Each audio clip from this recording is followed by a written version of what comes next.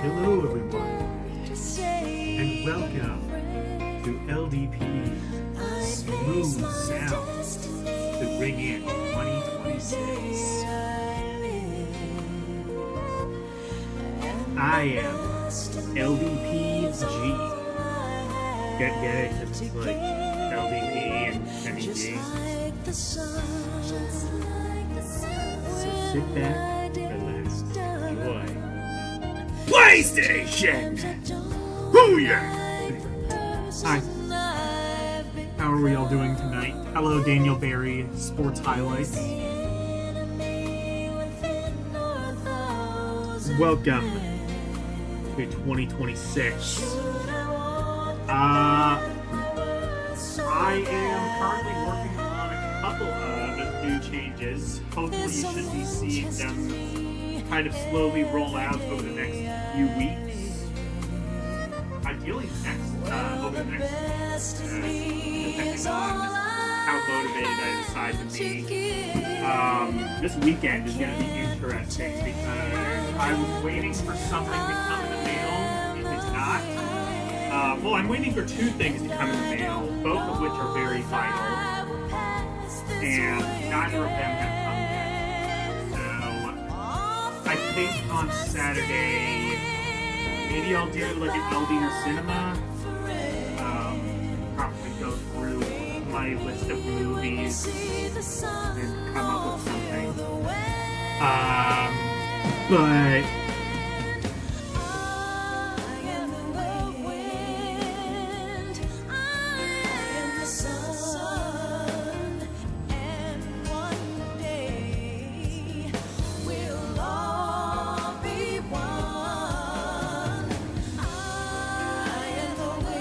okay, so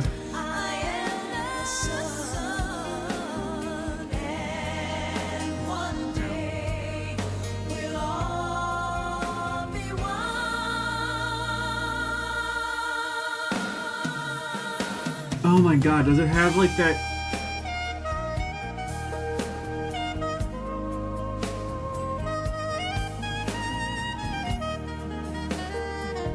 Alright, let's see.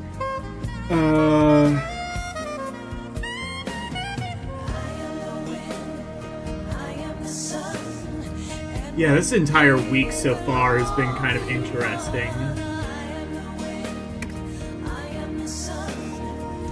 First of all, thing you'll see right off the bat is chat. Chat is back. You can now we can now see all the debauchery that chat has up its sleeve. Hello, Ars. Oh my god, it has that fucking...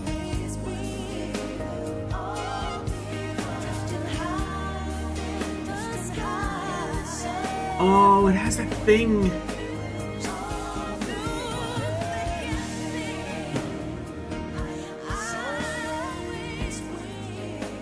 I don't know if there's a way to hide that. I might have to fuck with that, because that is annoying.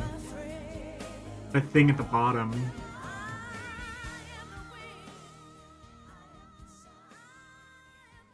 Also, I thought it was supposed to have a background, but it does not. I'm gonna have to make a background, I think, eventually for the chat box.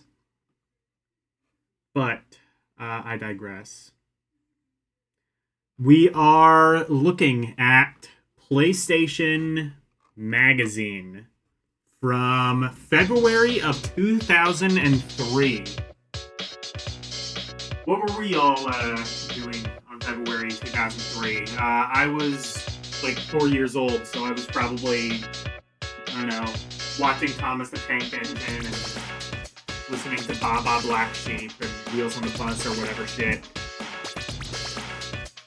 As I'm sure we all were. Never mind, I'm babying that. You were all probably out with your first college girlfriend or whatever.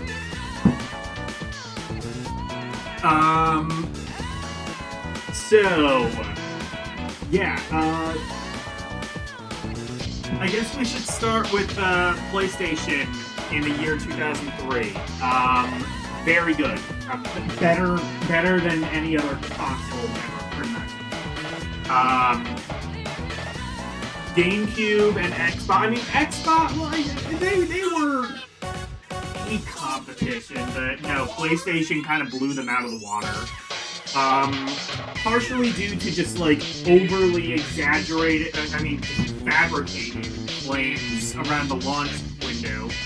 I always like to bring this one up, but, like, literally, like, Sony was talking about how Al-Qaeda got a hold of a bunch of PS2s.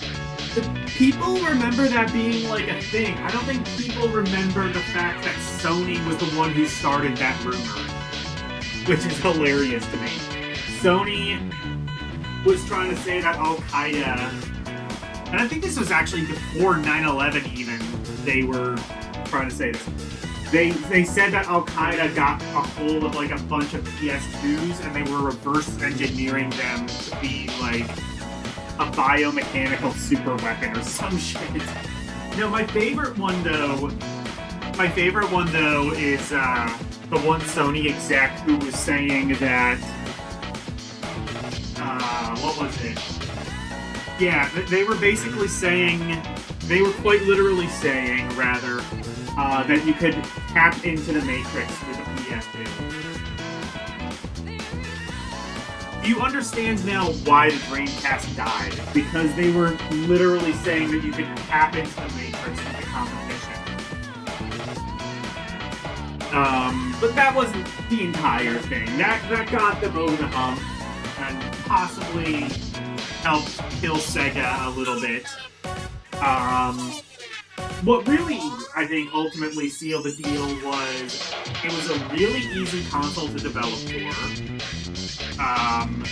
And it was not only a pretty affordable game console, more importantly, it was a very affordable DVD player. And that added a lot of value to it. You might not need a DVD player, and you might not need a game console. Or you might not need a DVD player or a game console, but you might need a DVD player and a game console. Basically, like, if you want a cheap DVD player that also plays video games, buy a PS2. If you want a cheap game console that also plays DVDs, buy a PS2. GameCube, at least in the US, did not play DVDs. There was a special model, a pretty rare model in Japan, the Panasonic Q, that played DVDs. It was a very lazy implementation of that, though. Quite literally just like a DVD player bolted onto a GameCube. I don't even think really the two halves really talk to each other in any meaningful way. So it was just like a DVD player and a PS2, or and a GameCube. And the Xbox was so fucking stupid. It could play DVDs, but you had to buy a remote. Otherwise, I don't think it would actually be able to get past the menu. PS2, you didn't need a remote. They sold the remotes. They sold remotes that you could get with the PS2, and you could just control that like a regular DVD player. But you could also just do everything with a regular PS2 controller. Same thing with the PS3, which is like, I think like one of the best things about the PS3 and the PS4 is they were both very serviceable Blu-ray players, and you didn't need to buy anything extra. It was just, you pop a Blu-ray player, or you pop a Blu-ray in, you control it with a PS4 or PS3 controller, works just fine. And PS3, the PS4 also played DVDs, but the PS3 also played CDs. So, both pretty good multimedia devices. I don't know if the PS5 can play DVDs. It can't play CDs. I don't know if it can play DVDs, though.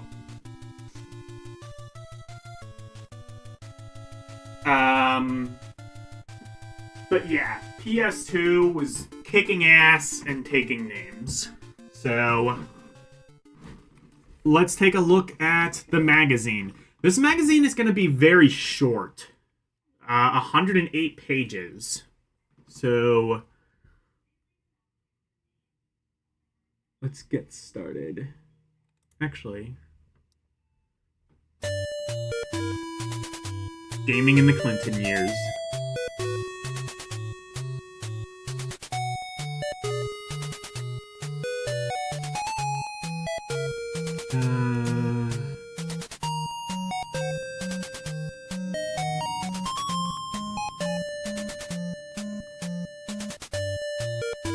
I'm gonna try one of the premium voices, see if those work yet. I don't see why they wouldn't, but they didn't last time, so we shall see.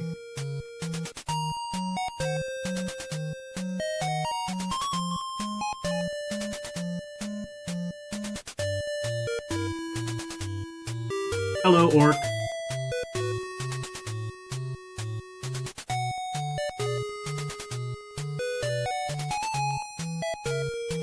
Why? Why not? What are you asking why to?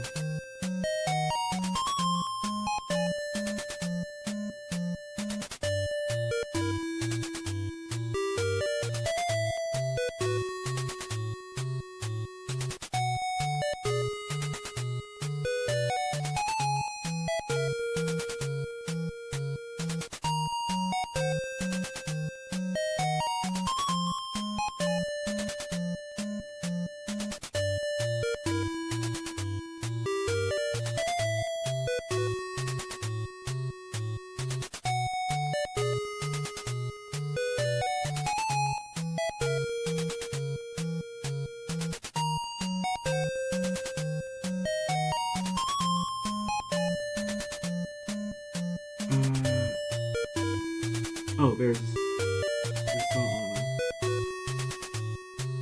Anna, where are you?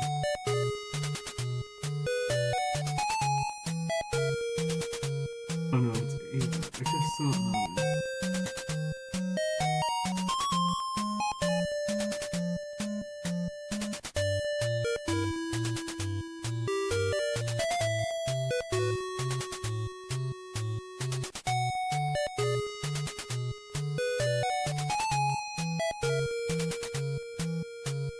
There it is.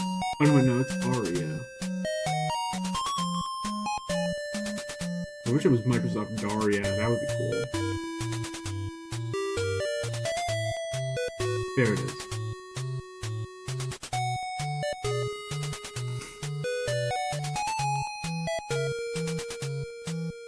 Why do I know of gaming in the Clinton years? Because it's awesome.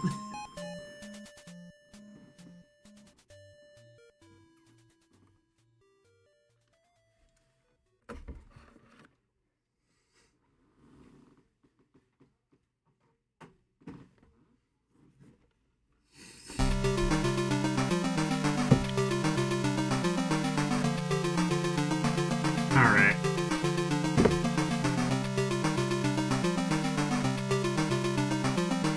So this is PlayStation Magazine. Of course, we've got Tomb Ray. I love some Tomb Ray. What's your favorite Tomb Ray game?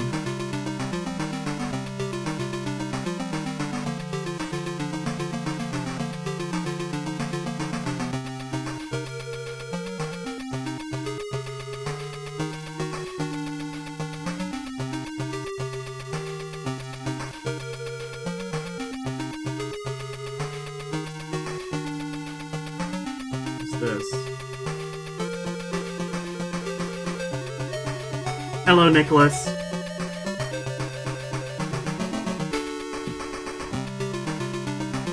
Okay, it still doesn't work. Gotta use the shitty voice.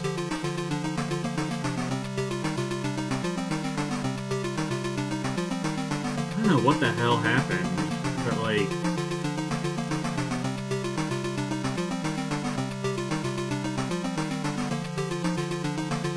all of these... There's like one API that must have been shut down. Because there's like a whole bunch of like voices and whatever that don't work anymore.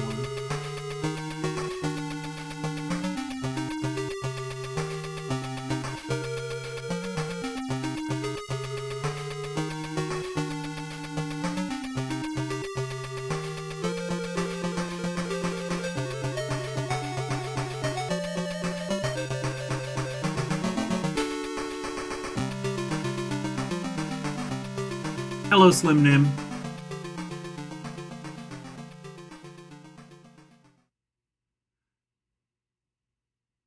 $2003? Yeah. Yeah, we're in the year 2003.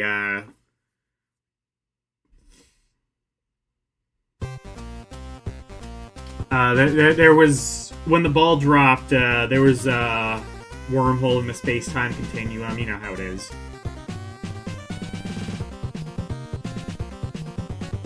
We've entered the alternate dimension of 2003 where streaming is still viable and chat has not been outlawed on the LDP stream.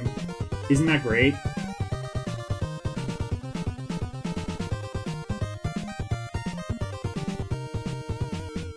That's just great.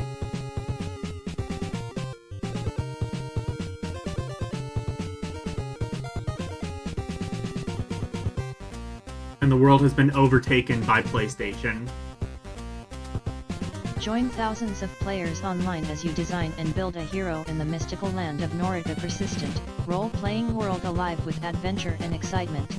Conquer challenging quests, battle a multitude of monsters and interact with thousands of others in the online adventure tour of a lifetime. NSIE. That's the year you got a divorce. I was just joking, like... I was just joking earlier, like...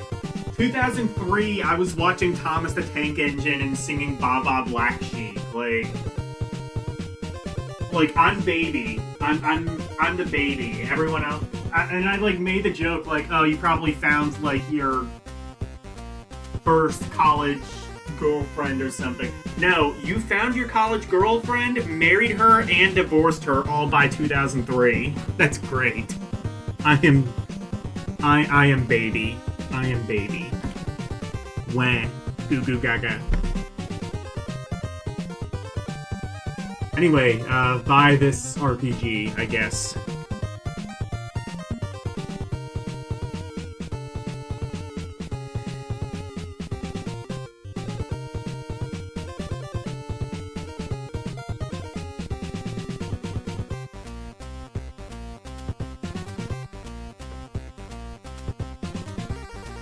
Thanks for making me feel... Oh, thanks for making me feel baby. It goes both ways.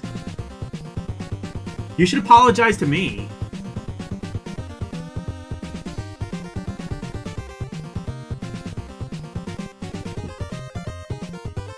I'm 27.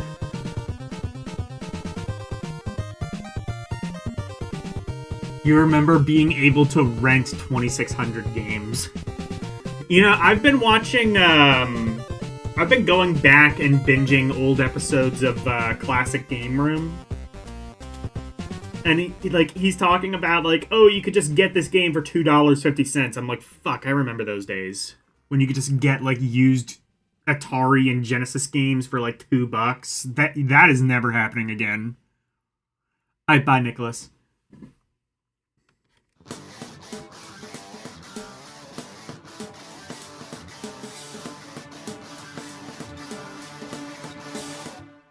Alone in the Dark? No, I don't know what it is.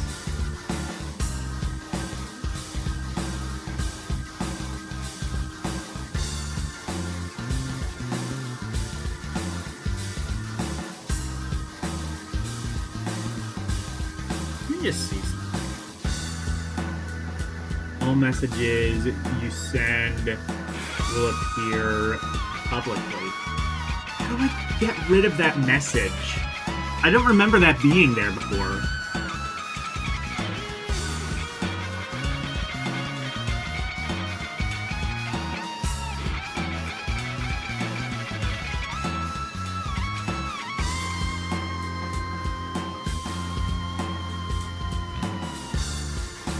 Avenge her past. Discover her future. Dark Angel. I've never heard of this game. I wonder if they'll review it.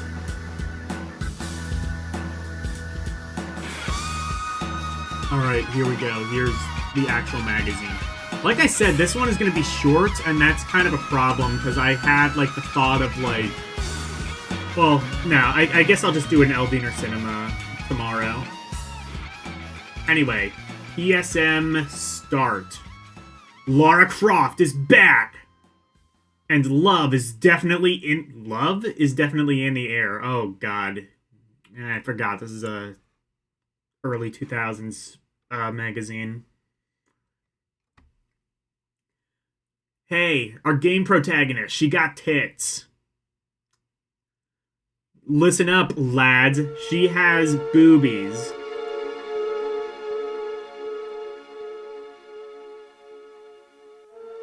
Is this the...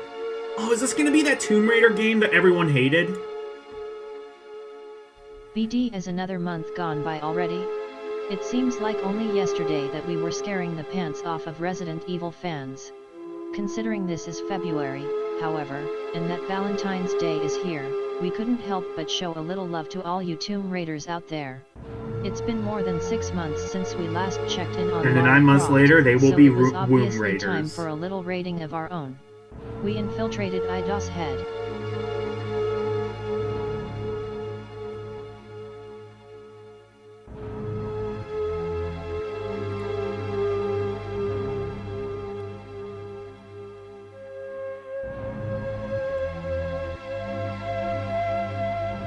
Quarters and did everything, and we mean everything, necessary to get the full scoop on the Angel of Darkness. Why was the game delayed? Would it still live up to our expectations? These questions and many more were answered with our intense hands-on session. Angel of Dark. I think that is the one. That's the one that, like, like... everything we could think of, and even a few things that are still considered illegal in many states. What? In the end, though, we left satisfied. Turn to PG-40 and you will be, too. Stephen Frost. Oh my, how lewd. Wait, no, I have the thing. Oh my, how lewd. I gotta add more. That's one thing I want to do for 2026. Add more stuff to that soundboard. So that I can, like, more readily...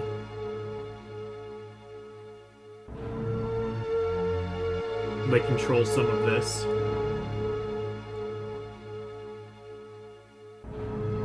In the end, though, we left satisfied. Oh my. Anyway, Angel of Dark... Yeah, it was delayed, and then... This is the one that, like... I think this is the one that, like, a lot of people really didn't like.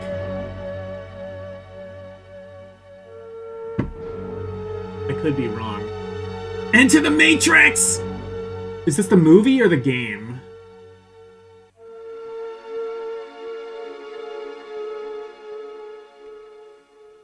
Probably the game. Is that an ESRB rating? Yeah. Oh, yeah, there we go. PlayStation, Xbox, GameCube, and CD. Coming out May 13th, 2003. I have heard this game is a piece of shit. I've never played it, though. Oh, wait, no, I have seen it. I have seen this, and it does look pretty bad. There's, like, this really kind of, like, lazy sort of stealth mechanic that doesn't really work.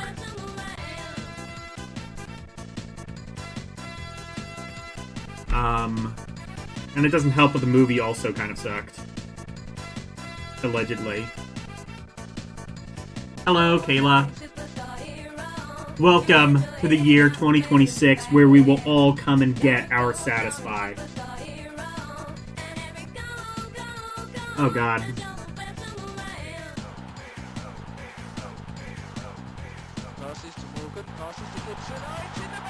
Oh, this game was actually okay if you played it online. Oh, this had online? I didn't know that.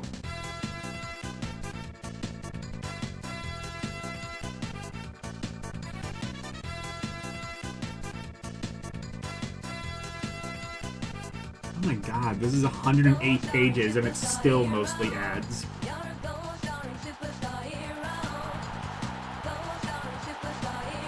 One giant step back.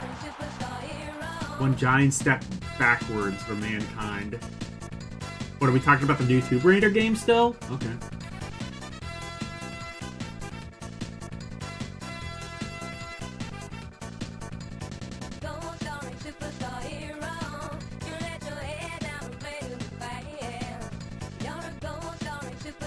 Do you have to have the entire scope of the Matrix if you don't include the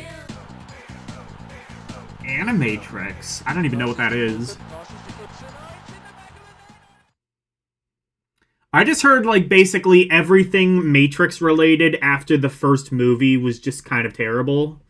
I think there are, like, some apologists for some of the games, but I think that's kind of generally the consensus, is pretty much everything after, literally everything, and even, like, the first Matrix movie kind of, I really liked it, but I think, like, there's some people who kind of are a bit iffy on it.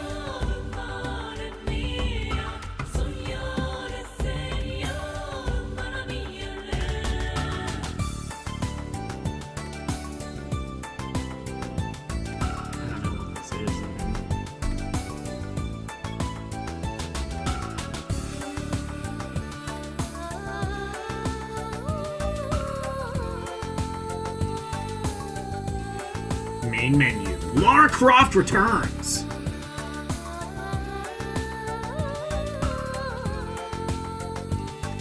War of the Monsters. Oh, okay, I see.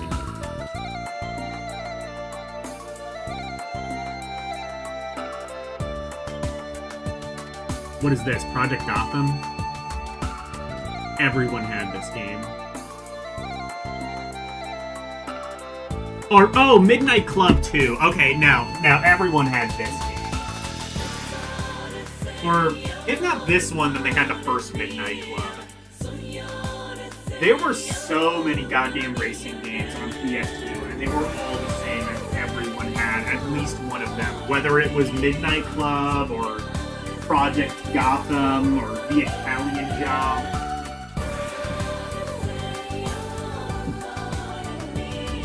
Gran Turismo.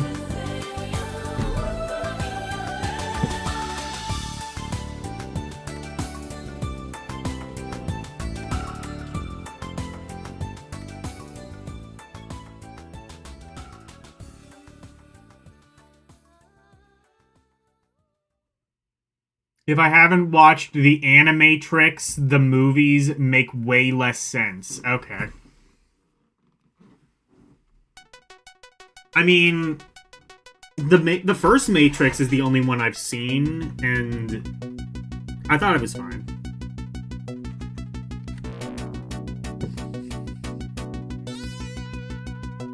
I didn't know Midnight Club was by Rockstar. That would explain why people enjoyed it. Square and Enix join forces. Oh shit! Is this? Are we at that point now? We're at the Squeenix. We're at the. We're finally in the realms of the Squeenix.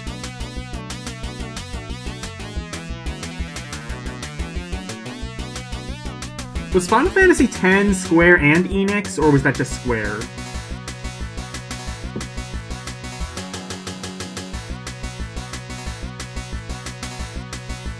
In Japan, role-playing games are king. In late November, the two companies responsible for the genre's biggest-selling games, Square and Enix, made the shock announcement that they will combine and form a new company, simply called Square Enix, effective April 1st, 2003. No, this isn't an early April Fool's joke. The new company will control the two biggest RPG series of all time, Final Fantasy and Dragon Quest, Dragon Warrior here in the States, which have sold tens of millions. Oh, they still didn't call it Dragon Quest yet over here. When did they start doing that? The reason behind the move was to cut development costs and tap into each other's success in different regions of the world. Square games have historically sold better in the US, while Enix does better in Japan. Both companies also indicated that gamers can expect to see a greater focus on online gaming out of Square Enix. Beyond that, oh the god. eventual effect on I'm glad that didn't remains come to be pass. seen. Well, It's it kind of possible we did. may There was, see what, Final Fantasy XI, I think? DQ is a 2000... Oh, Dragon Quest VIII? Is that when they started calling them Dragon Quest, like, all around, like, worldwide? What was the reason they didn't do that? There was, like, some other, like, tabletop RPG called Dragon Quest. I guess, they were just waiting for the patent to expire, maybe? Or not patent, yeah, the patent on that to expire? I don't know. I feel like that would be more of like a copyright thing, but they worked out. DALEPSAPTLEID between the creators of EO Final Fantasy and Dragon EE Quest, for example. More lead development talent will also mean that Square Enix could potentially ILN deliver more games each on year that either company currently does on its sound, OT, and in more genres than for before as well. Day Dragon Quest VIII confirmed for PS2 equals in the wake of this here. Now you're saying in the US it was Warrior Until 7, which was a PS1 1996 game. Okay, so was it Dragon Quest 7 or 8? The sequel to the best-selling game of all time in Japan? The game will in fact be released for PlayStation 2, although we're not sure if Sony's 8% stake in Square Enix had anything to do with that decision. The PS2's massive user base in Japan was a much more likely factor. The game will be developed by Level 5, creators of Sony's Dark Cloud, and once again feature characters designed by famed Japanese. I still need to play Dark Cloud. That's one that, I don't know if that'll be on my 2026 to-do list, but like maybe 2028 or something like that.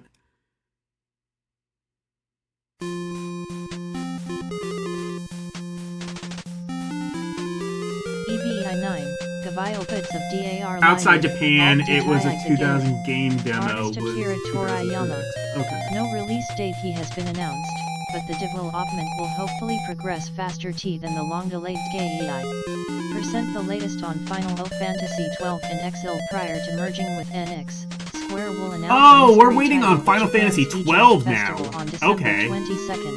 We'll have details next issue, assuming it's for PS2. The Dragon Quest tabletop RPG came with a VHS? Oh, that's sick. Oh yeah, I want to set up a media share at some point. But when I do that, I'm gonna have to, like, fiddle fuck with,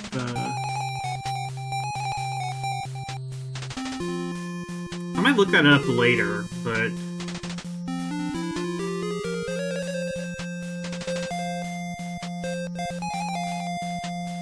Yeah. I need to, like, there's a way with, like, stream elements. I don't like using stream elements, but I might have to, because it's a pretty powerful tool. There's a way with stream elements where, I can just have it, shared, like...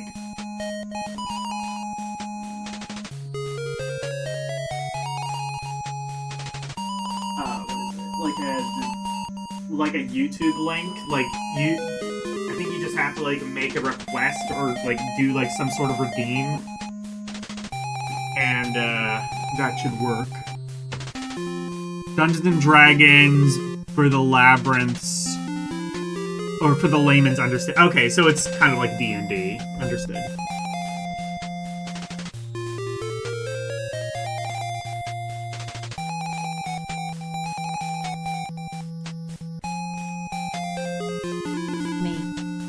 Final Fantasy XIL is progressing, and that work has not yet begun on Final J Fantasy 12.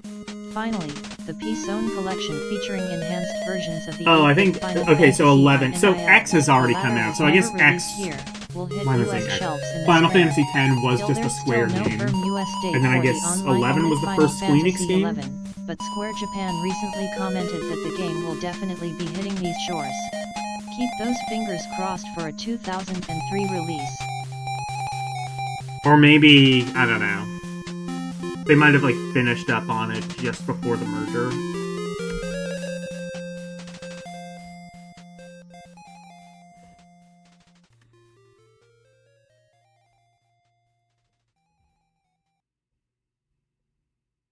Sega Classics return on... Oh, is this... Okay, so is this going to be, like, the actual Genesis collection? Or is this going to be, like, the one where they, like... had, like, all of the weird remakes? Like that, like, kind of, like... iffy Golden Axe remake and Outrun and shit. Board James cover. Oh, you know what? I think I might know what you're talking about then. But you probably have fond memories of Space Harrier, Streets of Rage, and Virtua Racing. These and quite a few more Sega classics are being revived for PS2 through a collaboration with Japanese publisher D3, makers of the immensely popular Simple 1500 series of Sony budget titles. Call 3D Aegis, the lineup will debut in Japan this summer, led by Phantasy Star, a remake of the original Master System RPG. That never ended up coming out here. A completely new game, Space Harrier, in full 3D, and Fantasy Zone, a new game inspired by the original. The games will be priced at around $20 each. I've been meaning to play this. PS2 IFI remakes Alex Kidd in Miracle World, Game Ground, Puzzles and Action, I don't think Alex Kidd in Miracle World was ever in that collection. I think this might have been, like, they had, like, plans, I think, for more games. Phantasy Star, I guess I kind of understand why they didn't do that. Like, you'd have to... I think they were... You know what? It's interesting. Like, in Japan, I think they were going to do, like, Final Fantasy 1 through 4, but they got to 2, and they were just like, never mind. This is just too much of a pain in the ass to, like, recreate the entirety of the first 4 Phantasy Star games. Honestly, that kind of sucks, though, and it really sucks that we didn't get a translation of those updated versions, because the Japanese remake of Phantasy Star 1 was really good. Better graphics, for one. Unfortunately, I don't think it really, like, rebalanced the game. I wonder if there is a newer... I wonder if they have, like, remade Phantasy Star 1. Because I love Phantasy Star 1 on the Master System. It's just... that game is balanced like shit. Hello, Game Gear Goddess. Do you have this one? Do you have this issue? February 2003?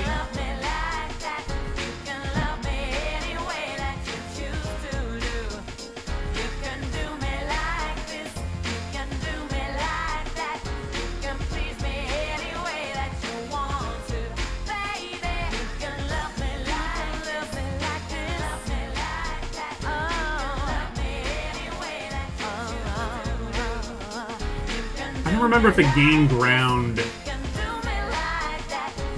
I don't think that one came out in the US one either. I do want to check out the Sega Classics collection, because that one is fascinating.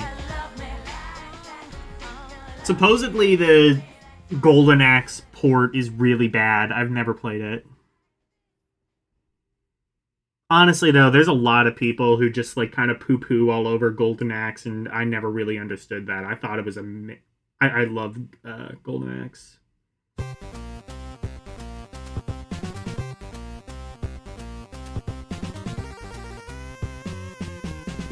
HughesFeed % Plus Sega's online tools. Sega has announced plans to provide PS2 developers with online middleware.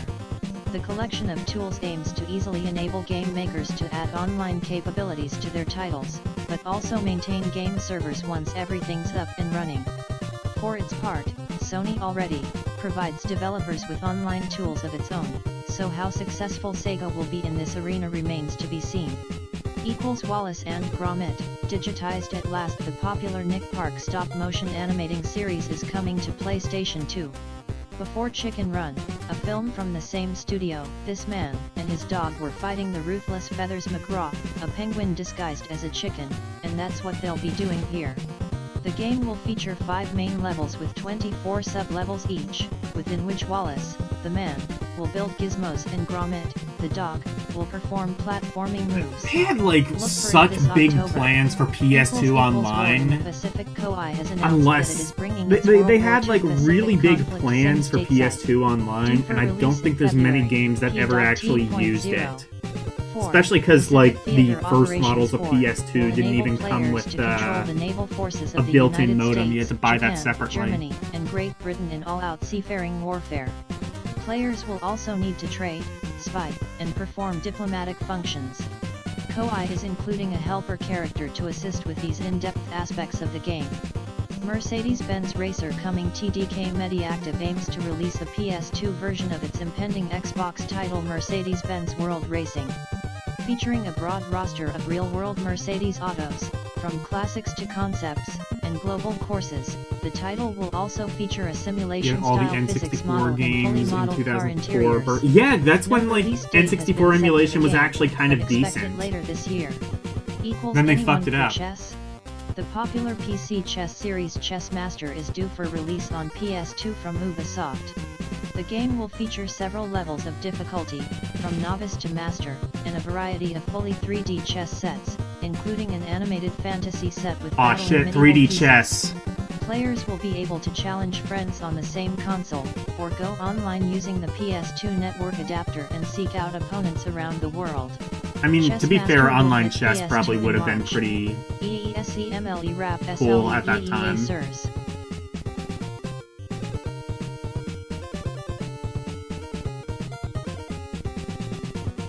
Raycast was... No, Dreamcast emulation was definitely not a thing in 2004. Hell, in 2014, I don't think it was a thing. Or at least not, like, a thing that really worked consistently. Rumors, oh my.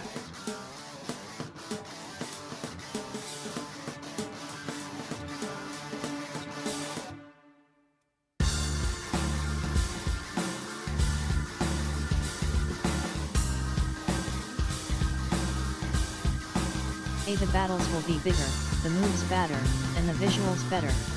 First look Dynasty Warriors 4 explodes into battle. 4 multi-enemy mashing mayhem in ancient China is officially on the way. Koei has announced Dynasty Warriors 4, complete with a number of improvements over its popular predecessor, including one-on-one duels and siege engines, plus the ability to shoot from horseback and issue simple orders to individual troops in real-time strategy game fashion.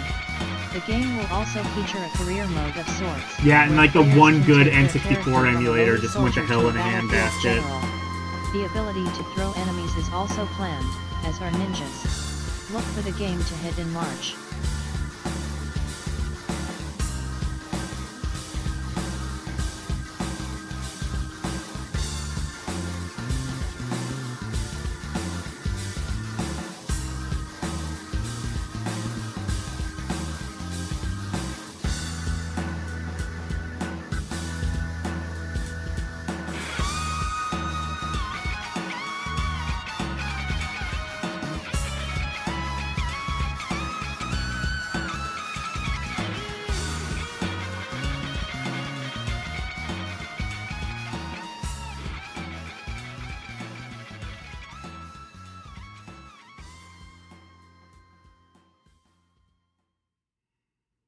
Like, Project 64 was good, and then it just became, like, adware, and basically just became a virus. Kojima returning for Metal Gear Solid 3. The development team behind the next MGS has dropped hints that series creator Hideo Kojima may step in and take the reins, despite previous statements that Part 2 would be his last.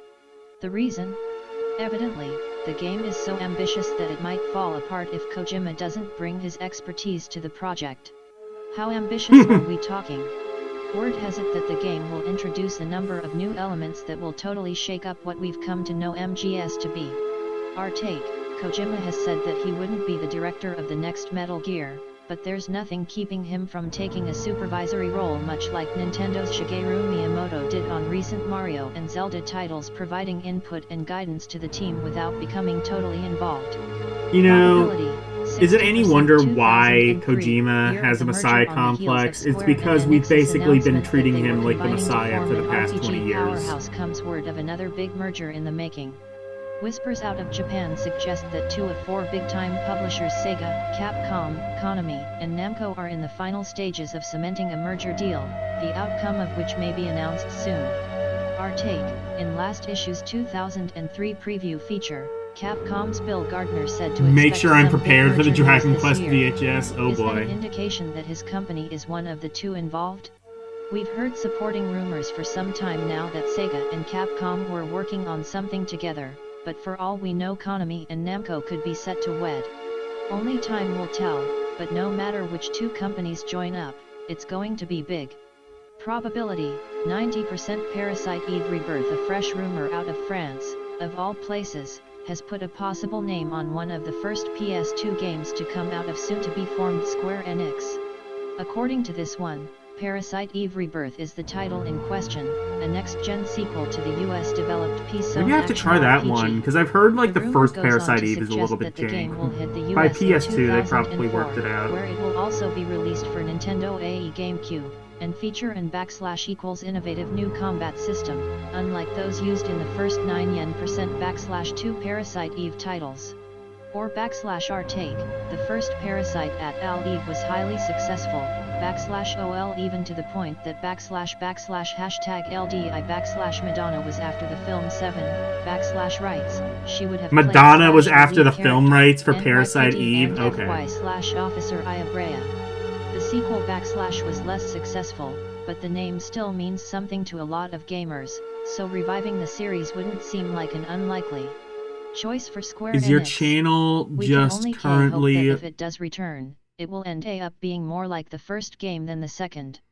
Probability, 75%, /1/4 /re 2003 www.psmonline.com. Am I the only person talking to you and watching? Yeah, I think you're the only one in chat right now. I think L might be lurking, but you're the only one talking to me.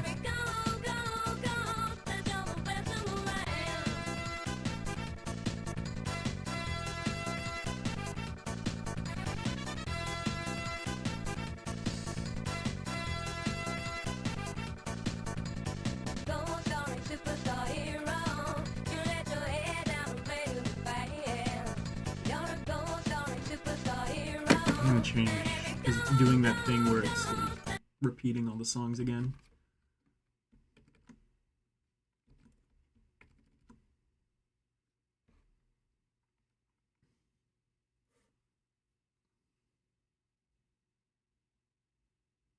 And I guess Arus is also still in chat. Good.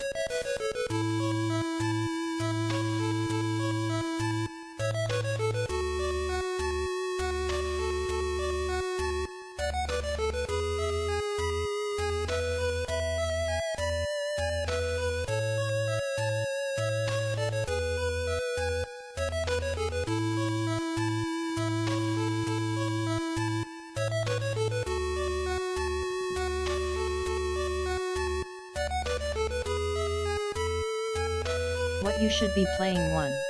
Grand Theft Auto, Vice City. There's still loads to do in Rockstar's crime sim, the fun never seems to end. 2. Mortal Kombat, Deadly Alliance along with the Virtua Fighter 4, this is one of the most solid PS2 fighters around.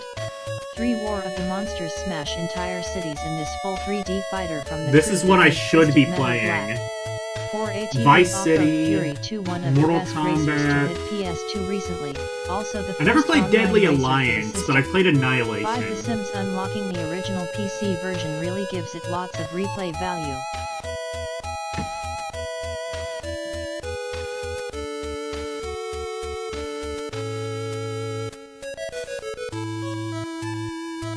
War of the Monsters, is that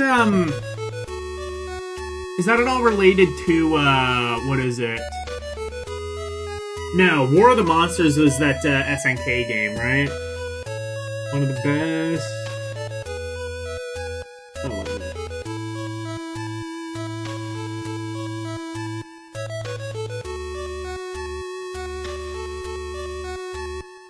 smash entire cities in 3... Oh! Okay, yeah. 3D fighter game. Okay, yeah. Yeah, this is that SNK game.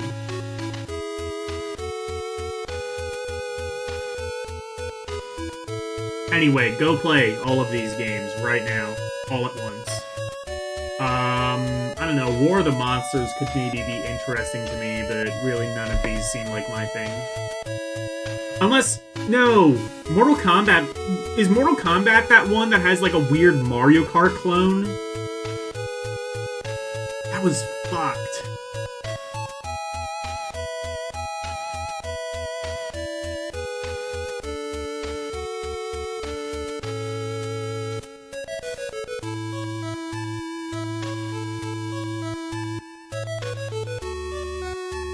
War of the Orcs, yeah.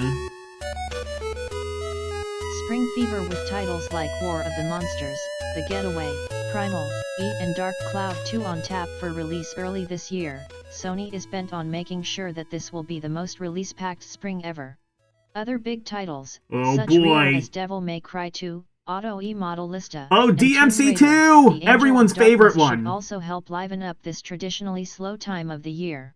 Sega finally brings the love it seems like most of Sega's big-name titles. Oh, I guess because, like, this one's just short because Thankfully, the nothing trend really seems is happening. To be changing, with another new VF game and a number of classic remakes on their way to PS2.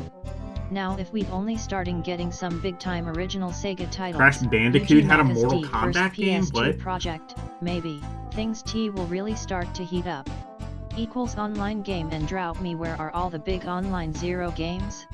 My Street and Amplitude look interesting, but the likes of a 5 true must-have PS2 online title has yet to be seen here or in Japan. And I don't think it was Resident ever Evil really Online seen. has the New York best shot of claiming that title, copyright equals, but who knows when it'll be / released?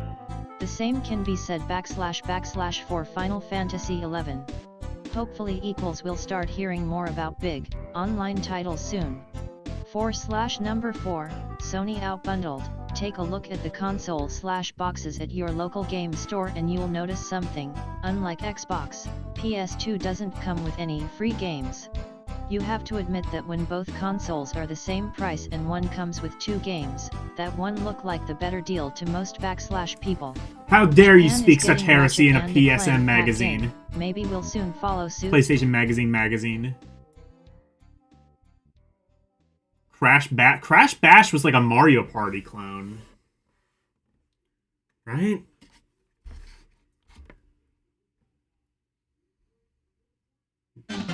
The truth behind the curtain.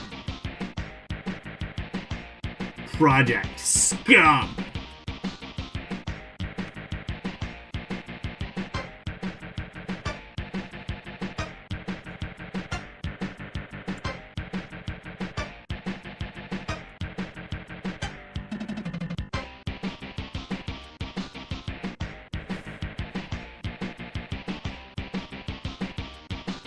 Crash Bash was a 3D brawler? 6000 Beberless RC and RL Ka a Son TIF Thund HP ready for a different kind of registered Dino Crisis. What am I thinking as of on then? The upcoming Warner Brothers movie, A Sound of Thunder is a time travel adventure with a twist.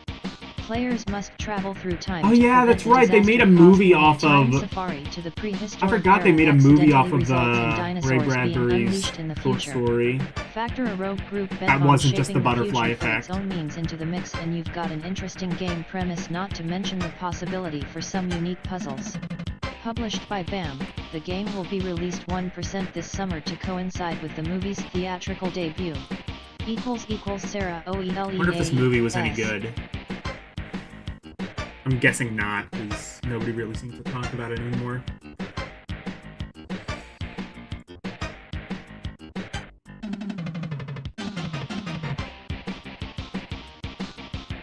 I think more people talk about the Simpsons spoof on A Sound of Thunder than they talk about the movie. I remember, the only reason I know about this is because there was a GBA game based on it, and I kind of remember that being a bit poopy. I could be wrong, though. Warhammer 40,000 OT off the release of Red Faction 2, H, is teaming with Games Workshop to bring its popular Have I reviewed? Warhammer Oh, were there 40,000 sample series discs? to PlayStation 2 in first-person shooter form. You know what? Called Fire Warrior, and developed by Fireblade Team Future Entertainment, the game will be released this summer. Set in the 41st century, Fire Warrior will cast players as a young warrior named I Kais can't on a do mission to that rescue a because my captured Steam comrade. Deck, game will feature or the dock for 17 my levels Steam in Deck all, still isn't along with working. 16 I different ordered a weapons new and one a 22 couple of enemy days types. ago, and it should be coming on 4-player Sunday. split-screen mode is in the cards, but THQ has yet to announce any sort of online play component.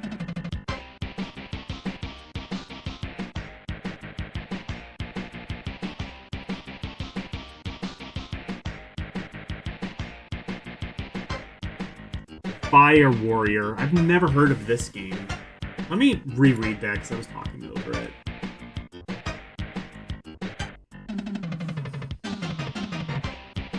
FT the SME Salded is SDSDSE DAB, pay Warhammer 40,000 OT off the release of Red Faction Lee, H, is teaming with Games Workshop to bring its popular Warhammer 40,000 series to PlayStation 2 in first-person shooter form. Called Fire Warrior, and developed by Fireblade Team Kyujo Entertainment, the game will be released this summer. Set in the 41st century, Fire Warrior will cast players as a young warrior named I wonder if that's Kais why on a these are mission so to short, is rescue a because they came with captured sample comrade. discs. The game will feature 17 levels in all, along with 16 different weapons and 22 enemy types. A 4-player split-screen mode is in the cards, but THQ has yet to announce any sort of online play component. Oh, you just have Volume 7. Okay.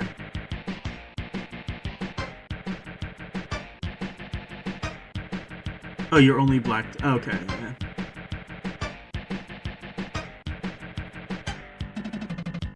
I should have, I didn't know this came with a demo disc. I might have to, I probably won't be able to, look at it. I won't really be able to look at it tomorrow because my dock is still broken. Also, the IntelliVoice that I ordered isn't coming, probably isn't coming, well, it might be coming on January 3rd, but I accidentally sent it to my parents' address, so I won't be able to pick it up until Sunday. So that's why I think I'm going to do like an LDM or Cinema.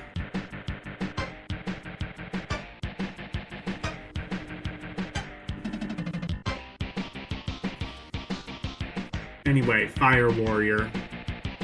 Play that.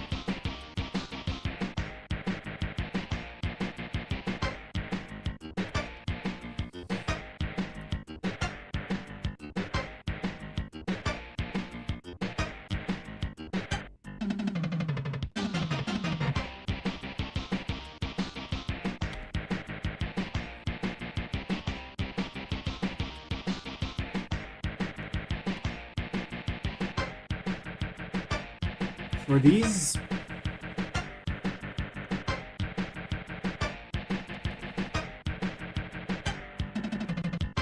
available now? Oh, these are...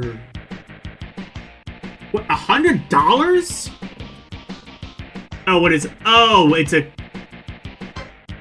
the fuck is that? That looks cool. Well, it's under a section called Cool Stuff, so it better. Like a screen or something you can attach to your PS2? For those of you Just interested use laptop. in an original way to experience Maybe. PS2, Hip Gear offers the Hip Screen Pad.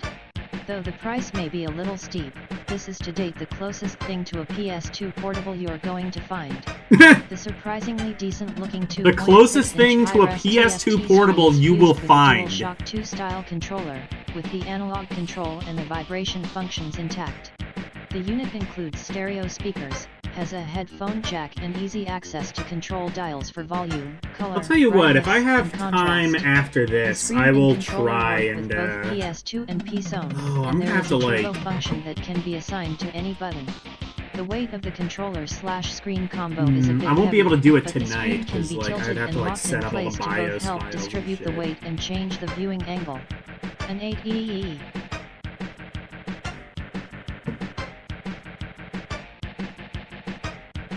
I might do it next Friday, or maybe even next Thursday. I could just break it up into 2 parts. Anyway, yeah, the closest thing you will ever get to a PS2 portable. it's weird that, like, the screen attaches to the controller. Usually a lot of those, like, LCD screens attach to the console. Also, they usually weren't portable. I don't think they, like, plugged into, like, a cigarette lighter or anything like that. I think the PS1 screen might have. Yeah, Sony had an official screen for the PS1. And your console. I don't remember if that ever allowed you to play, like, PS1 in the car. Read most text and menus, making some games, notably RPGs involving lots of reading, impractical. But most fighting, action, platform, and racing the games days of should shitty work well LCD enough. screens. Pip Gear also has a 5.4-inch screen that attaches to the back of your PS2 console, comparable to SCEA's, and for around the same $100 price tag. But again, the lure of the screenpad is that it enables PS2 to mimic a portable game machine. It is definitely be targeted at true enthusiasts who want to play PS2 in strange circumstances. Yeah, I don't know about this. I don't know about that design.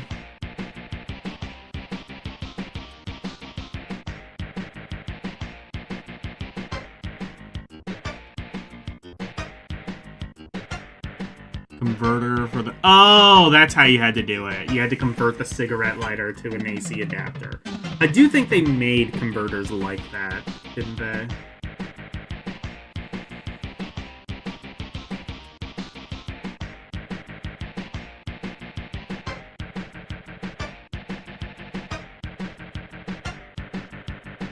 Being so young, you're surprised.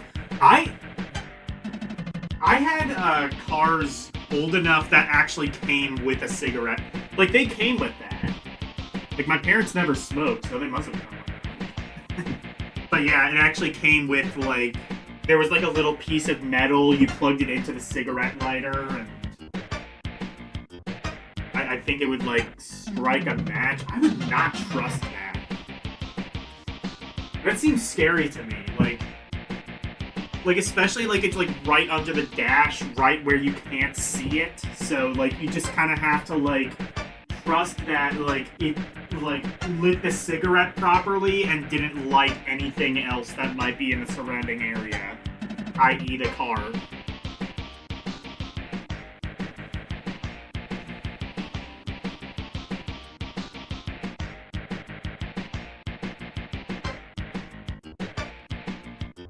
You can get a converter that just makes it a regular plug, but you would kill your battery fast. Okay, funny story about that. So,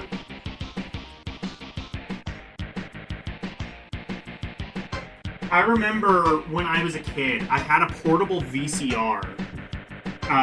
Which is funny, because I had a portable DVD player, but I got a portable VCR later. Just because, like, I had, like, a whole bunch of tapes, and the VCR was naturally bulky and a pain in the ass, especially compared to my DVD player. But, whatever, I was always a fan of VHS. I was always a fan of tapes.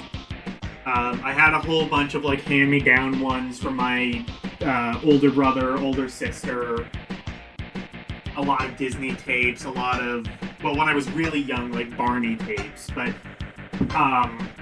like, by this point, it was mostly, you know, Disney, stuff like that. Anyway, I made the mistake of leaving it plugged in overnight, and my mom had one of those. So nowadays cars, if you turn them off, it'll turn off everything in there. It'll, I think to, like, prevent exactly what happened.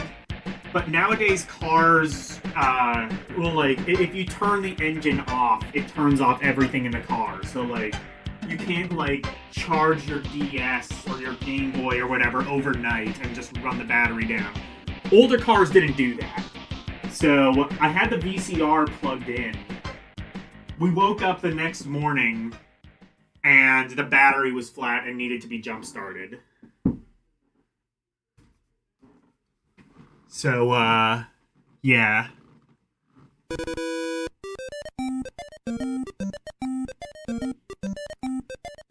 Did I ever drive a car? No, I'm blind. I never drove a car. Do you ever drive a car where the little button in the left of the clutch should be the switch for the brights? I have no idea. That sounds weird.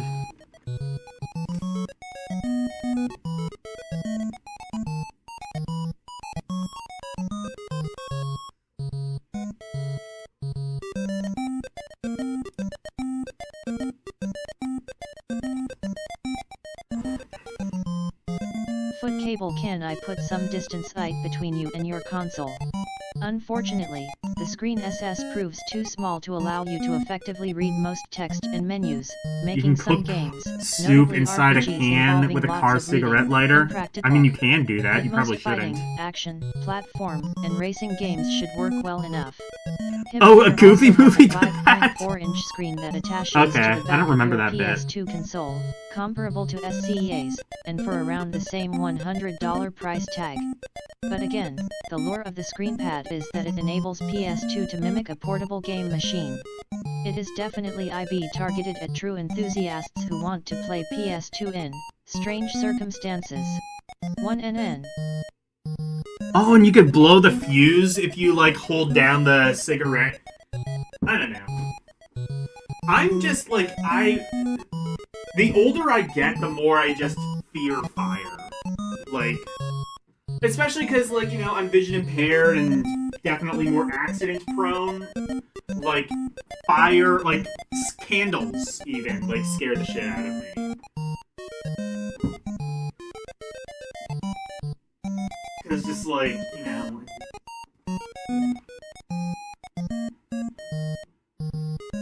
And that sucks, because my roommates love candles, but I'm just like, if I, like, bump into this and it falls and, like, the entire house is engulfed in flames, I'm fucked.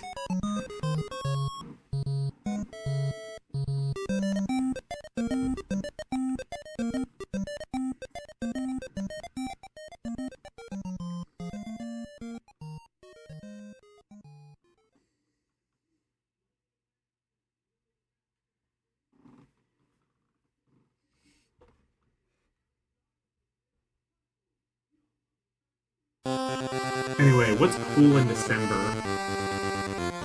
Or what's hot in December? Well, we've got the top 10 DVDs. This was a PS2, I guess it reflects that. Our top picks. Alright, number 10... Glory Days, never heard of that. Spy Kids 2, heard of it, never seen it.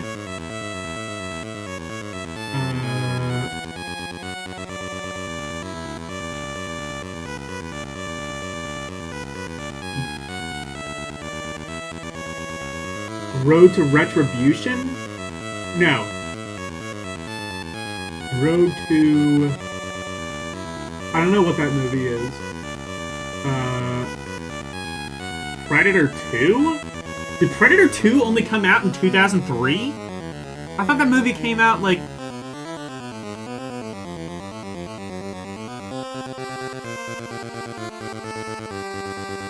Oh, the OG PS2 did need a remote to play DVDs? Did it? I thought all the PS2s could just do it. I thought that was, like, the thing the PS2 had over the Xbox, is, like... They could both play DVDs, except the Xbox made you buy a remote.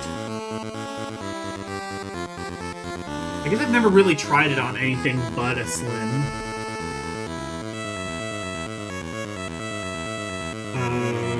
Yeah. So that was... Yeah, Predator 2 only came out in 2003?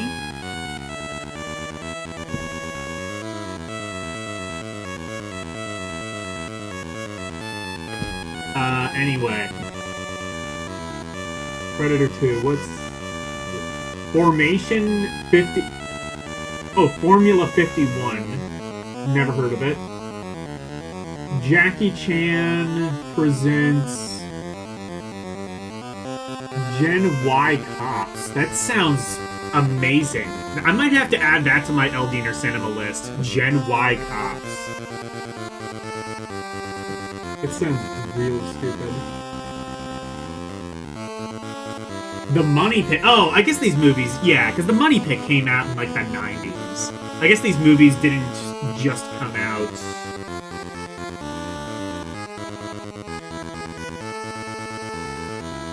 I guess that's just when it came out on DVD. Because the Money Pit came out in like, what, the 80s or 90s, something like that. Yeah, I've seen the Money Pit. It's a good movie.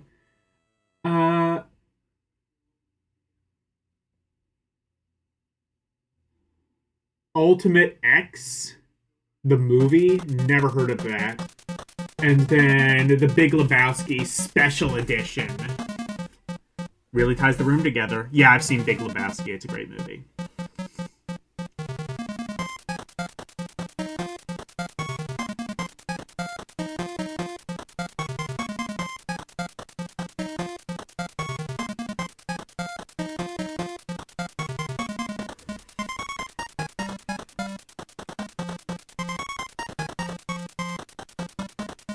PlayStation. Oh, is this one of those things that, like, fixes your scratched discs?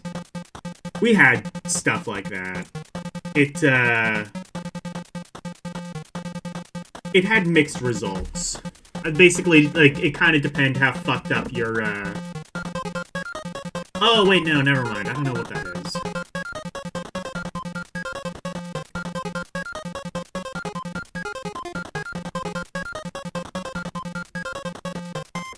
Alright, these are the most wanted games.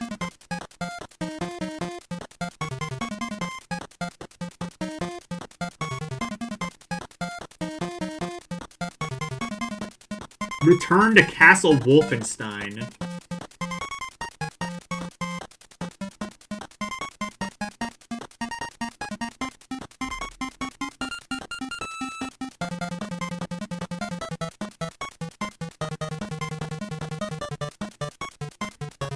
Subtitled Operation Resurrection, this game helps flesh out a spring thin on the FPS. PS2 versions of PC, FPSs like Half-Life, Deus Ex and Nulf didn't fail to please. This March, Wolfenstein looks to do the same. Did Half-Life come out on the PS2?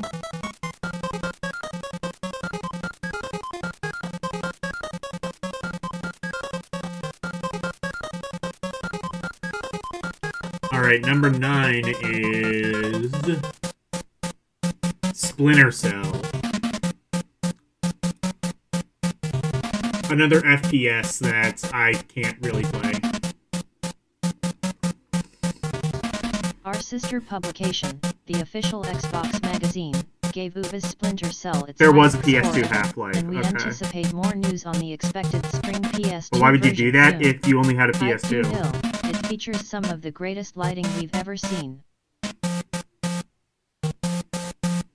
You were digging the Rygar music earlier? Well, this is better than Rygar. This is the Cheetah Men.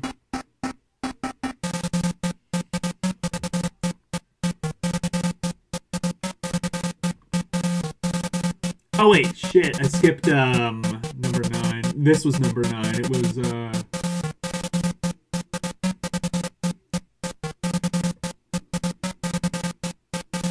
PISG2? What the fuck is this?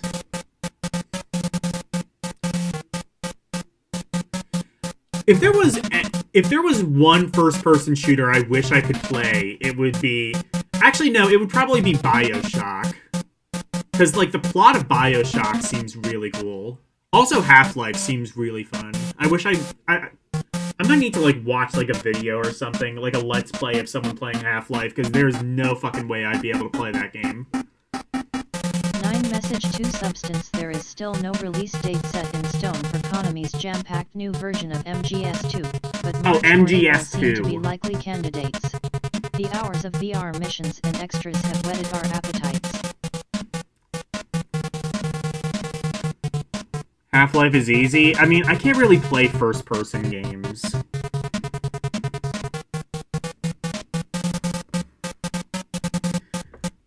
I don't know, if there's a PS2 version, one, that would be easier to emulate, and two, you know, I'd probably prefer playing it with a keyboard and mouse, but Half-Life is probably easier to emulate on PS2. Game handholds you on what to do next? Just get the BioShock trilogy. Yeah, BioShock I wish I could play.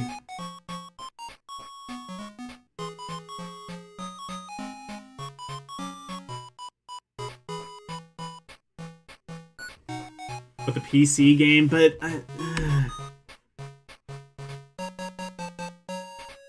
I mean, honestly, I have a console made by Valve. I would bet my entire YouTube channel that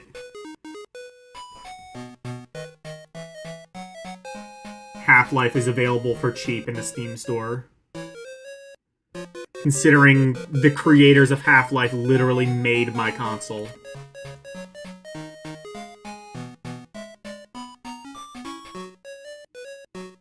Midnight Crisis 2? I've never heard of Midnight Crisis, but there's a sequel, apparently. 7 Midnight Club High Rockstar Oh, Midnight Smugglers Club. Run 2 was perhaps the most improved sequels to a series born on PS2, and the playable version of Rockstar's Vice City follow-up Midnight Club 2 hints at similar results. That's true. PS2 would accept a keyboard and mouse, you're right.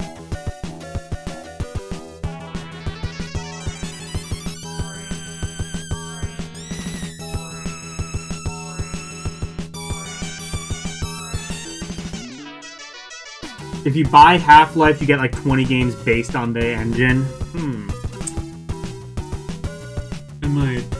That's interesting.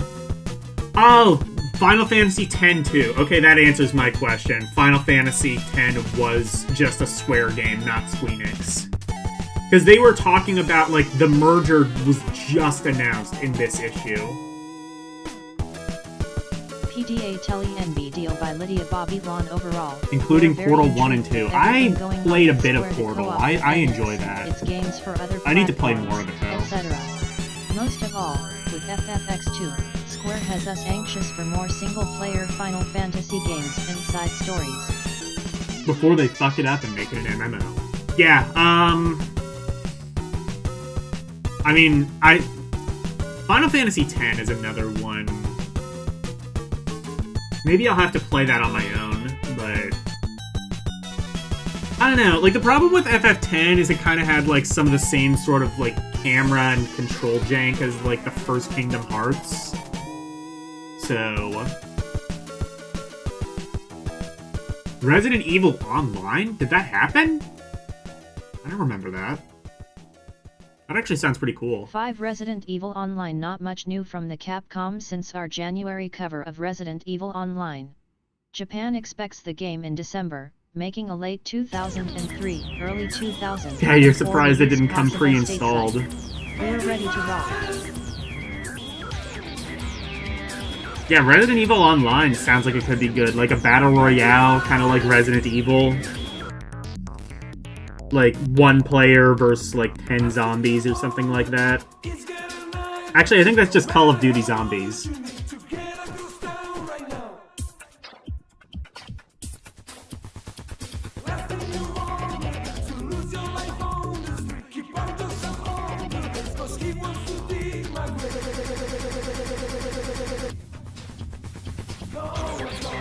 Tomb Raider, Agent of Darkness. Is this the one that, like, everyone hates?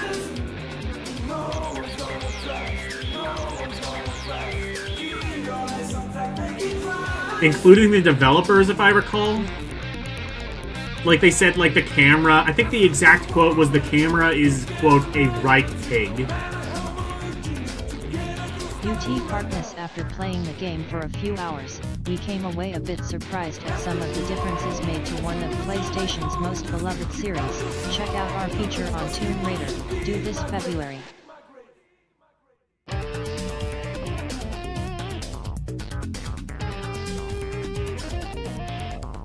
Devil May Cry 2! That's the one that everyone loves.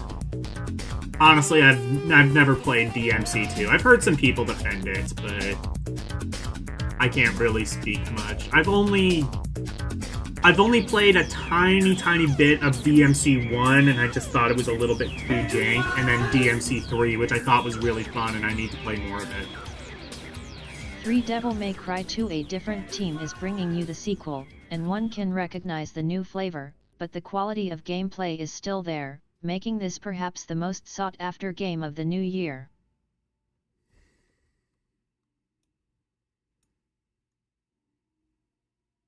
Virtua Fighter 4!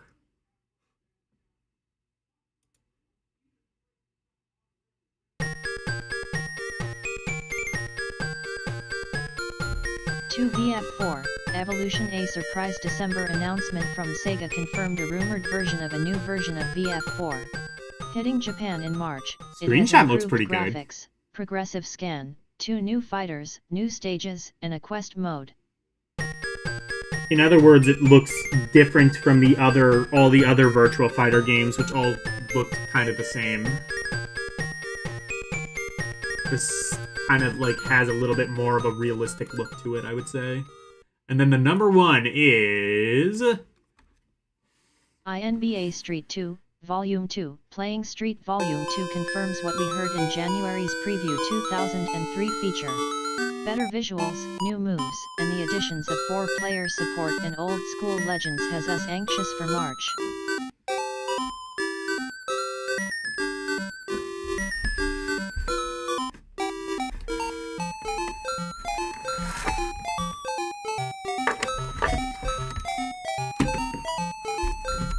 Alright, well, go play NBA Street 2 whenever that comes out.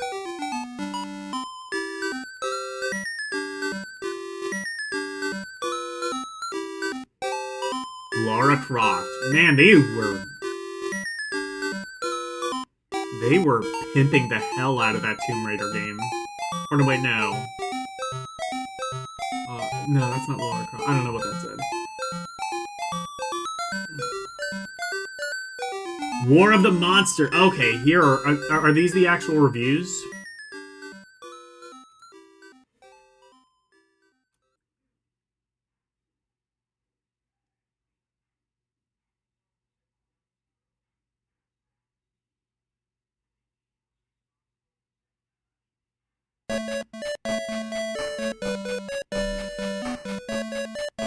Fundamentally, War of the Monsters is a 3D brawler, very much like Titus Barbarian or Capcom's Power Stone games for the Dreamcast. However, there are 2 things that set it apart. First, the combatants are not people, but giant, 100-foot-tall movie monsters, like King Kong or Godzilla. Secondly, nearly everything in the decided environments can be destroyed. Titus had a fighter like this? The That pieces had can to then be be used bad. as weapons to bombard, It had to be bludgeon, some or skewer your shit. enemy. If you've ever seen a giant monster movie, you know what to expect before you even see Wolm's selection of Yeah, War of the Titanic Monsters fighters. is pretty sick. You've got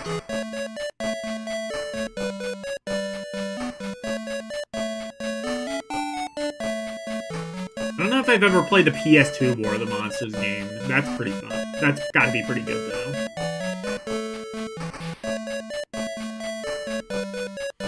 Is your giant ape, your mutant lizard, a living stone idol, killer robots in both American 2 and Japanese flavors, and even a pair of natural disaster creatures, a 4-armed T-Colossus made of lava, and another Crete, tour consisting of nothing but a single, or gigantic I'll eyeball look at and the a body scoring composed later. entirely of lightning. Each of these monsters has tight controls and a selection of moves that includes weak and strong eye strikes, some sort of projectile attack, throws, a dive attack and a forward charge, and a combo interrupting I have count to play 1 War of the ER. Monsters on Each PS2. monster also has 2 special attacks, a close-up area attack that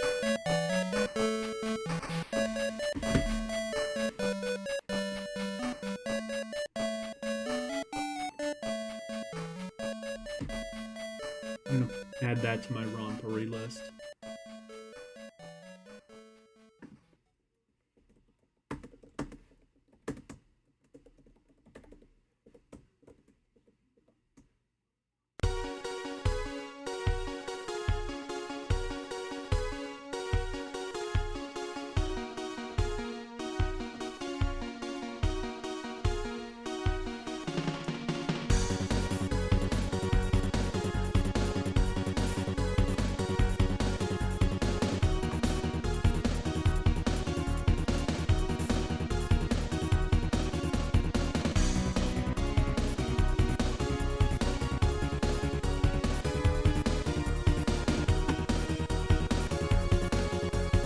any enemy nearby, and a long-range special that brings the pain to one specific target, examples of which include Godzilla wannabe Tetra's glowing green plasma breath and Kongar's sonic roar, which blasts right through buildings.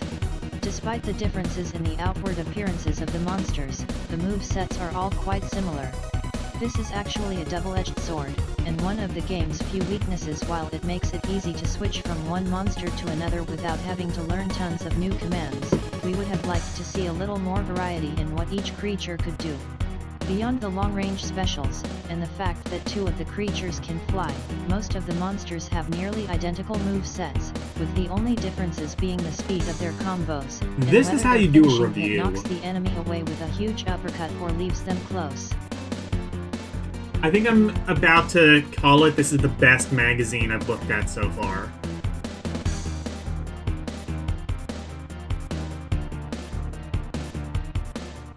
Because, like, it has, like, the right...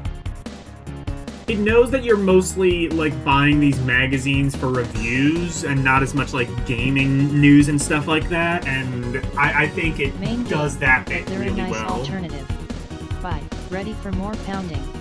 Of course, the monsters themselves still run the gamut from fast to slow and fragile to durable, but we would have preferred their individual attacks to show a little more variety. Which is not to say that there aren't 100 different ways to lay the smackdown in this game. Nearly and every single piece of your environment can be used as a weapon. If you see a car, or better yet, a gaso, line tank or truck, you can pick it up and toss it at your enemy's head. Large chunks of masonry from destroyed buildings, and yes, nearly every building in the game is destructible. It's amazing, can be thrown or CT used as shields. Grab a girder, and you can work over your opponent like a mobster with a baseball bat. You can even grab a radio tower and heave it right through your opponent's chest, pinning them helplessly in place for a few seconds, a ridiculously useful move that every player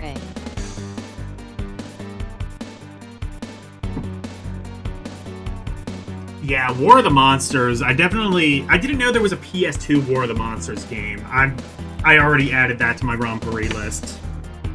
I'm gonna have to do that next week, I think.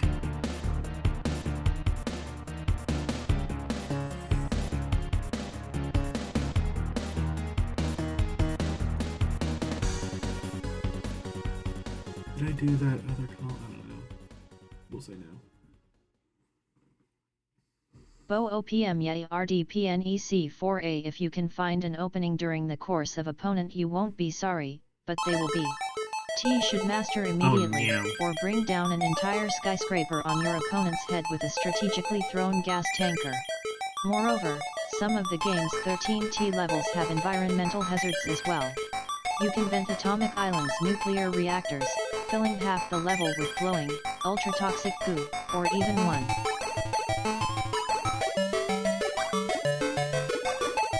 I'm liking the chat being, like, on the left. I just wonder if there's a way to get rid of that bottom part.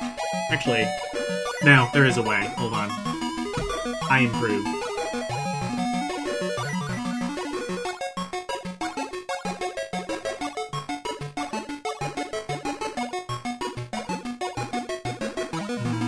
Wait.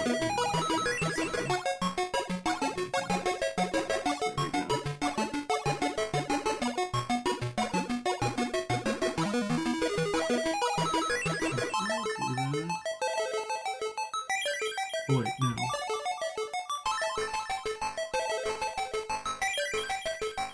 There. And then we can make it big. And that's how you do it. Oh wait, no.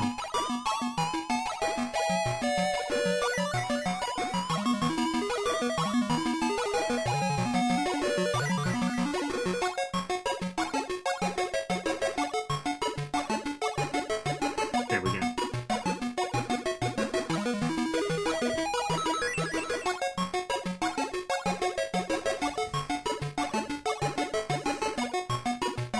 There. Now chat is big.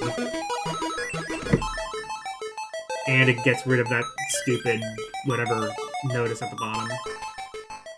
Anyway, let's see the score. Let's settle the score, in fact. Oh, wait, actually, no. There's this last bit here. Let's read that first. Oh, now it's doing the thing. B. Try to get up close and personal. Cause a tidal wave to sweep through Xenopolis. Check our strategy guide later in this I can issue right-click to on the learn how. source and change the link. Overkill? Yeah, I can, but... Maybe, but all's fair in love and more, and it looks simply fantastic. Of course, none of this would be possible without WOM's monstrously powerful I guess I game could do engine, that. which appears to be an enhanced version of the... I might do that actually later. But this is good right now, is just like a temporary fix.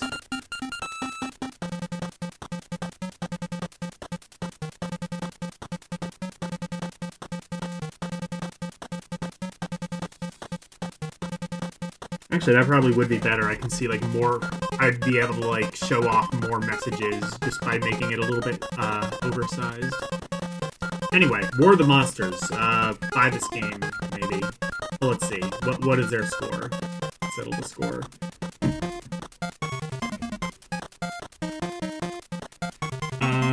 Classic. Outstanding! Very good, good. Ooh, do I need a classic tier? I might need a classic tier. I might need to add a classic tier for Alphacade. That's actually a really good idea. Okay, so-so, lacking, bad, awful, why? I might need to add a Y tier as well. That's... You know what? They're,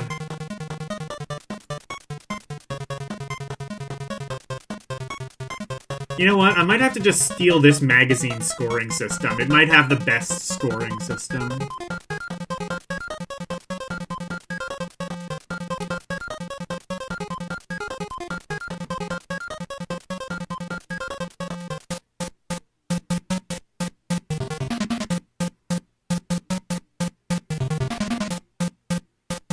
I wonder how many games have ever scored a Y in the history of this We magazine. take our reviews very serious, W. Lee. We spend hours upon hours playtesting each title so that we can give you the absolute best information to help you Fuck buy. yeah, you do. Games that score an 8, 9, or 10 earn a bronze, silver or gold PSM must-buy award. We don't hand these beauties out easily, so if you see one on a review, a game box or advertising, you'll want to be sure to check that game out. Finally, when looking up past scores, keep in mind that older games usually wouldn't fare as well if they were reviewed today. Fair enough. I think I really like PlayStation Magazine. I'm gonna have to revisit this one, I'm gonna have to revisit this one every so often. Like, the actual magazine itself isn't too long, but what you do get is a pretty good, amount of content. And the content itself is really well done. Very good, a quick-to-learn brawler with fantastic graphics, tight control, and the perfect tone, full of over-the-top monsters and highly destructible, interactive environments. What are you waiting for?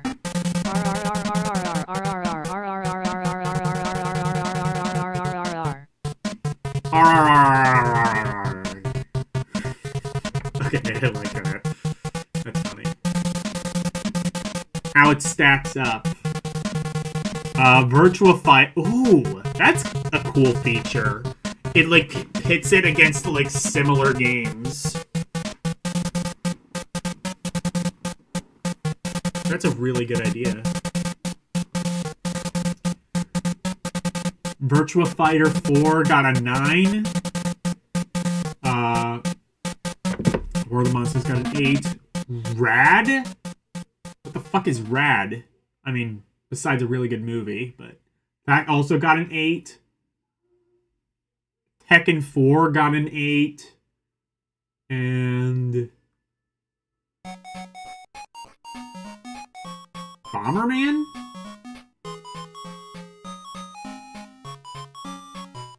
Oh no, what?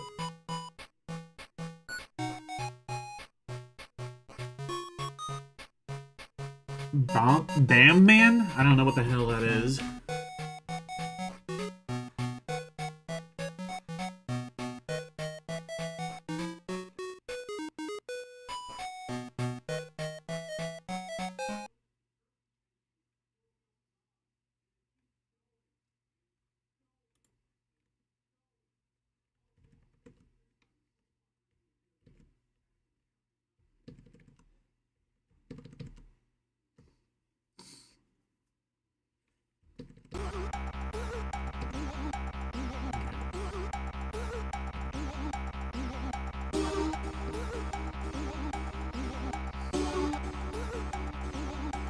That is a really cool feature. I like that. Oh shit, there's more. Oh, okay.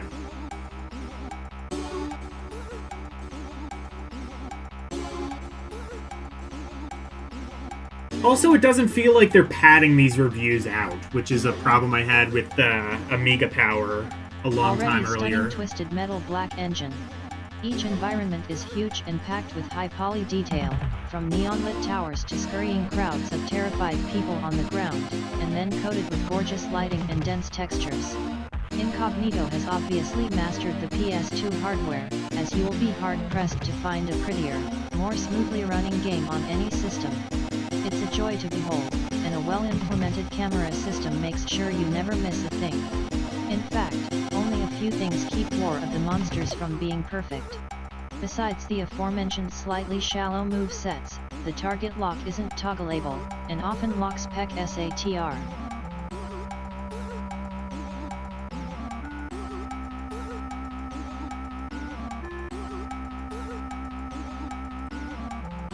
Maybe I need to play Virtua Fighter 4 as well.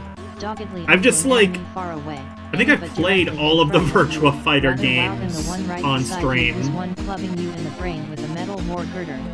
Similarly, it's a bit tough to aim one at non-monster targets, like helicopters, UFOs, and buildings. Also, Town 00 were really disappointed to see that fun. Every monster takes the exact same GAM path through the single-player adventure mode, which, oddly, seems just because, like, they're hyping this up so much, much, it has to be something. There's no reason that Incognito couldn't have mixed it up a little to keep things from getting monotonous. Finally, yeah, that's what I'm gonna do, play it on PS2. We're really let down by the lack of AO Seria 8EB slow.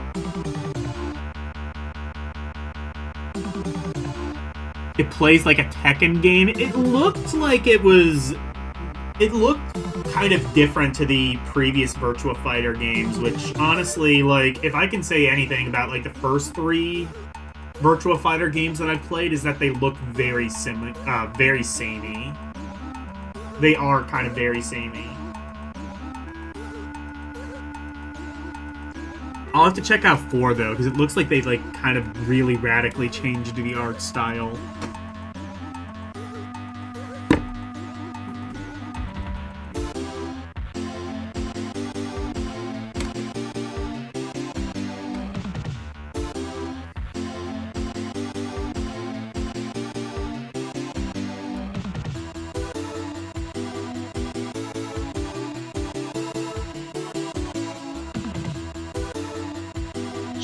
Any online options AI adapts to your playstyle. These scant weaknesses aside, Adel War of the Monsters is an awesome, I'm one-of-a-kind experience. It's rare that a game arrives that looks this good, ensuring you can't well, spam. And feels this fun and fresh. That actually fixes one of the big problems game. I've always had with Virtua Eric Fighter, Thrasher. is that it's really easy to spam.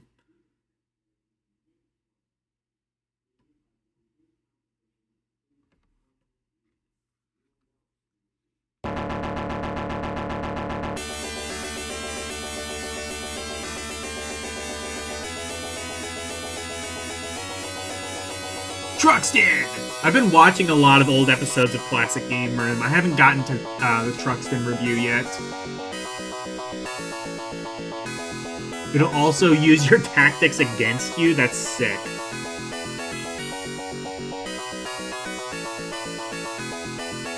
That actually does sound... I mean, I'm not...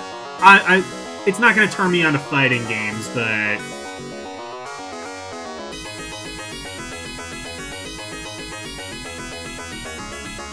Oh, let me look at, like, what are these blurbs? Maxi Players Minigames. What's this?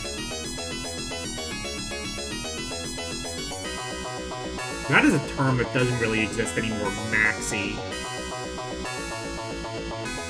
I mean, I guess the Commodore 64 is the new C64 plug-and-play system is called the Maxi, but other than that... There are 3 Truxin! Exactly. two-player minigames in War of the Monsters.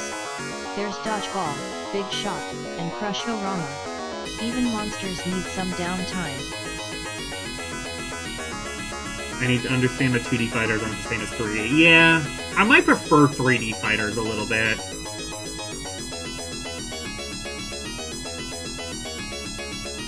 I don't even know what that is.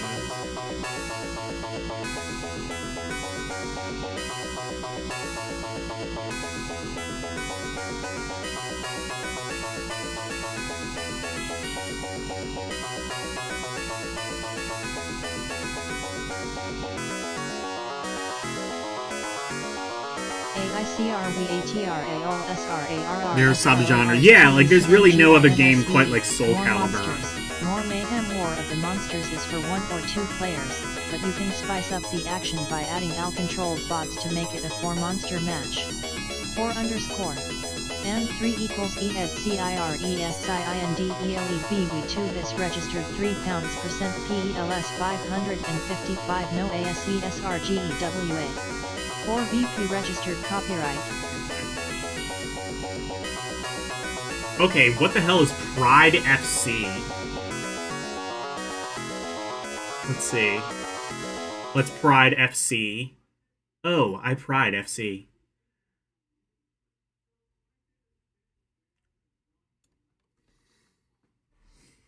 Origin about the Ultimate Fighting Championship. Pride FC is what it's all about in Japan right now, and it's home to some of the most devastating fighters in the world. More competitive and entertaining than its caged counterpart, Pride is the premier venue for mixed martial arts combat, and now for video This seems game aggressively competitions as not well. my thing. Developed by the same team that could be one of the coolest aspects of Pride's. I could see this being like aggressively L's thing though. You're into like a lot of like martial arts shit.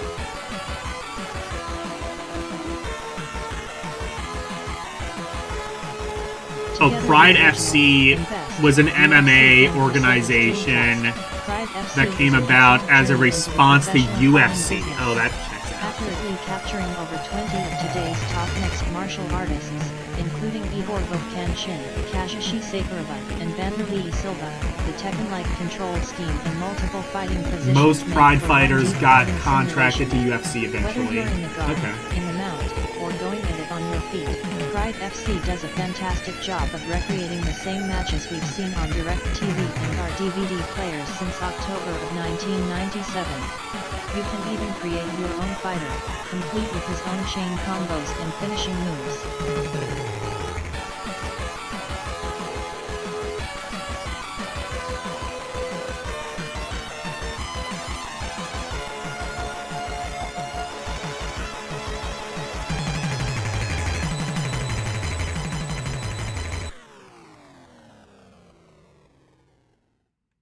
I'm gonna turn the music down a little bit.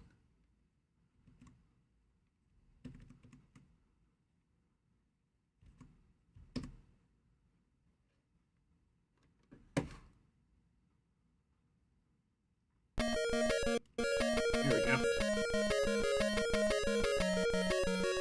I mean, there's an easy joke I could make about this being gay UFC, but maybe I shouldn't be the one to make that.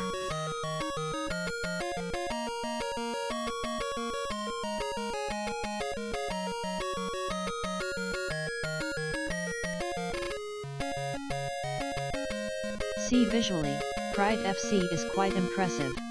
SPFC though not incredibly detailed in terms of textures or audience animation, the lighting effects are top-notch in Thai and the characters themselves look vibe and react just like their real-life Count AR She Terp arts. From the pageantry of each two fighters' ring walk to the pre-fight ulti stare-downs, Pride FC plays just as it PL does on our television sets. The biggest problem with the finer-ish version, however, is the lack of a OES career mode. Though we appreciated the Grand Prix, solo match, and in survival options, it would have been terrific to build our own fighter and VN send him up the ladder to fight his own way to the Pride Grand Prix, or per Someone set us up the fighter.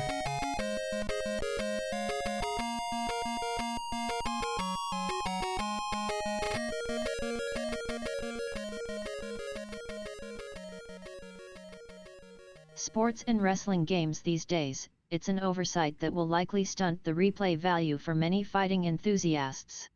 That problem aside, Pride FC is still an incredibly playable sports adventure, especially when going at it with a couple of your buddies in a multiplayer Grand Prix.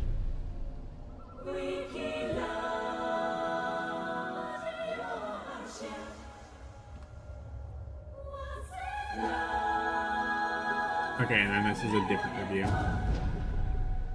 Alright, what's the final score? 8. So, I mean, yeah, it seems like this plays pretty well. We very good extreme physical combat in the confines of a tiny ring has rarely been this fun. Definitely recommended, especially for those who like blood-splattered TV cameras. Blood-splattered TV camera? I would just feel bad for the person behind the camera. They're gonna have to, like, wash that off, and their husband or wife is just gonna be like, bloody day again. And they're just like,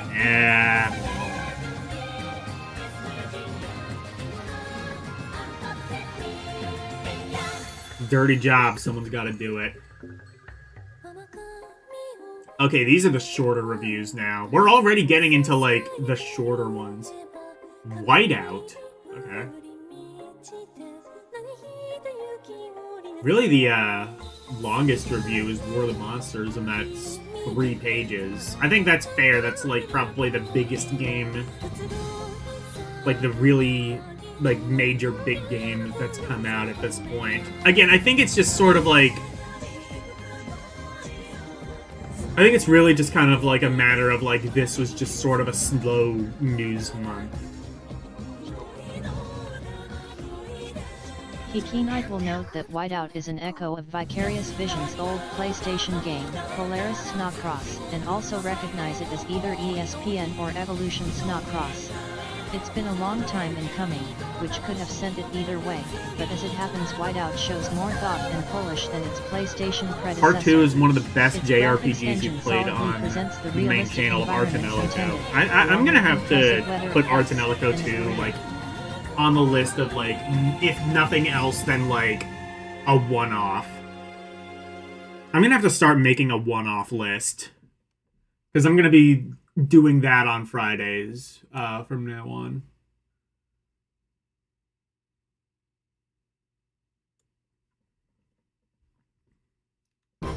Mode offers a sensible mix of challenges linked to progression up the pro circuit. This was conceived as an arcade control scheme, and it doesn't have the detailed physics of yeah, give it a try off-road for one racing stream. games, I think that's what I might do. It's still detailed enough to replicate the effect of different terrain and modifications to your snowmobile. Trip performance and podium placement independently earn money to build up sled capabilities, so there's as much incentive for style as speed. Just handling the sled smoothly CSET. J.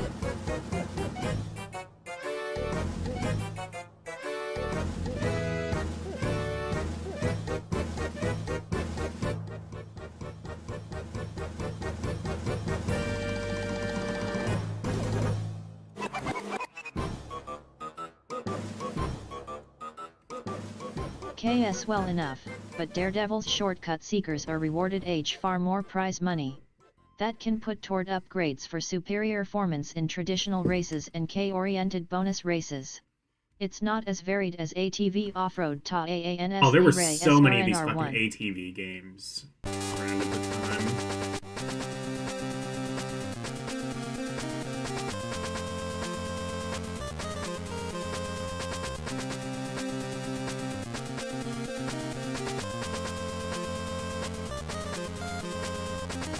Fury 2 or as creative as last year's Sled Storm, but Whiteout's effective controls and straightforward design let it achieve its comparatively modest goals.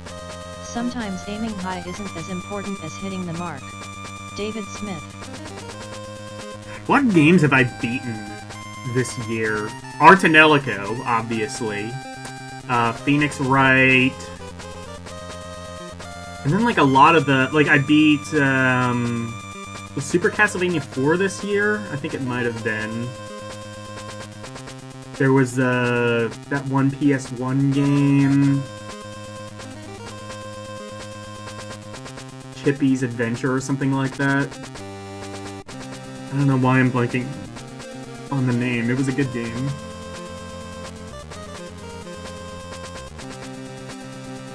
Yes, I beat... Oh, you beat Dark Souls that last year. That's true. Oh, Little Vrou. Yeah, that's what it was. Heberek. Oh, yeah, that's right. I beat Hebereke this year. Or whatever, last year.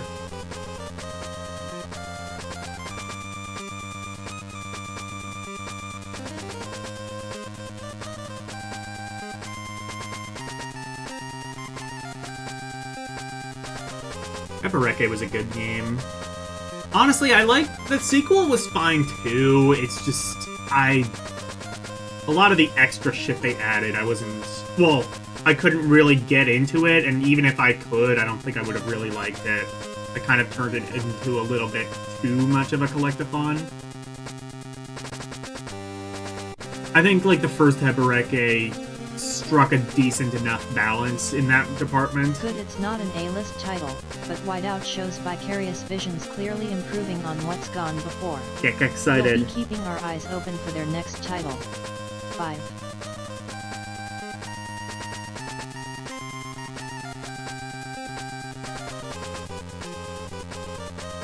Time to play Ender Lollies? Maybe.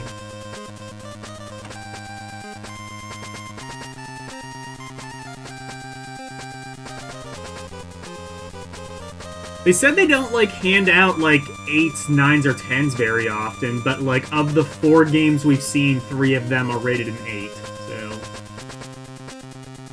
Maybe these are just really good games, who knows? World Tour Soccer.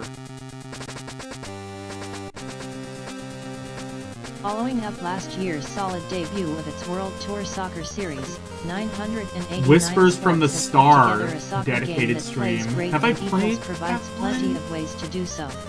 Players react quickly to commands, think so. I'll passing, have to check and that RO out. shooting almost immediately rather than taking a couple seconds to get situated first.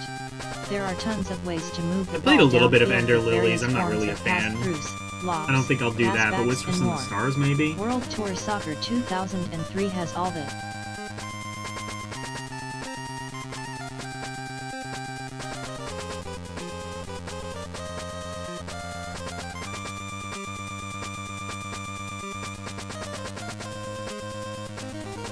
copyright. Oh, it's the one where I talk to AI girl? Season, exhibition, I have done a etc. dedicated But the stream best to that, new haven't I? feature is career mode. Assuming control of a bad Well, I team guess at it's a not small entirely- school, you must pro equals mode the team as MM through the semi-pro and professional ENUI leagues. Happy Full New Year equals money 2026. from Hello, ES Bean leagues Hot to 2. buy and sell players, SF and the rest takes off from there, with providing months of playtime. BS. Graphically the game is pretty solid. I guess it was like half a Players stream look fairly dedicated. realistic with the plenty of detail given to their faces.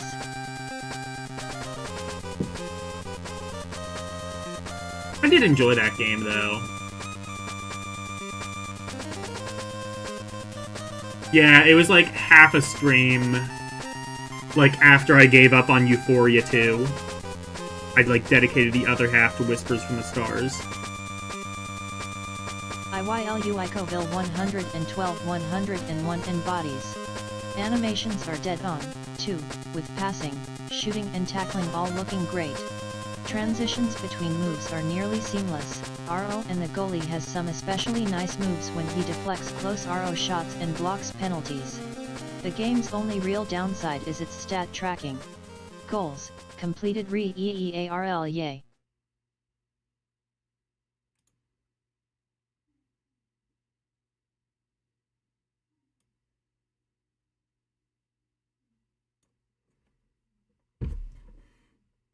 SE passes and the other basics are kept, but not the number of attempts at any of them. There are also practically zero endgame numbers. WTS 2003 is a great game overall. It plays excellently, looks nice, and includes plenty of modes. Soccer games don't get much better than this on PS2. Chris Roper RRR.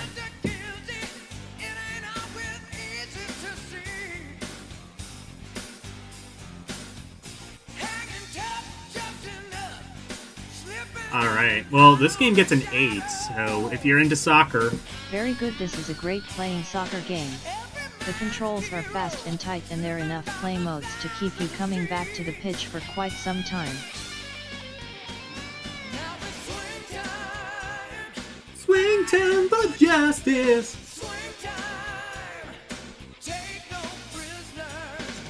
If you suck, at least no one will know who you are. What the hell is that advertising? Legends of Wrestling!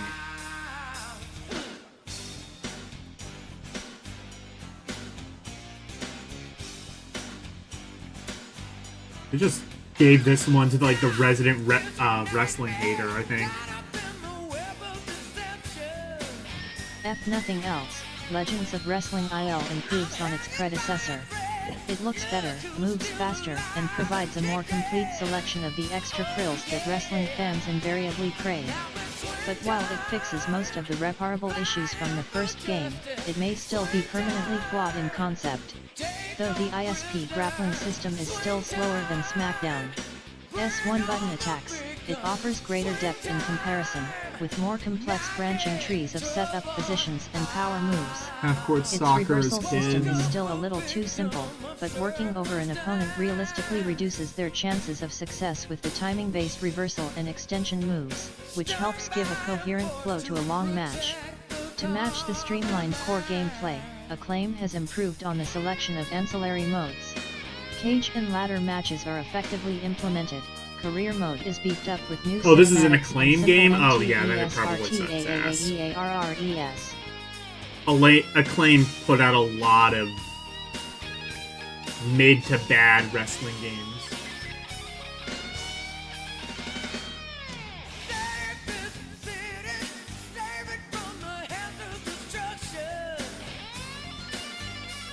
GLL storylines, and the Create a Wrestler mode KS includes far more new parts for your own 80s-style superstar tra. The technical side of things is taken care of, save for some frame rate problems and inconvenient camera angles. The game's biggest failing, though, is its lack of any effective atmosphere. It has the stars of ill wrestling promotions past, but none of the style or drama that made With the Age of Sport entertaining. Few wrestlers have an authentically individual style, the poorly built VR arenas have no period flavor, and the soundtrack is terrible, setting old school wrestling to new metal mush. If you don't mind those kinds of failings of presentation, Legends of Wrestling IL has a basically sound gameplay system, and its NE DVD extras section is not to be missed. The collection of video interviews ranges from fascinating to hilarious. Don't expect it a faithful revival of classic wrestling, though PLE therein lies a rude awakening. David Smith SS AAA. Oh god, they should have like an actual wrestling game. Like, just skip like all the WWE shit and just have like actual traditional wrestling. Simple therein lies a rude awakening. David Smith. It's a better overall package than last year's version, but the quest for a truly solid old-school wrestling game may never really end. Wait, so is that what it is? It's just like... this guy actually wants that? Just like... a traditional wrestling game? Why? If you suck, at least no one will know who you are.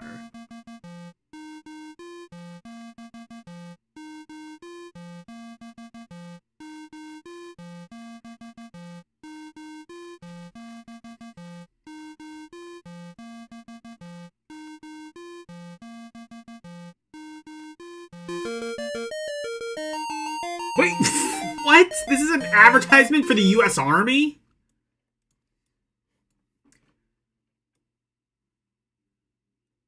Look at this icon on score. U.S. Army, SEALs, and other PlayStation 2 games with online... Oh, okay. What? What the fuck does the U.S. Army have to do with this?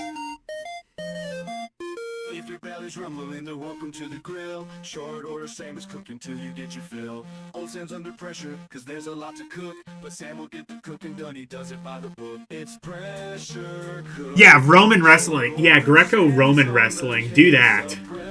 Make a game based off of that. Put those burgers in their place.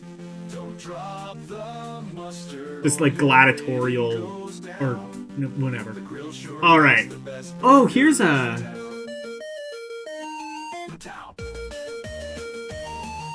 Oh, is this not a review? I don't see, maybe the rating is on the next page. Star Wars...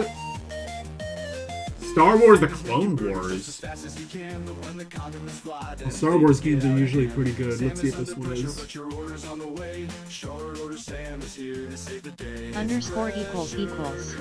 Aoka's has been doing a great job with its episode IL-1. Oh, it's a U.S. Army sim. Okay. Impressing us with its well-designed It's an Star Wars FPS bounty Army hunter. sim. The company is at it again, one with Pandemic's rendition of the finale to last summer's biggest sci-fi flick. Someone saved a life by learning known as the to Clone Wars. This high-intensity shooter follows the events of the final minutes of how the to turn a motion kid from picture America's and moves army. all the way up into the latter Good for part them. of the fabled Battle of the Republic. A combination of traditional third and first Oh, person no, wait, no, vehicle I see the shooting in review in the conjunction with bottom right. a TIE T.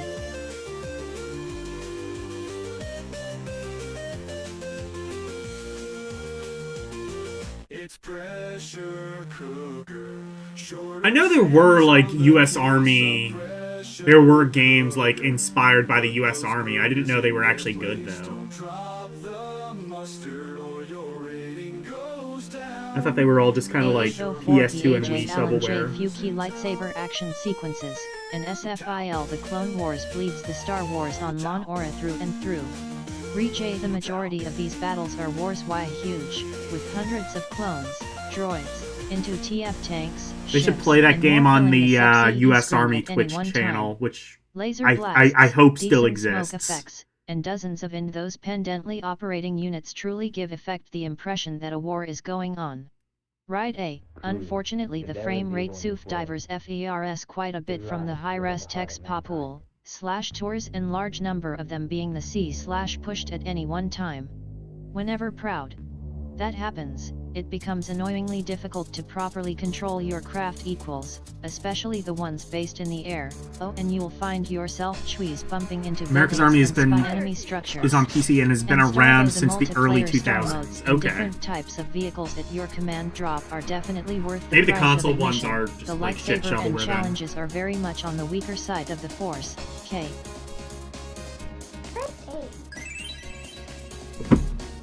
Time to spam the Pepsi Beth.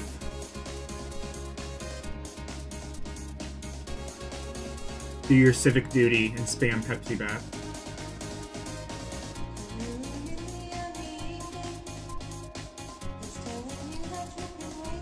And should have either been worked on longer or left out entirely. Regardless, Star Wars, The Clone Wars is still an entertaining journey into the Lucasfilm universe. Supported by a killer soundtrack, decent sound-alike voice actors, Good, and those good famous L. Star Wars sound effects, your ears will appreciate the ride as much as your eyes do. A solid A. The diversion from some of the more poet-fade popular space battle games out there. 3. The Clone Wars does its inspiration proud. Jeremy Dunham equals how it stacks up.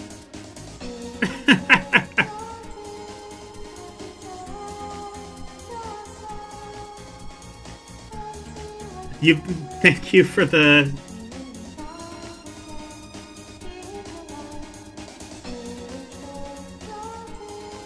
Thank you for the Pepsi Beth. And the 8-month, streak.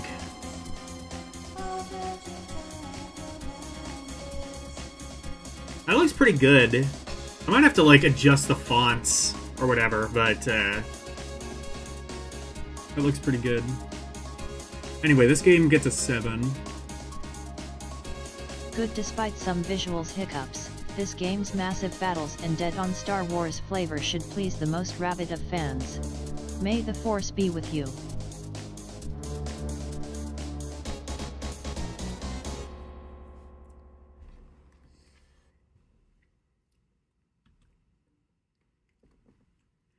Oh, what the fuck is this game? It got a 3. Evolution Snowboarding. Wow. Okay. I think I've heard of this game. I didn't know it was that bad. Or maybe it's not. Now rash is the pun that immediately comes to mind. Evolution Snowboarding throws the realism of Konami's last 2 ESPN licensed games right out the window, in favor of an arcade snowboarding game flavored heavily with hand-to-hand combat. You read that right, high-speed combat, on the ski slopes instead of the freeways. Oh, I've seen this game! Jake Jesus played the GameCube version, it's fucked! Road Rash game, but after the novelty wears off, cracks in both concept and execution start to show.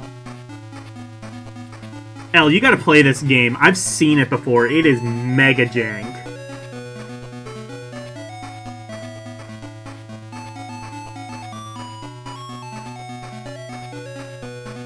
Yeah, 3 out of 10, I think that's a pretty fair score.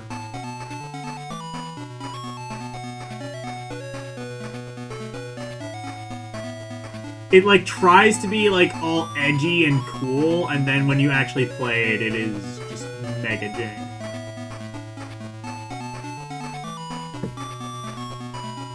Save for a few boss designs, the graphics are dull, while the arcade-styled controls are so simple as to almost reward a lack of skill.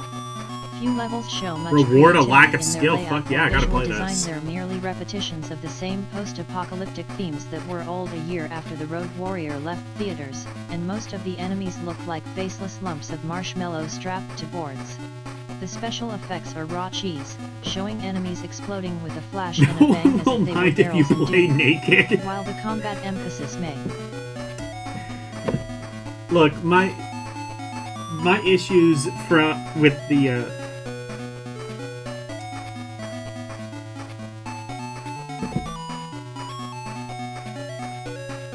sorry. Yeah, like my issues with the U.S. Army aside, I must admire this.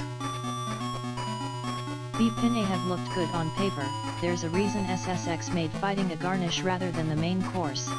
The high-speed and imprecise control of a fast-moving snowboarding game, where you don't have That's that true. much control Roguelikes over your reward speed, lack of skill adds up too. to little success and lots of frustration.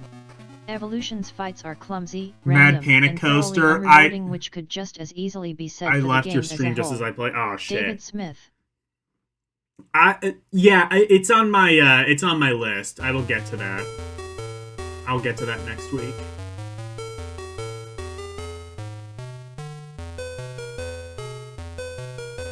This title is nothing but nasty, brutish, and short.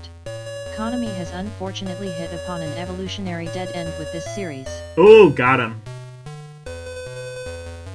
More like evolutionary dead end. Got him.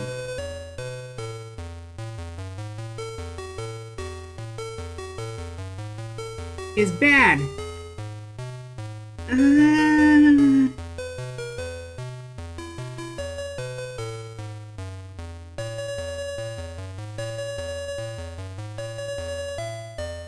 Battle Engine Aquila?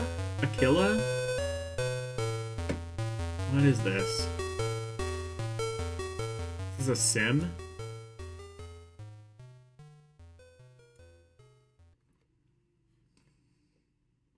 His action-packed game looks at first like a first-person mech shooter, but developer Lost Toys actually conceived it as a spiritual successor to classic 2D arcade blast-a-thons like Gradius and R-Type. Whoa! Whatever your definition, it looks great, controls well, and has more explosions per square inch than any 3 other games.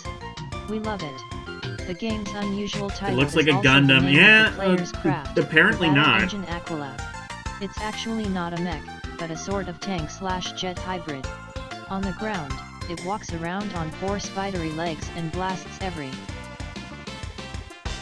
One of us is gonna have to play this game. I don't know if it's gonna be you or me, but one of us is gonna have to.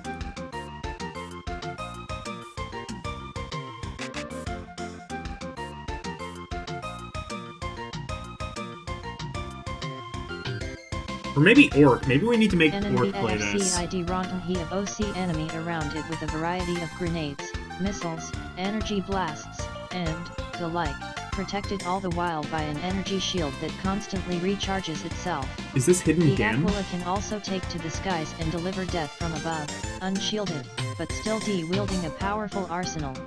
BEA constantly drops you smack into the middle of massive battles and that make the firefights in most games look like child's play. There are often literally over 100 enemy units on screen, from foot soldiers and turret guns to heavily armored spider tanks and huge, airborne battle cruisers. Of course, you've got an army, too. In fact, keeping your forces alive long enough to help you out is critical to success in most missions. Control is tight and responsive, sound comes complete with thunderous stereo explosions, and despite the massive number of units on screen, the graphics are quite detailed in the end. You can go airborne and pump missiles into flying targets, but you won't be shielded.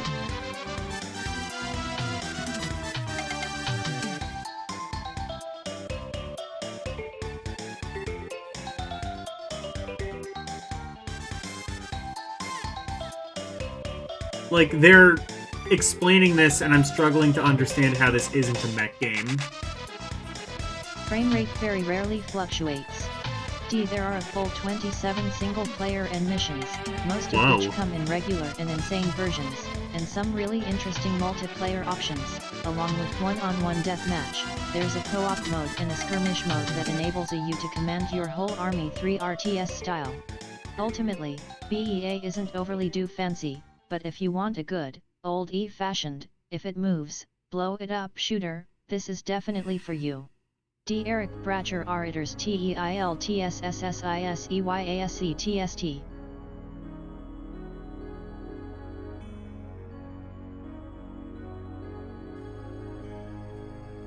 Yeah, I don't know if I really want to play this, but it looks fascinating. I might have to look into it at least, like maybe on my own time. The last thing your target will ever see. If this is what the old-school, 2D shooter has evolved into, we'll take it. Simple, bombastic arcade action that looks great and never lets up. Blow everything up.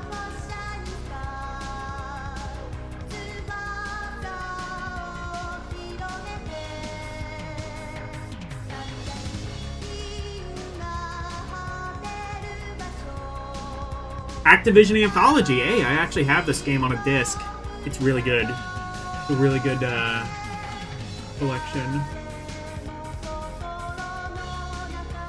I mean, some of the games don't exactly age well, but you can't really put that past the collection.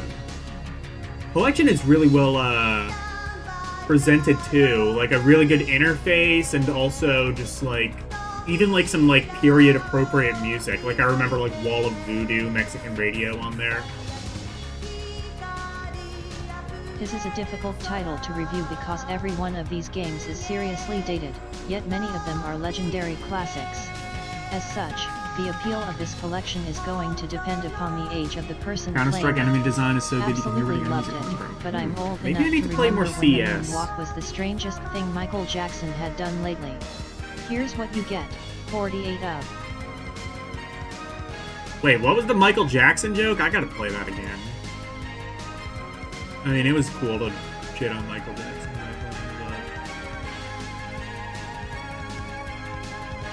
This is a difficult title to review because every one of these games is seriously dated, yet many of them are legendary classics. As such, the appeal of this collection is going to depend upon the age of the person playing it. Absolutely loved it, but I'm old enough to remember when the moonwalk was the strangest thing Michael Jackson had done lately. Here's what you get, 48 of. Yeah, I think that's fair.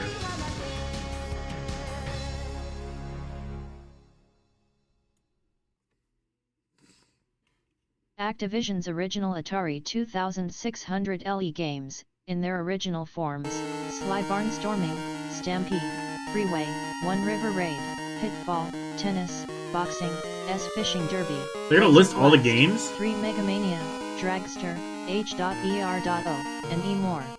Some haven't appeared on it. Any other collection, like Beam Rider, Pitfall 2, Space Shuttle, and even Imagic's Demon Attack, and 2 of Themerade previously unreleased, Kabobber and Thwacker.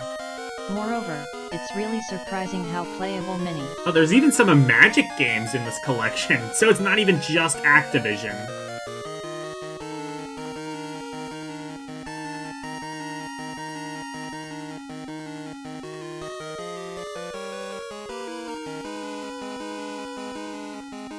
A, they aren't pretty, but they're classics. B, and many of them still play pretty well. Of them still are, even after all these years, but This the DualShock 2 stinks for I gotta kicking. watch this. There's also a ton of unlockable stuff, ranging from special effects. Let me finish this review For and then I'll do it. example, you can play your game on the face of a rotating cube, to old commercials and replicas of the old Activision patches. Plus, it all rocks along Best to on the an block 80s doesn't themed mean much soundtrack way anymore. smaller than Vice City's, but no less good, featuring tunes from Twisted Sister, Aha, and more. She wants cats Collections to be like this are hit vegan. and miss. Well, good luck. Good luck changing the laws of... like fucking nature. Good if you don't remember the games, walk away. But if you ever had a 2600, you'll love this collection. It's 80s priced, to only 30 bones. It's a good... Yeah, I mean, I've played Activision Anthology. It is a very good collection. Alright.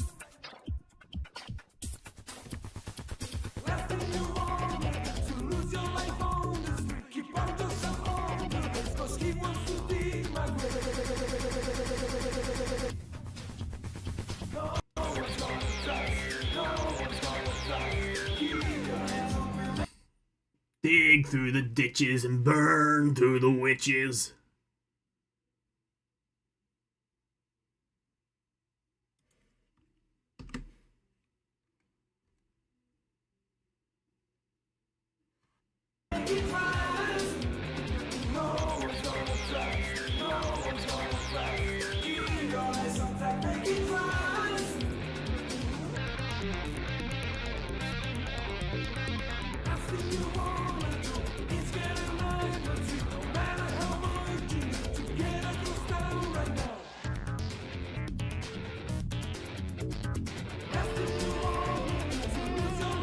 Activision is good, but what about Intellivision? I really miss my Intellivision. My mom sold mine at a garage sale. Pity.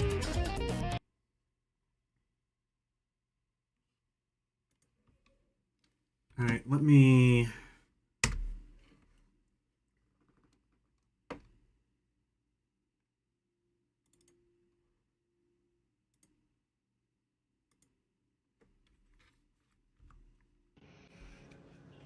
Most of you won't like what I am about to talk about. Oh, God.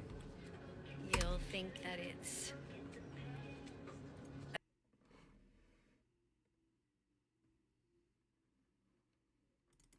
Hold on. Like I said, I plan on, like, having, like, a media share link in the near future, which should, hopefully simplify this process considerably. Most of you won't like what I am about to talk about. Great start. You'll think that it's a bit over the top. You'll think that it's a bit crazy. Just say the thing. And Say the controversial thing. you'll probably be angry also. I'm angry already. Take a moment, try to open your mind, and Okay. stick with me for a sec. Okay. We take care of cats, right? I had 2 of them several years ago. Yeah, what happened? They were my first animal companions when I became a registered nurse, Companions. and I loved them dearly. But since then, I've become vegan, and I've come to see things a little bit differently. Oh my God. Don't get me wrong. Why is the cat, like, just Still staring at the camera? Well, I mean, no, it's a still picture. like, that cat, that still picture of the cat with its dead, unblinking eyes. No. You're making this way more creepy than it even needs to be, and it's already kind of needs to be a bit creepy. Absolutely gorgeous and cute.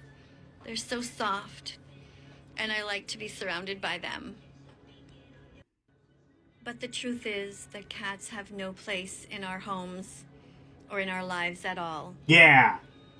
They have been bred into existence and kept with us as pets, but they Throw should 'em in the never forest. have been. Let them live off the land. Humans just enjoyed their company, and so they used them for entertainment and for comfort. But the sad thing Set 'em is, off. Is that really the point she's for about to every make? person Is who just has set a them off cat, into the wild. they are paying people to murder all kinds of other innocent animals. What? And that's not right. Every time you buy cat food, you're paying somebody to murder other innocent animals who also had a right to live. What? Then buy, like, dry The cat fish on this food. package wanted to live. The fish on this package had a right to live. His or her life was as valuable as the life of a cat. The cows in the industry who are abused. Here's my question, like, when she sees, like, if she were to, like, go to Africa and, like, see, like, a lion, or go to Asia, like, India or whatever, like, see a tiger, and, like, the tiger were to, like, maul another animal to death, like, would she have, like, the same... Would she, like, have, like, the same opinion? Like, cats, like, wild cats, like, you know... Like lions, tigers, meerkats, lynx, jaguars, jaguar CDs, all of them, like, they all, like, eat other animals, because cats, guess what, are carnivorous. Or at least omnivorous. Also had a right to live and not be exploited just for cat food. This package says, no cruelty tested, but it contains the body of an innocent animal. If your cats are not vegan yet, what are you waiting for? What are you waiting for? If your cats are not vegan, you're paying for animal abuse. Put And your that's wrong. moral... Put... Go on Facebook and join What, the it's group moral Vegan abuse? Cat. Hold on. Vegan, you're paying for animal abuse. Oh, And that's wrong. that's wrong. Go on Facebook I thought they said moral abuse. and join a group called Vegan Cats to learn how to veganize. There's a your group cat. for this? Do it. Is that a MAGA hat? No, I think that's just like a regular red hat. Well, that was exactly what I thought it was. Good job. Good jorb.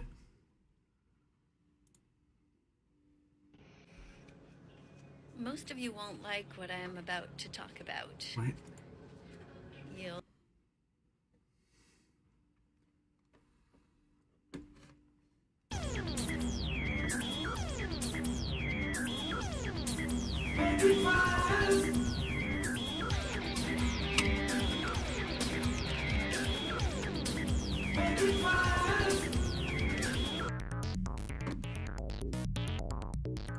Last thing you wanna do is get a 9-3. No matter how much you need to get a girl's down right now. Last thing you wanna do to lose your life on the street. Keep on yourself on the list, 'cause he wants to be my grave. No one's gonna trust, no one's gonna trust. Keep your hands up and make it rise. No one's gonna trust, no one's gonna trust. Keep your eyes on track, make it rise. Last thing you wanna do is get a 9-3. No matter how Oh, dry cat food has meat. Oh, never mind then. Yeah, cheetahs can meow like... Well, they are cats. But yeah, you're right. All cats are carnivorous, unlike dogs? Really? Well, what about, like, catnip and... no, okay, I guess they don't, like, eat that. They just, like, I don't know, get high off of it. Yeah. Well, I mean, like, a dog, even, like, dogs, like, you probably, like, dogs are like humans. You kind of need, like, protein, and if you aren't going to get it from meat, then you have to, like, you know, take, like, some protein tablets or something like that.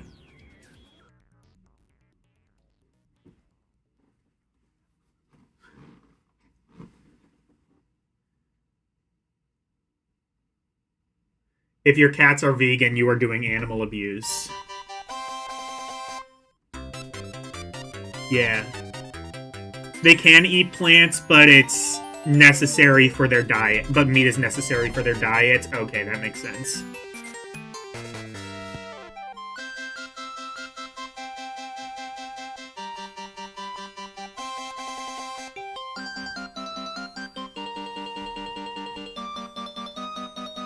Scoreboard! What is this?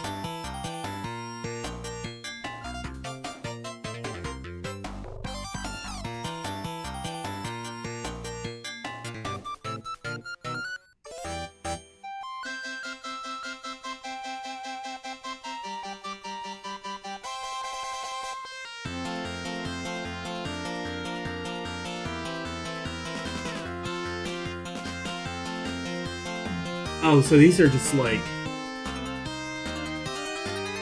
Okay.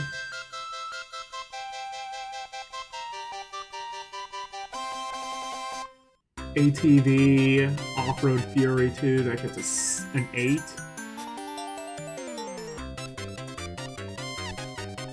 Conflict Zone. I don't know what that is, but it is absolutely mid, apparently.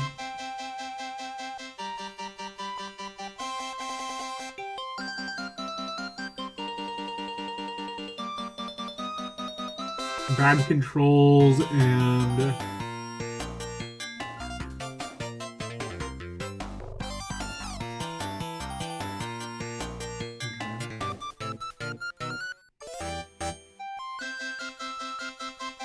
Disaster Report. Oh, Disaster Report is a fun game.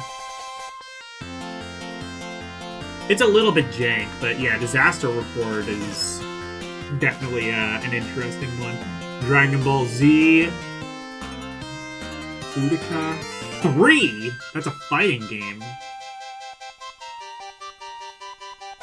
Yeah, Dragon Ball Z kind of had like a mix, a bit of a mixed bag around this time. Dragon Ball in general. Final 4 2003. Got a 6. It's a sports game.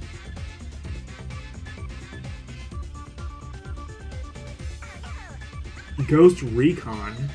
Got a 5. Really? That's like... Isn't that like one of the big games on the PS2? Well, I guess they didn't think so.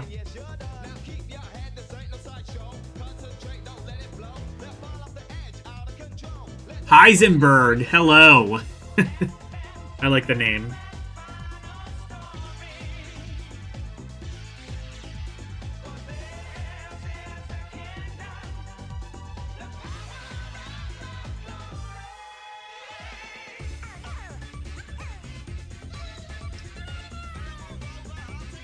Dogs can eat both plants and meat and get good nutrients from both. Interesting. I actually didn't know that.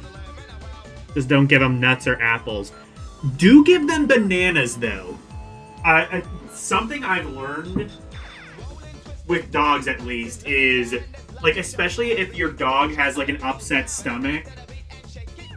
Well, like, one, they'll, like, usually want to eat grass. Like, because grass can, like, help soothe their stomach. But the other thing is bananas. Like, get, like, a banana, you know, just give them, like, don't give them, like, the full banana. Just, like, a little bit at a time. Just give them, like, just break a little bit off, like, you know, just like a little bit, give it to them. Maybe not even like the full banana, but just whatever. Give them a banana, and then like they'll enjoy that. And it'll help like soothe their stomach. Also, like the other thing too. What are we talking about? Dogs and cats and other such animals. Your cats love corn, probably the sugar. Your cat Misha loves maple syrup, which he licks from your plate when you're not looking. Aw, cute.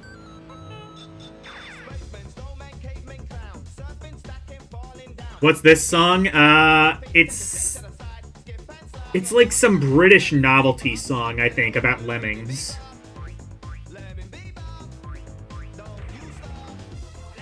Yeah, good fiber and cellulose? I don't know what that is. From bananas. And carrots? I guess I can see that. Like boiled carrots? That makes sense. Check dog food ingredients. There's veggies there. Yeah, I mean, like, well, it's like the same. It's like the same with, like, because I've owned dogs and cats. Well, I haven't. My parents have. My parents have owned dogs and cats in my life, and like, dry food is usually like mostly meat based as well, and so is the wet food as well. But like, yeah, I think like wet food might have more vegetables and stuff. Yeah, and another thing you can do if you have a dog is they have like rubber things. You put like bananas and like a couple of other stuff in them, and you freeze it, and it's called a Kong, and dogs love that. We usually give Sadie like a fresh Kong for Christmas. Either that or like a really good meat bone. She just goes to fucking town. She's in hog heaven.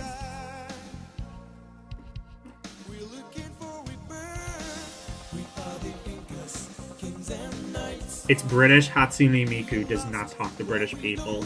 Well, does she listen to British music?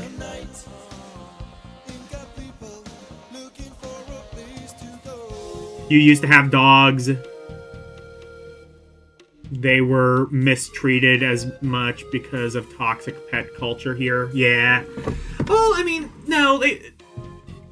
Leftovers is not like you know, dogs can eat people food in moderation, but it's not something you should like make a habit of doing.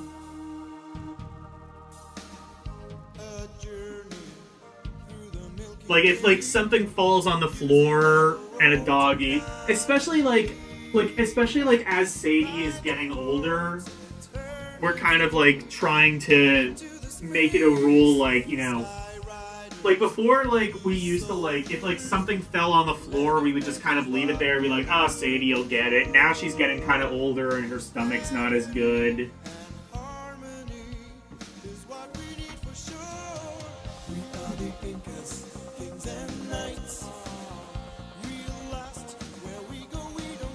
That's why your cats are spoiled. I mean, you know what? What are you gonna... Like, why even have pets if you aren't gonna spoil the shit out of them?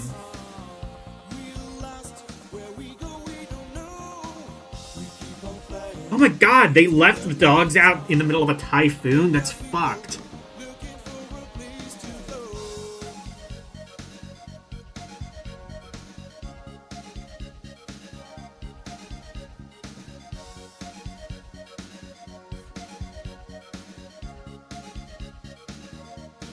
Oh, I'm missing, like...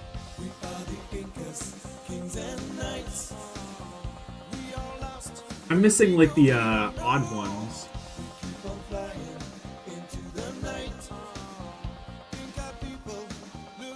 BMX. Triple X. Oh my, oh dude. Oh, it's a 6 out of 10. Dark Angel. I saw that advertised. What is that? It's an action game, I guess. Sierra. And it's a 6 out of 10. Oh, I guess we don't really need to play it then.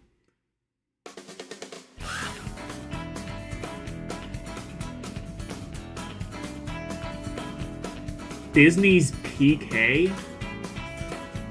What? 7 out of 10. It's a platformer. Okay. Do I need to play? Dynasty Warriors 3. It's a 6. Oh, shit.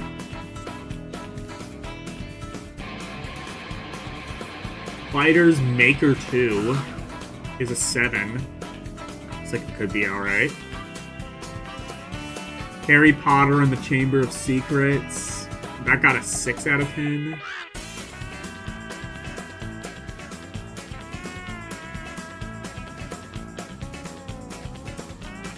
There's a game that's called Heaven. Oh, it's a 5 out of 10. Heaven is... or Haven, actually, I'm realizing it's called.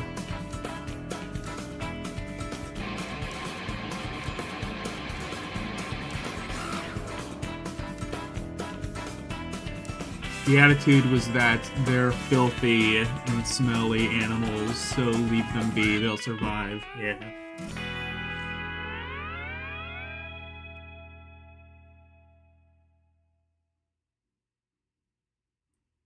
Oh, there's also Minority Report.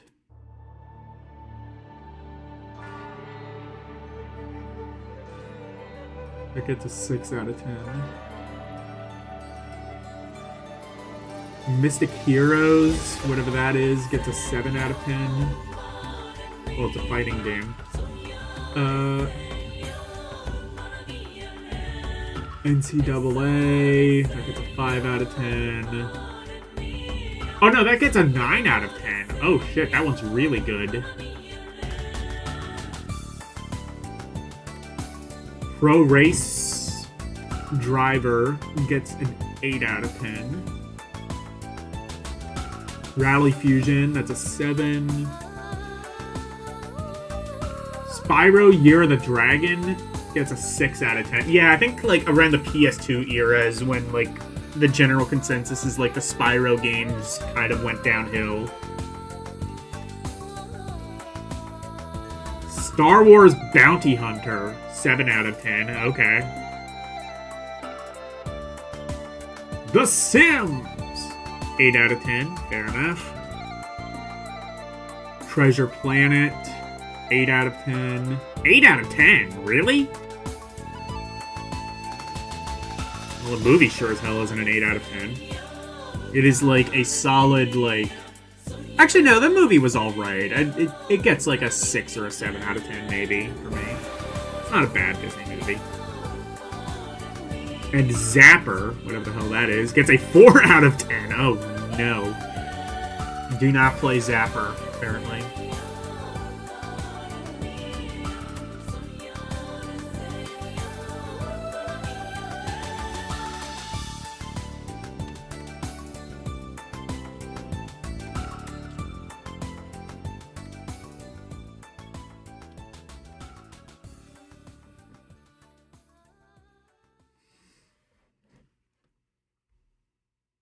And what's this?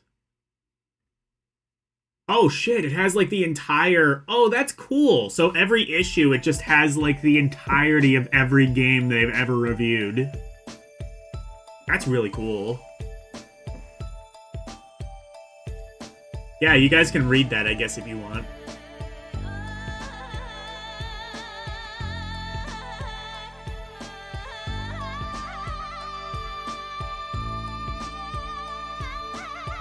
Are these just PS2 games? I think these are just PS2 games. Because, like, if this was PS1 games, it would be, like, oh, like, several more pages, I would think. Oh, wait, hang on.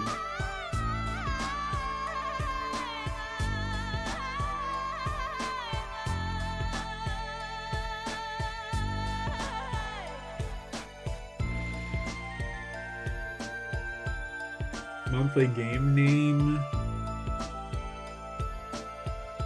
I don't know. Yeah, this has to just be PS2. There's no way they could include the PS1 games as well. High scores. Oh, what are some of the... Okay.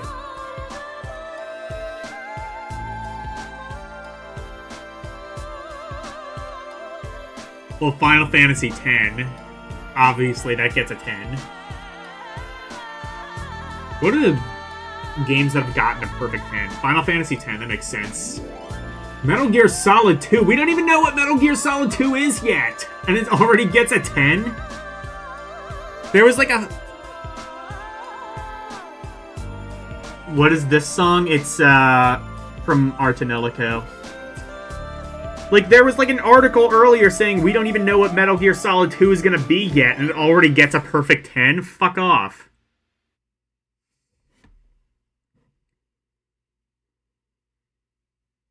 Tony Hawk Pro Skater 3 gets a perfect 10, alright. Devil May Cry gets a 10. Gran Turismo 3 gets a 10. SSX. PS2? Unless, was there a Metal Gear Solid 2 on PS2? No. Right? Or on a PS1, I mean? No, I think that came out on PS2.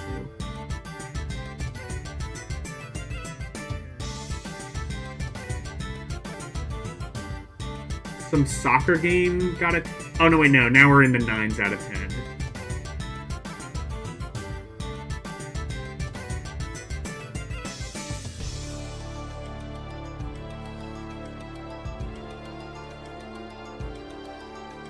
Make no mistake, game journos were always riding Kojima's cock.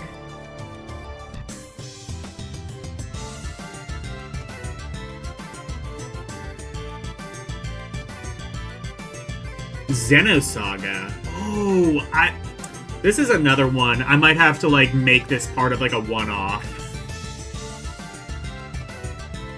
I thought this was a PS1 game. I guess there was an entry on PS2 as well.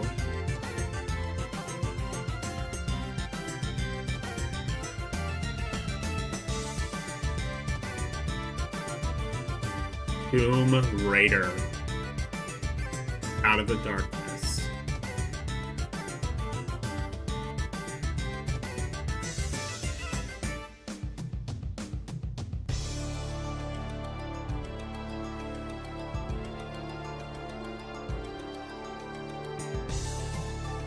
Hype me up. Sell me on this game that I think everyone hated, if I remember right.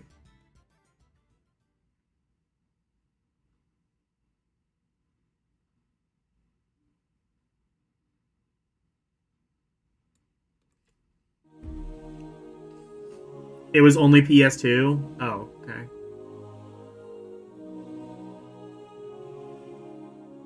EO I1 Vivid Inimnivlo. The strange thing about this Tomb Disp Raider sequel is that it doesn't really resemble the past games in the series. In fact, if you dropped another... But yeah, they just gave MGS2 a 10, despite having no idea what the game is. One of the many action/adventure games or P already available on the PS2. Yet, runs once you pick up the controller and only actually start to play, there's no mistaking this for anything else but ever a Tomb Raider game. Fans of the Burr series will feel instantly at home. There's such a unique feel to it that no one else has managed to copy.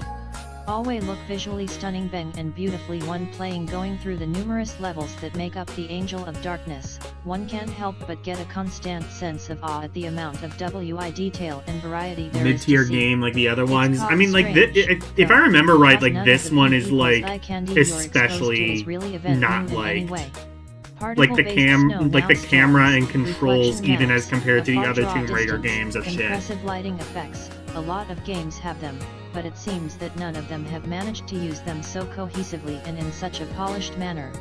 Building upon that impressiveness is the fact that the game has so many large, outdoor locations. In a lot of ways, Having such a great number 8 of exteriors makes designing the 5 game even more challenging. You don't constantly have IE walls in a room obstructing your view, so the game's engine has to BLA.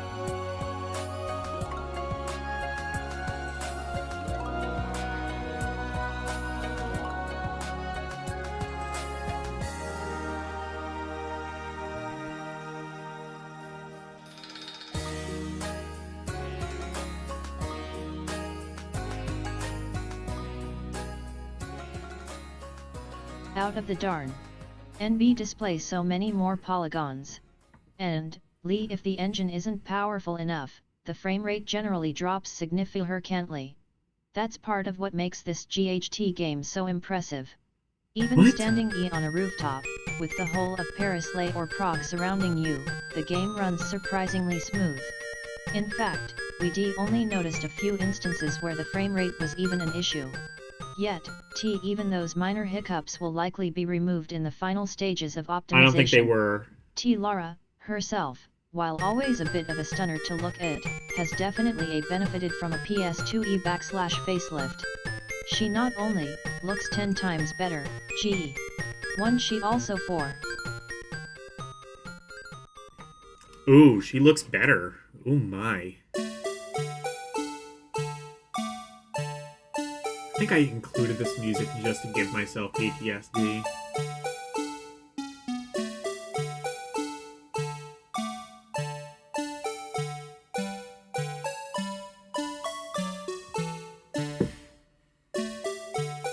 Moves with the gracefulness of a ballerina. Okay, maybe not that smooth. Still, with the inclusion of limited analog support, our heroine feels so much more responsive than she has in the past. Precision jumping is no longer quite the chore, either, since you don't have to be so exact with your positioning. That fact alone should have many a fan cheering. And, yes, the handstand is back, despite still not being useful for anything. There's also a flip off the edge and grab maneuver. Maybe this isn't the game I'm thinking not of. Sure what situation would require it. Strange, huh? We guess that's what the next game is for. What? I buy ours. While the developers of Tomb Raider have always been adamant that Lara not be pigeonholed as SL, just a Tomb Raid yen.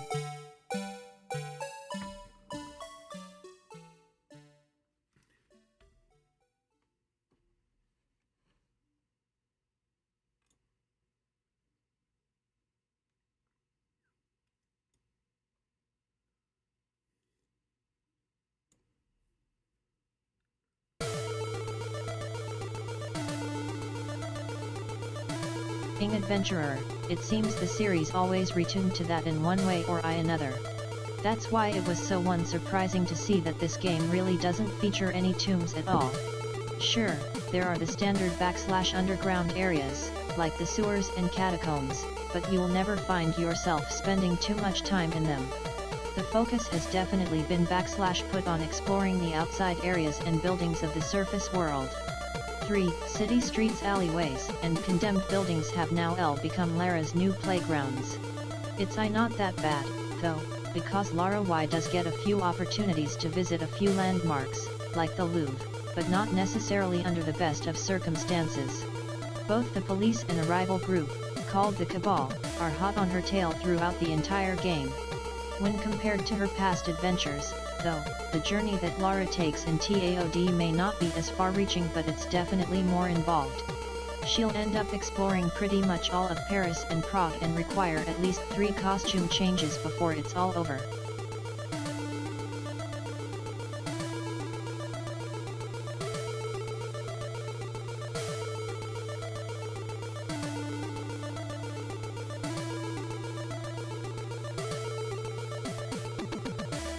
Rise using your strengths. One of this sequel's most interesting new features is the addition of what eCore likes to call strengths. Basically, unlike in past games, Lara won't initially be able to crawl along ledges for very long or jump extra or find long distances. She'll actually have to and earn these abilities for levels been worth as she makes her way through the game.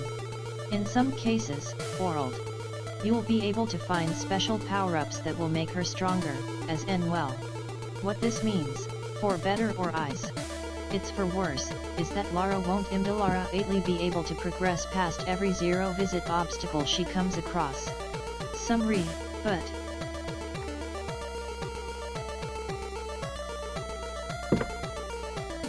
Yes, allegedly.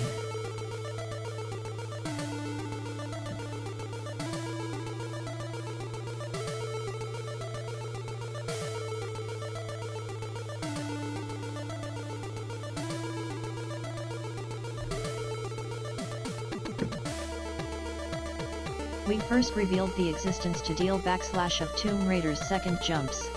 Playable character, Curtis Trent, in homage way back in our August 2002 issue, and since then, we've had a NWHE chance to really learn more about Lara, him and his true role in Lara's Lat 2 PLA Estate adventure. Surprisingly, it's actually not until a good amount into the game that players will actually get to control Kurt. He definitely shows up a lot, and backslash early on, in the story segments, but you won't get hands-on with him until around 2/3 of the PE way through the game. For most intents and purposes, he plays pretty much like Lara, but just isn't quite as fast. He also won't have RA.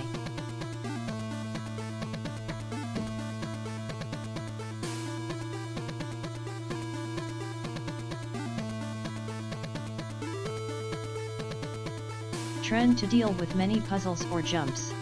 However, he does end up in a major gunfight with one of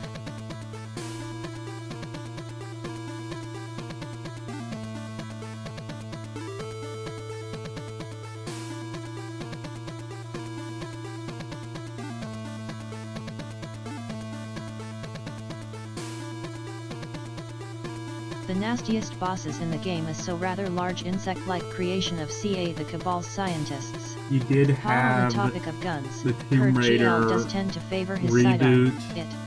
But he also has Free two from other Steam. PS weapons at his disposal. Yeah, I have that too. It's just FRC not clear how often I played a he'll be little able bit to of it. use It's them. not too bad. One is a glaive-like weapon, which is best described as a frisbee with backslash A blade, glaive-like while the other is weapon? backslash more psychic to in nature.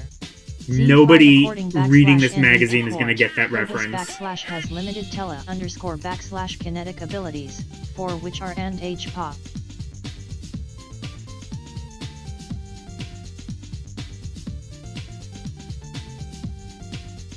And Lara isn't a cute anime girl, so it's not interesting. Fair enough.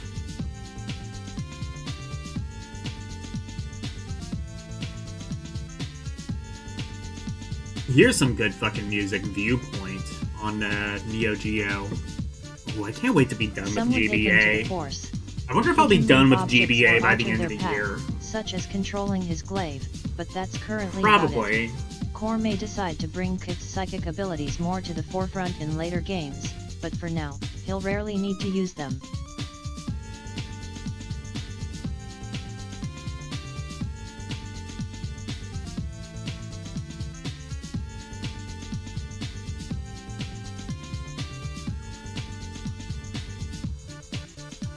I don't know if I'm particularly interested in that game.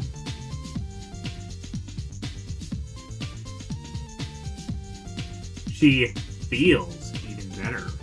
Wise feels in quotation marks. What are you trying to imply to me?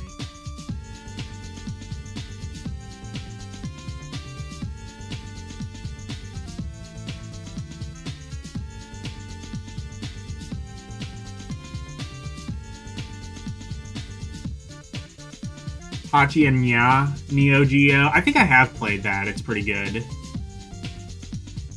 Vane DCT-10. Most players have always had some complaint about how Lara has controlled in the past games. She's always felt a bit rough and jerky. Even something as simple as running around a corner could often be a challenge. Fortunately, things are a little bit different on the PS2. Lara now has the benefit of analog control, albeit to a limited degree. You still have to hold down foot TTY a button to have her walk 30 NE, instead of run, but she 3 NE can navigate around obsta and sent Oh, could I not get it running last time? Oh, and natural then... grace. LT1 HDP. Climbing a ladder is as easy I guess as not. walk yen or I thought I being did up to play it. that. I thought I You remembered don't it being even kind of have like to a hit Bubble SSF Bobble by like the game. action button anymore. She just 5L grabs on and climbs up. TR, ZAOA3J, CE, high as CP. EUNBB /4 Ashat, as boy OL, Li 4 Yen. I, /A on 4-2 VROSA precision jumping is now much easier, as AA thanks to the analog stick. Lara responses you don't. Oh, it was like a so column eject with your style foot a game. lot Oh, I better. must be thinking of something else Navigating then. even a narrow placement. She jumps more Hey, fluidly Karumi. as well. Bridge like this is far less of a challenge.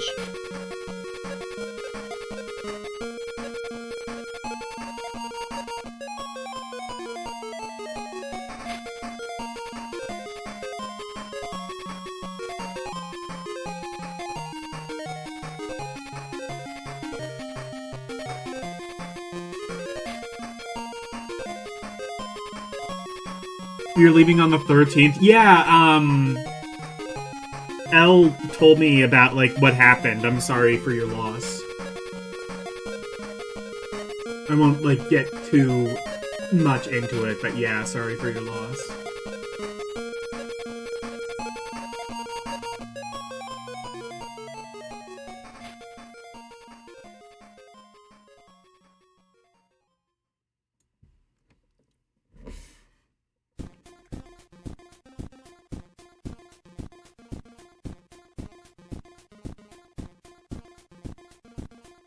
Formula, namely the removal of have the Dual Shock 2 in your hand sent traditional tombs in favor of more and start to control Lara.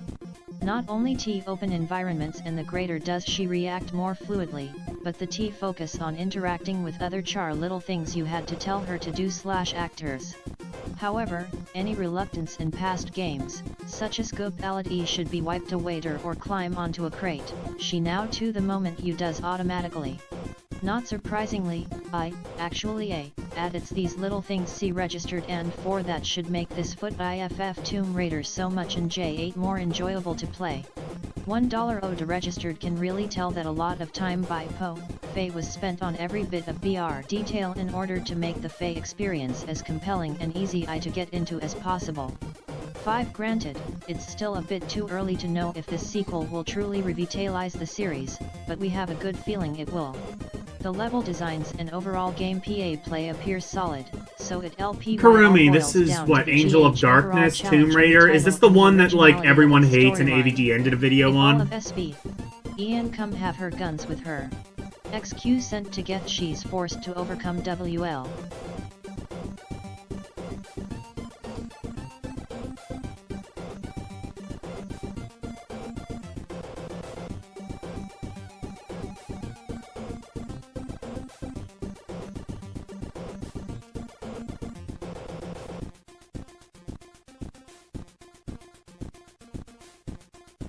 Ten.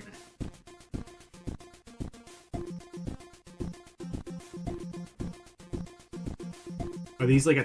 what is this? The PSM 10.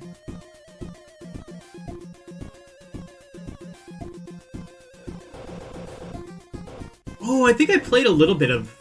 did I play Deus Ex on stream? I might have.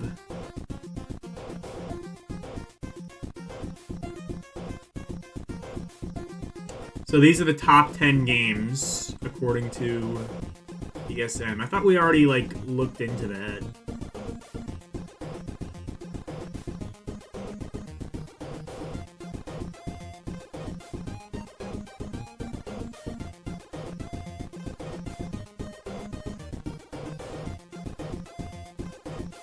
A CTRA25 at TE04 TTSH a TR. What's great about this game?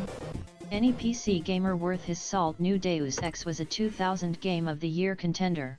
On PS2 in 2002, it still proved to be the definitive thinking man's shooter. The deep, convoluted story rivals the most immersive RPGs, while the genius of the level design and branching storylines showed you the consequences of your choice of stealth, hacking or pure power approaches. This completely replayable FPS RPG combo is truly innovative and original. Our favorite moment. Yeah, I think I toying played a around bit with of piano augmentation Deus Ex, is and I very did cool, kind of like but this. choosing the game's ending really stuck you in a moral dilemma. Good thing you could start.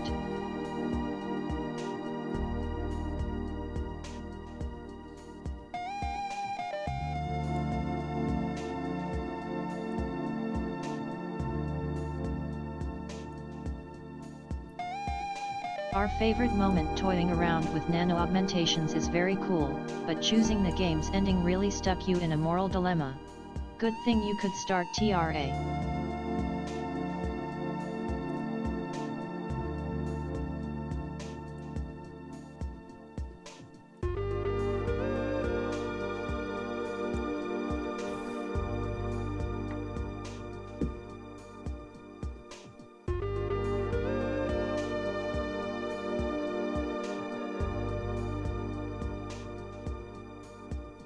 From the in-game save to easily go back and view all three.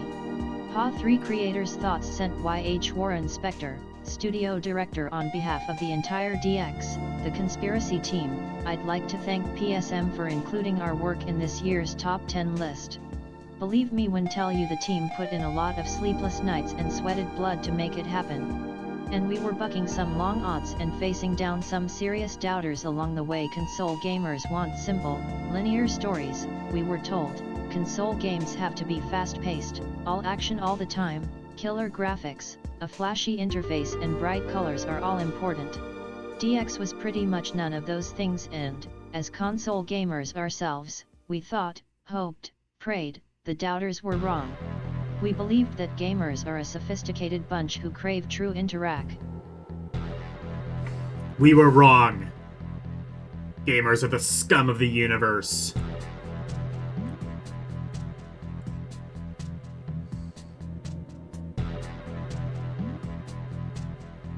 Activity, deeply simulated worlds, the opportunity to create a unique alter ego and the opportunity to make real choices with believable consequences. In other words, we thought console gamers wanted exactly the sort of free-form gameplay DX was designed to provide.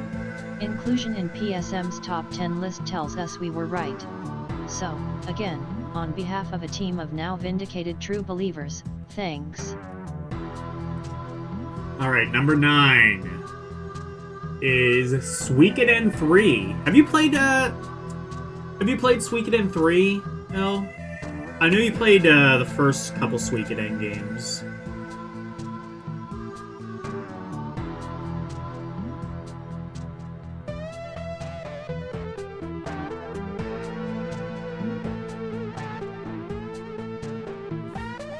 $AE kramizatot abo pounds in this game? They mess 2 SNOU sins really, VU3 recom mil and NAR Thai Cyan 7 SN Sheeler Lichty.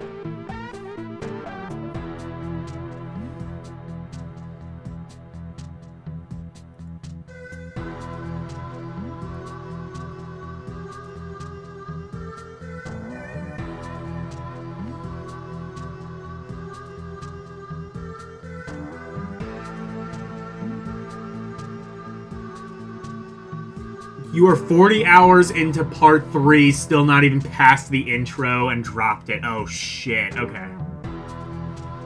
What's great about this game? Though it's a little less epic and structured as the previous efforts in the series, Suikoden Ill manages to really balance 3 different perspectives and tell a rich, involving story all at once. Once you add in some of the mini-games and the various ways to customize your party members, it becomes a truly compelling adventure that is utterly unforgettable. Our favorite moment, well, it's hard to say it without ruining the storyline, but there's a major point in Hugo's earlier chapters that really defines the tone of the game and shows just how effective the multiple viewpoint structure is. You'll just have to play it in order to see what we mean. We can't stress the fact more, though, that this is one of 4 the finest RPGs available on the PlayStation 2. 372 creators' thoughts. 7 Noritata Matsukawa, producer. Why it is our great honor to be selected for PSM's top E10 games of 2002. I'm very happy with the fact EI2 that this title is highly appreciated in the U.S. Plus, especially since we spent 3+ years, with over 50 Y staff members, working on it. Of course, we will /copyright, continue to strive to deliver top quality games, and we hope to continue to create great titles. Please. That's a good idea. You should make a video of the Philippines. / Entertainment Tokyo. We have more great things and @/J and Lee Finn's tour for you. Steak with rice and Thank pizza you. mango. I'm not even a rice fan, and that sounds pretty good.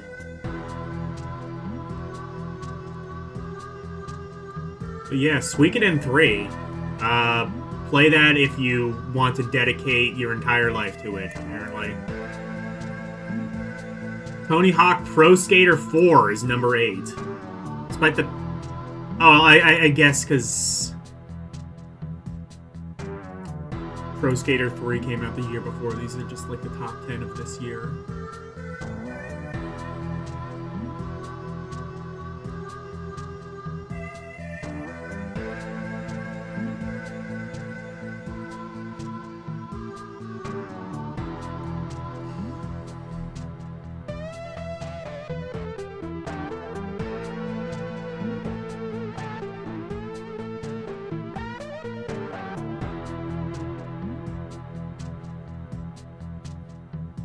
LG, what's great about this game?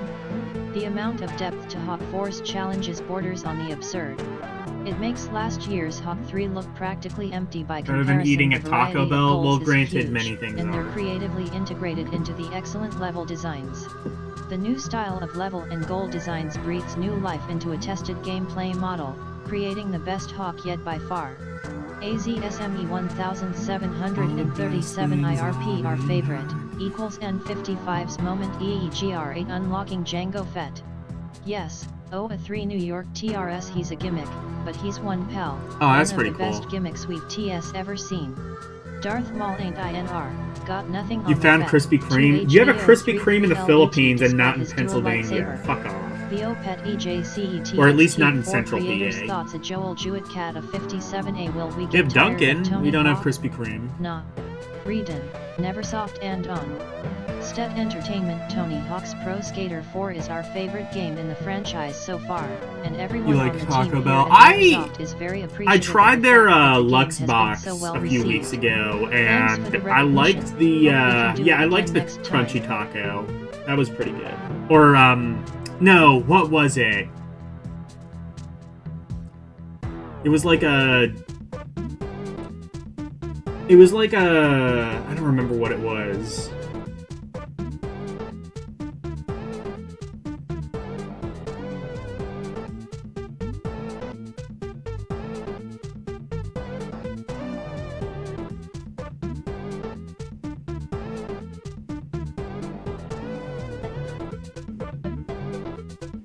Go visit any Daiso store.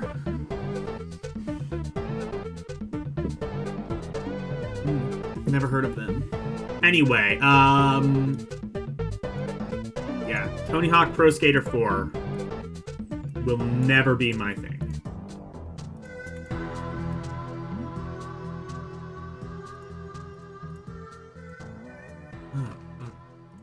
Stop. Oh, there we go.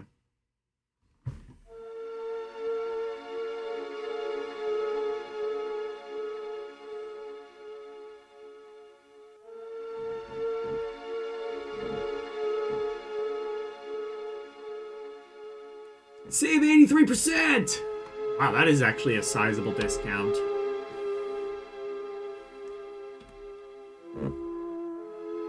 Anyway, cut off these coupons, print them out, and cut them off. I'm sure the offer is still valid.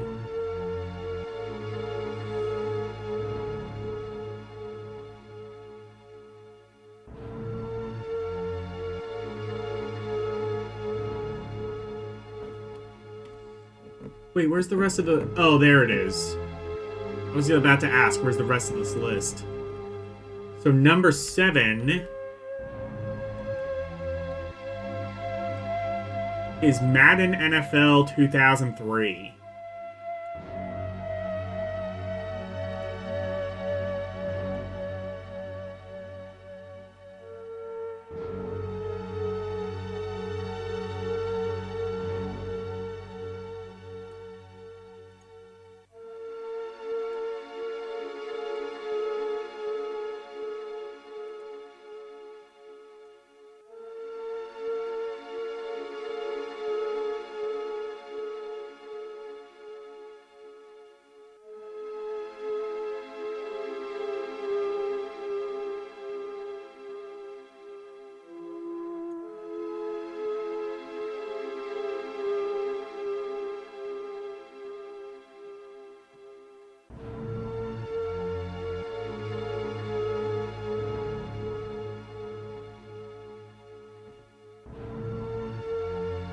What's great about this game?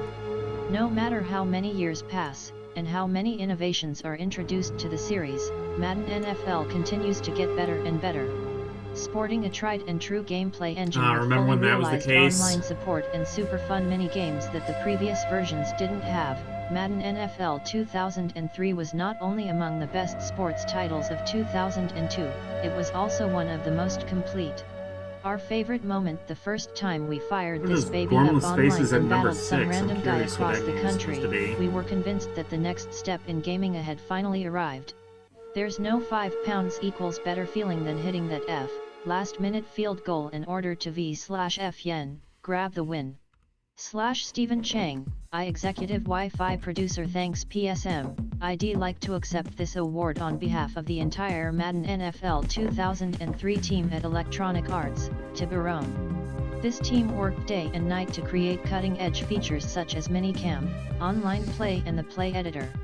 We are very proud of Madden NFL 2003 and are thrilled to be recognized by our peers. Be on the lookout for a new product from EA Tiburon 6. In 2003.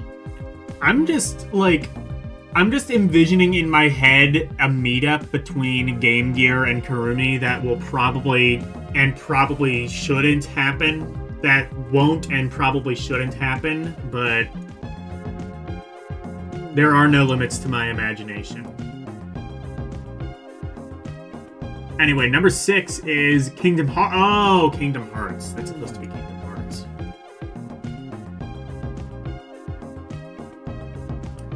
I've played Kingdom Hearts. We all know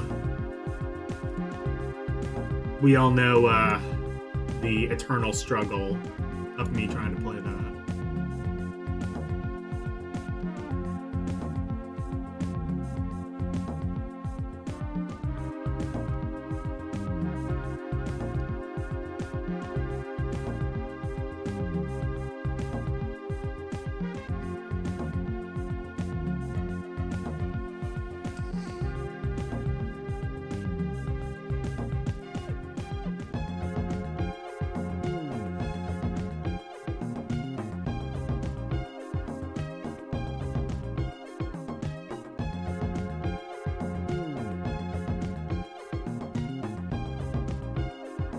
What's great about this game?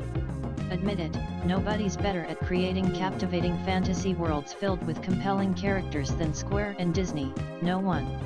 In the hands of Square's master game designers, the Disney characters blend almost seamlessly into a classically styled That's a valid RPG point. quest I'm that not is really epic sure in anyone scale, could have made but which this still work. possesses an intimate, Other deeply than personal anyone else could have storyline. made this work other The than Square. action-oriented battle system was also quite unique and innovative while still maintaining a level of depth that we've come to expect from Square.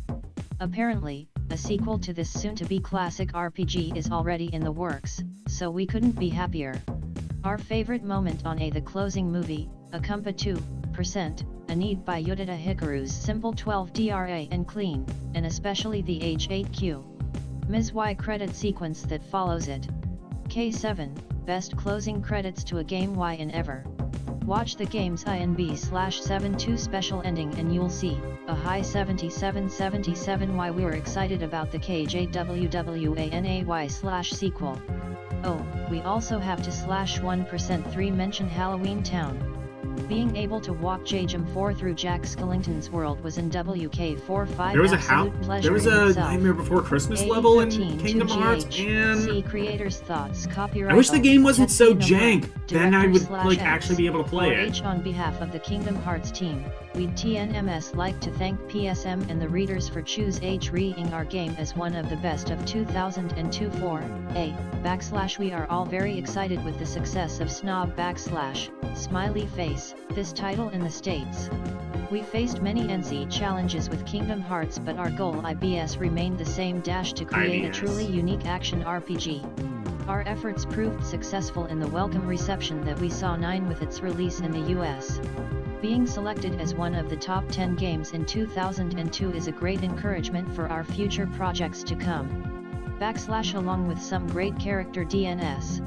Kingdom Hearts also featured some wonderful voice 9% acting. Who wow have Lois equals 5.0, backslash O that Haley Joel Entwood ones he leading Syak. Backslash IWW.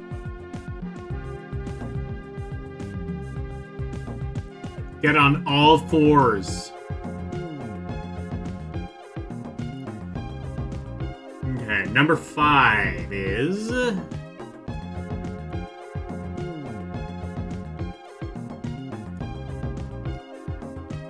Number 5 is Time Splitters. Another FPS I wish I could play, because it looks really, really cool.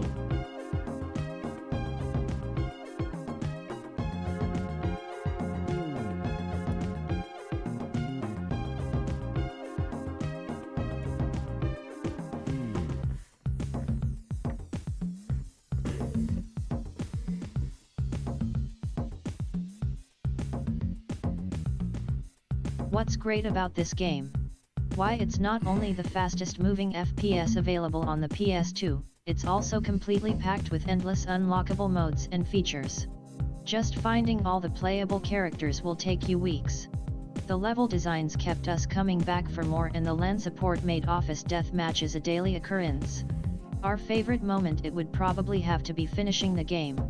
Considering how challenging TS2 is, it's a great accomplishment just to make it to the end. Oh, this is Time Splitters 2, actually. After that, just seeing how many things we've managed to unlock makes us excited about the sequel. We wonder what else the developers could possibly add. Creators' thoughts. David Doak, director, Free Radical. We're all delighted to get this award. It's great to know that Time Splitters 2 is receiving critical acclaim in the US, and especially pleasing to be picked out by PSM. We know that you guys are pretty hardcore gamers and aren't easily impressed. Think everyone who worked on the game can be justifiably proud of a job very well done.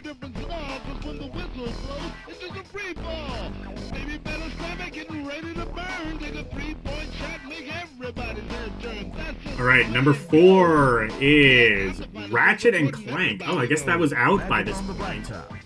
Yeah, Ratchet and Clank probably was like the best 3D platformer around at this point. Magic on the blacktop, work that ball. Magic on the blacktop. Magic on the blacktop. Magic on the blacktop. Magic on the blacktop, work that ball.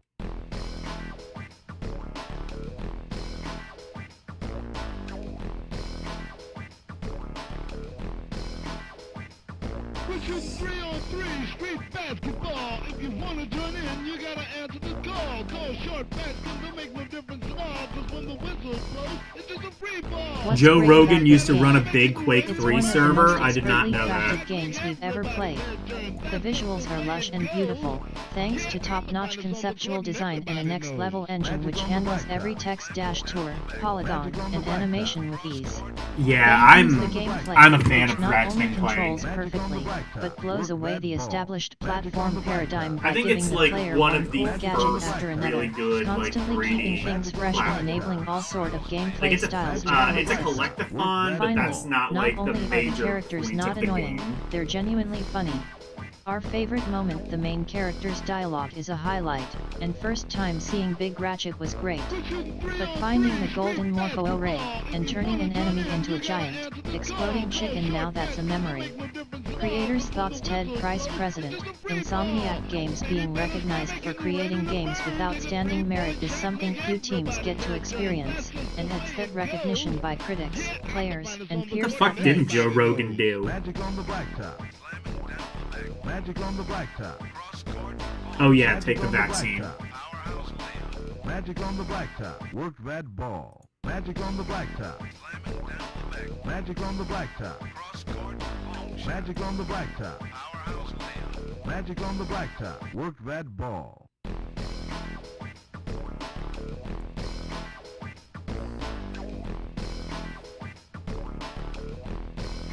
Zero developing games most worthwhile for us. Therefore, all of us at Insomniac Games, I would like to thank PSM for including Ratchet and Clank in this list. We'd also like to thank and recognize He the also Andy and kicked me many to other death, people yeah. who worked closely with us to make this game I mean, a true reality. Joe Rogan Mark is Kernan, actually David Fairchild, and superhuman CIE and totally everyone awesome, at Sony and Computer I have no beef Entertainment with him at UI, all. America, Sony Computer Entertainment I think he's / and Sony Computer Entertainment Japan. Magic on the blacktop. We had a Work lot that backslash ball. of fun Magic making on the Ratchet and blacktop. Clank. We hope you have a B blast Magic on the playing it. blacktop. 1.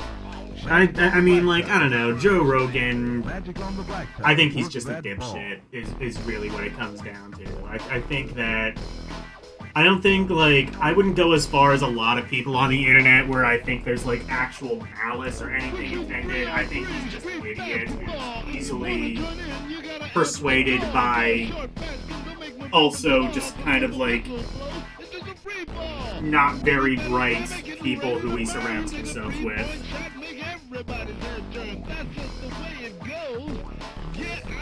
On the court and everybody knows. Magic on the blacktop. Magic on the blacktop. Magic on the blacktop. Alright, number 3, we're getting into the really good games, Magic on the blacktop. such as Need for Speed Hot Pursuit 2. Oh Magic my, on the how blacktop. hot. Magic on the blacktop. Work that ball.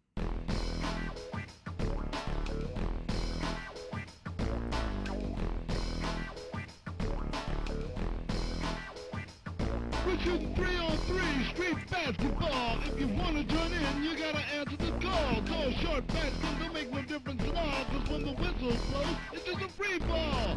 Baby, better stop it, getting ready to burn. Take a 3-point shot, make everybody's head turn.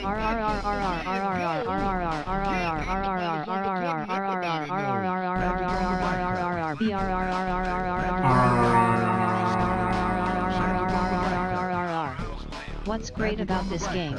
The sense of speed, course designs, and control are easily among the best ever for the genre, but it's really the incredible cop-out that makes this game so amazing. It's not just you against the course, or even other racers, it's you against those two elements, plus the relentless cops and their bag of very clever Guayo tricks. is also a It's pro-level less of a racing billiards game and more of a player racing and action game, semi-pro whatever at you call chess. it. That's It's cool. without equal. Our favorite moment: you evade every cop, blast past every spike strip, and swerve expertly around every flashbang barrel dropped by the police chopper, then finally beat the fuzz outright. There are few more satisfying victories to be found in any game. Creators thoughts: Stefan Wessels and Richard Mole. Producers: Not a massive EA fan of the Black Need Box, for the team Speed that built games, Need but I for Speed. understand Hot Pursuit their 2 appeal. is privileged to have joined forces with EA, and we would like to thank everyone that supported the development of this game. Making a sequel to one of the truly great racing games, Need for Speed Hot Pursuit, was a daunting task, and our goal was to do the legacy of that game justice and bring it to the PS2 platform where it could truly shine. We now look forward to delivering many more top-quality Need for Speed games to audiences worthy of only the best. Alright, number 2.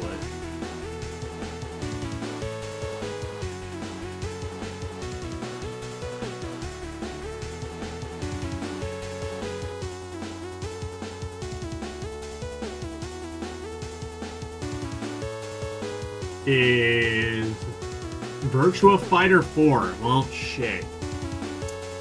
I'm gonna be playing Virtua Fighter for probably next week, so we'll see how good this game really is.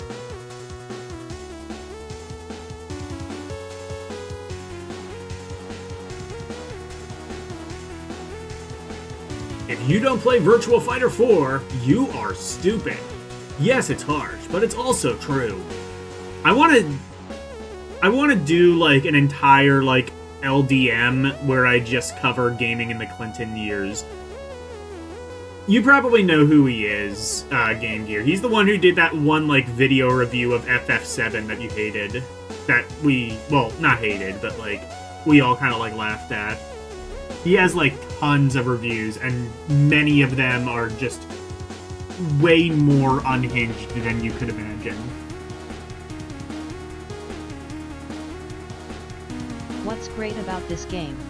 Despite a bit of shimmering, VF4 beats out all other fighters in the graphics department and features an amazing amount of depth.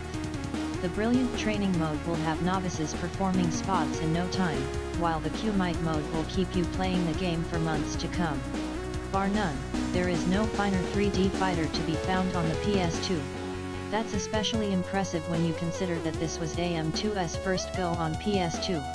Our favorite moment: unlocking Sarah Bryant's funny ears. As you progress through the game's Q-Mite mode, you're able to earn special items for your character. The bunny ears are one of the more difficult items to earn, yet nothing beats seeing Sarah wear them. It's laugh out loud funny, but also sent very cool at the same time. Creators thoughts Hiroshi Kitaka, Coordinator ER. We'd like to thank PSM for this award, it to CV means a lot to the entire team at Sega. Hashtag AM2 that worked on Virtua Fighter 4. The 3 game wonder if has there's been a the cheat most code to popular unlock the arcade bunny game ears. one That of the sounds year cool. in Japan, and we're excited that we've been able to bring the game to PS2 gamers in the /US. VF4 is the product of the original fighting system, which has been improved upon and poly of 4-ish for the past 10 years, so it's been a long /P time in the making. We can't wait until we can show you what we're working on next. Thanks again for all PRN. The support.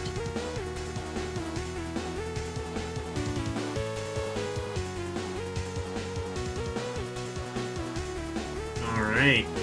Right, what is the #1 game of 2002, presumably? It is Grand Theft Auto Vice City. That is fair.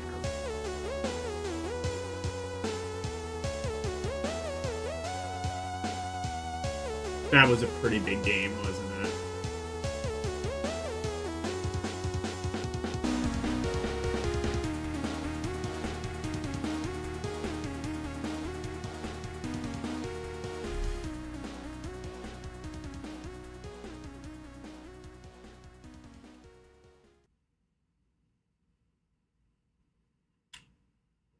What's great about this game?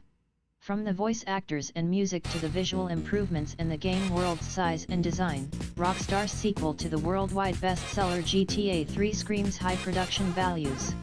The depth and gameplay variety is through the roof, especially for an action game, and the mature, often hilarious content simply makes for the best gameplay experience to hit PS2 in 2002. Going forward, it's clear that Rockstar has a great gameplay formula, but the trick will be to keep it fresh and not rest on the laurels of previous 2002, in installments theory, in the should have been the series. best year If for this the game is any PlayStation 2. indication, however, It's the one we'll year be with in for two a treat twos no in matter it. where the next game's set. Our favorite As moments, opposed, there are too well, then many again, to there's pick also just one. 2020. Among our favorites are hearing the Exploder commercial, 2012. stealing Honestly, the hunter there's from under the military's no nose, claiming Diaz Mansion, unique jumps on the PCJ600, using fake codes to manipulate Vice City in hilarious ways, doing 5 Steve Scott's missions and finding the shark in the water, foot, and finally, after long last, getting 100% completion. Creators thoughts Terry Donovan, CEO, Rockstar Games. Although it is still in its early days yet, we are delighted with the initial responses to Grand Theft Auto. Was Vice City the first 3D As with one? Grand Theft Auto 3, I think it was, will right? probably take 6 to 9 months for the game to get fully explored. Nice. 7% as an experience.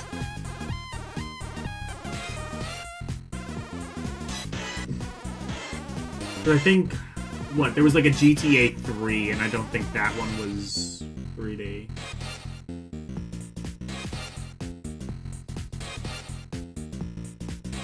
ETO 4, paid time off? Okay.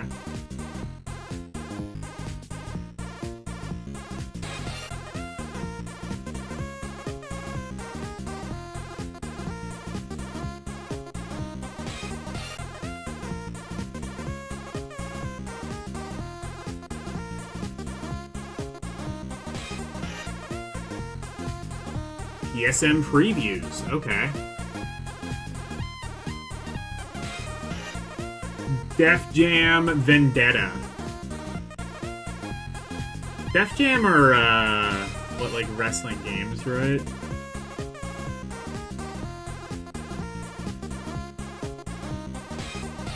Earn a BB a WA and one last look LD in the next month or two. We should hopefully be getting a reviewable copy of Def Jam Vendetta. In the meantime, though, it seemed another preview of this eagerly anticipated title.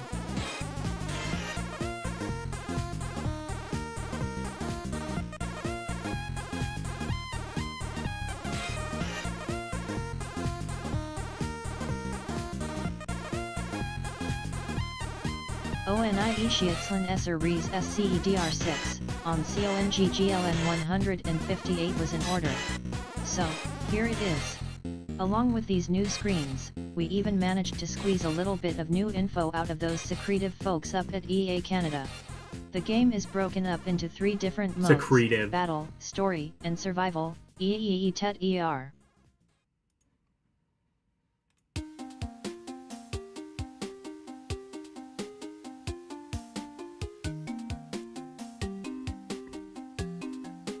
And 4 types of matches: Single, Tag 0 Team, Free for All and Handicap.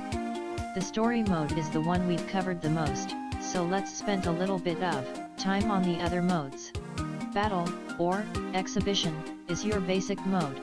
It's the one you'll want to select if you just want to play a quick match against the CPU.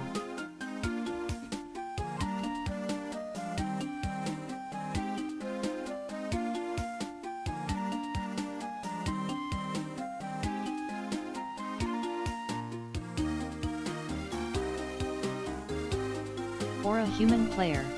Up to 4 players can actually compete against each other if you select the tag team or free-for-all matches. Tag team is especially fun because you can perform special team attacks that cause even more devastating damage. If you're up for a real challenge, though, then try out the survival mode and see if you have what it takes to take on 2 or 3 opponents at once. Further building upon the hip-hop style, Vendetta also introduces a unique feature that could vary SRETE.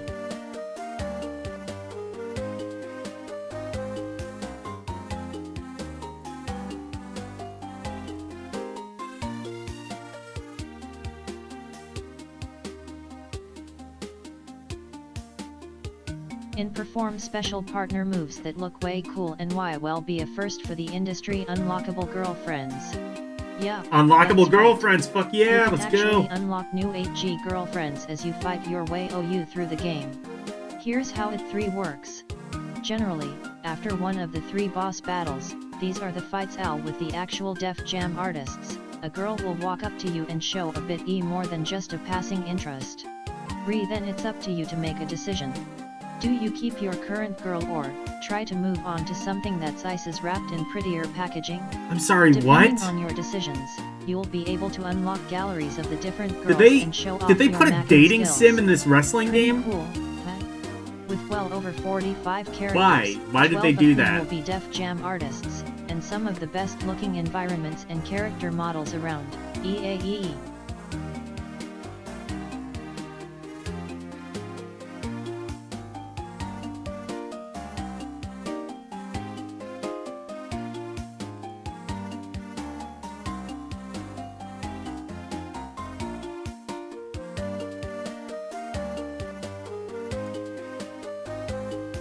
Def Jam Vendetta looks to leave a serious mark on the genre. It may not be your traditional sort of J-wrestling title, but it definitely intro. Dude says plenty of new features that competitors Yeah, like a will dating probably sim be for jealous some reason. of. Why? We just can't wait to play it more.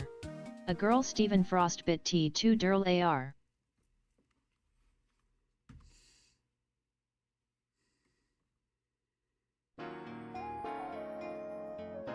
High Heat MLB 2004.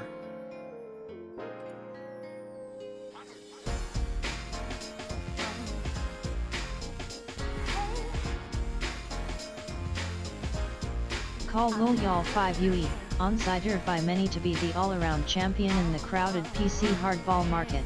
High Heat Major League Baseball has already seen a healthy dose of success on the PS2 for the past couple of seasons.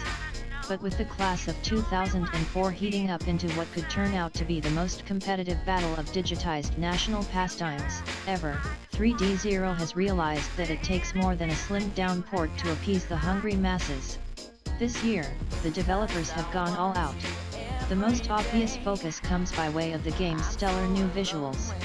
Stylistically resembling the previous Slash incarnations in many respects, high copyright PSF Seri by WYOE.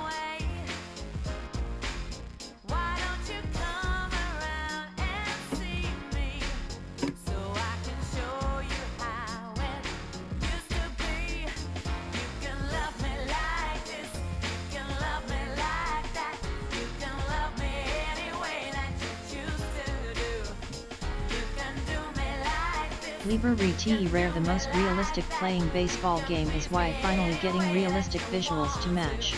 Heat 2004 also boasts an all-new set of dimension-accurate stadiums and realistic motion-captured animations. This also is the first time that new mocap has been added to the game since the series began in 1999. The movement of each player. They haven't like added any new models to the series since 1999. That's insane. That actually, no, that's just a number EA. of slick menus, futuristic statistical overlays, and game reactive crowds, and you have yourself.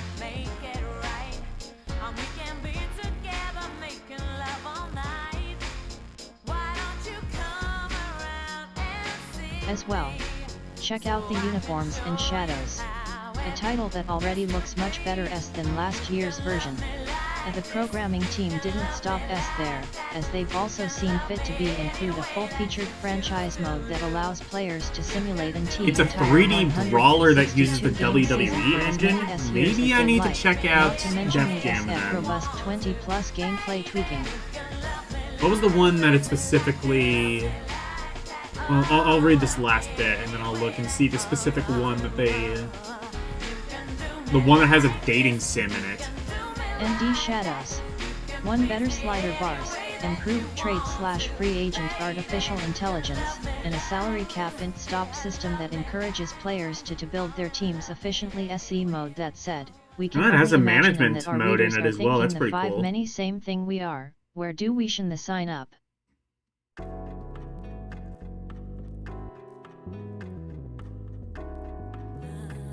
Def Jam Vendetta. I'll add that to the list.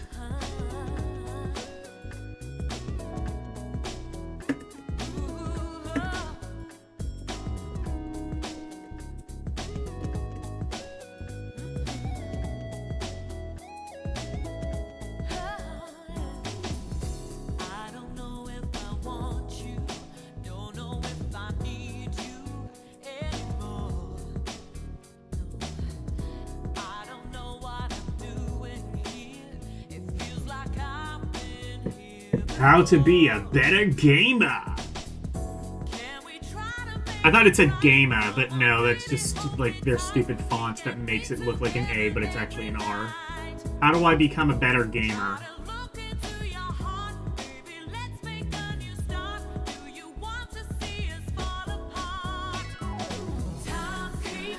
This magazine was written today, it would just be like big capital letters saying get good.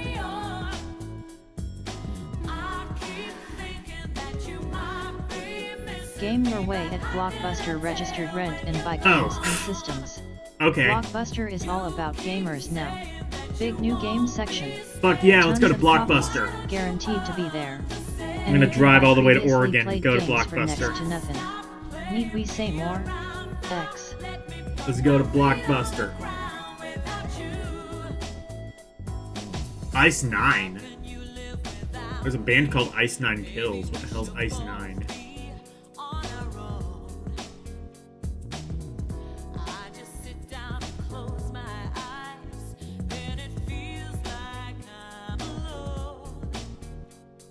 Rom Bam.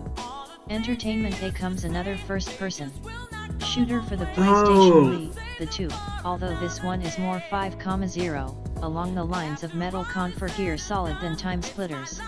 The title essay of the game comes from a deadly anti-GNU computer virus, capable of paralyzing an entire city.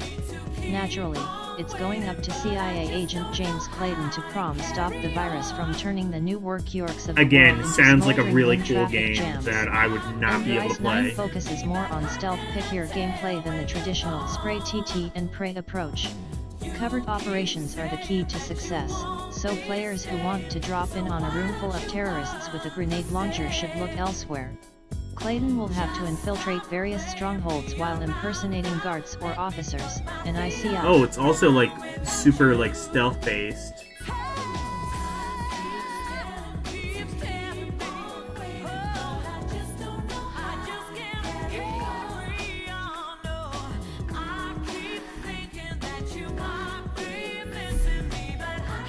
It's possible to knock out a guard, drag him off, then suddenly reappear in his own clothes, all smiles. But, not surprising given why the game features a substantial 10% amount of action as well. BAM! Has confirmed an arsenal ranging from tidal assault rifles to remotely detonated anti-personnel mines, and the bevy of weapons will come in handy when the it's going gets rough. The developers have promised cunning AL enemies, foes WWW work cooperatively, dive for cover when their guns run out of ammo, and radio for help if the player starts picking them off. Although Ice 9 has the usual Onet Ions who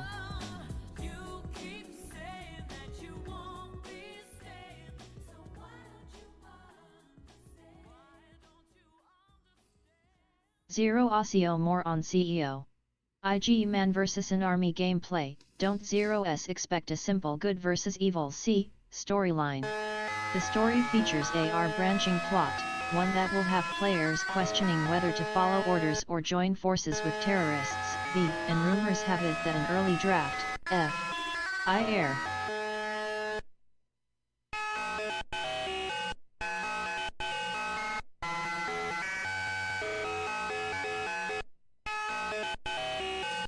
Teal'c in action, YT of the script was based on the new Colin Farrell/Al Pacino movie The Recruit. Where do we sign up? Doug Truman W. Yen. There are times when it may be safer foot copyright sneak around the enemy than take them on. This is one of those times.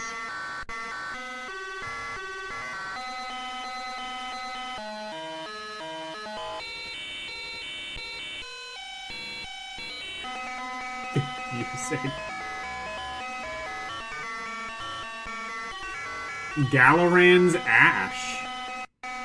More like Galaran's ass. I have no idea what this name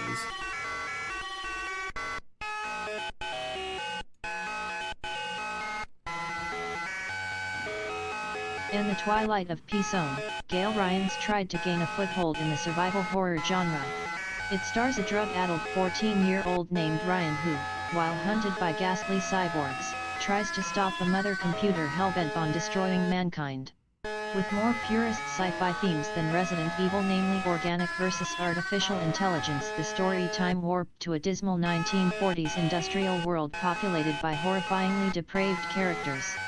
Instead of traditional weapons, our pill-popping teenage hero uses psychokinetic attacks fueled by neural-enhancing pharmaceuticals, careful not to get too addicted so his body goes limp as his brain fries and projects out a force that explodes the heads of anyone in the so-e. Do I need to play this game too? This sounds stupid.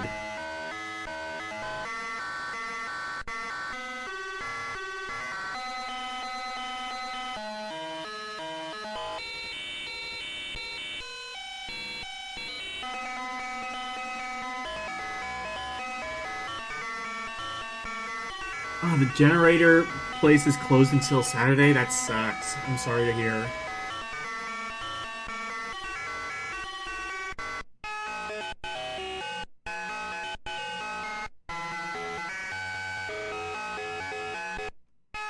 L4, immediate area. This was not a bedtime story. The PS2 sequel starts with the final chapter of the original, as Ryan discovers he himself is a Gale Ryan before destroying mother computer Dorothy, just after it executes a plan to unleash the evil last Gale Ryans, led by Ash. Flash forward 6 years, and Gale Ryan's Lilia 5.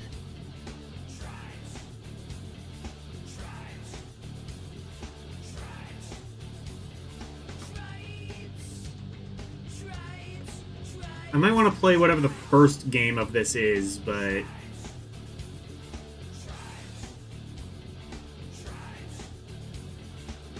either way, this looks kind of stupid. I might have to check it out. Jacked! Let's get jacked.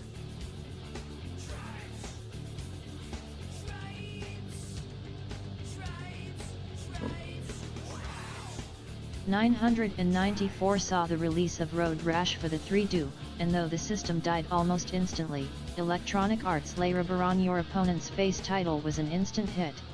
3D Zero is releasing a new racer in the spring called Jacked, which seems to draw largely from the Road Rash school of thought. So it's like a spiritual successor to Road Rash? About its upcoming racer/fighter, but the company issued OOEE.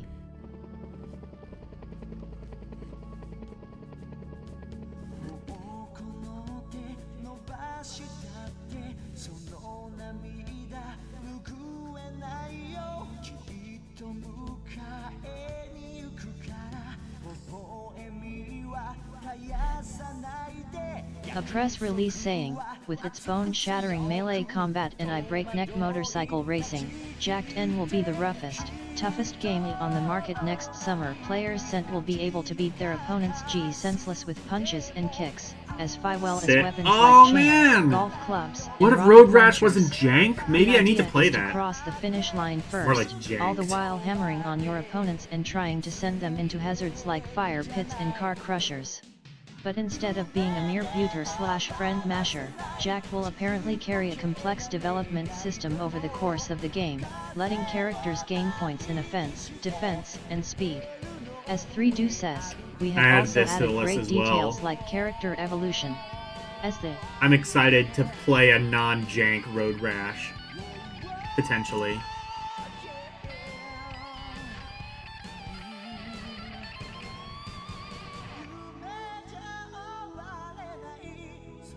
Add a press release saying, with its bone shattering melee combat and low breakneck motorcycle racing, Jacked Emlay will be the roughest, toughest game on the market next summer. Players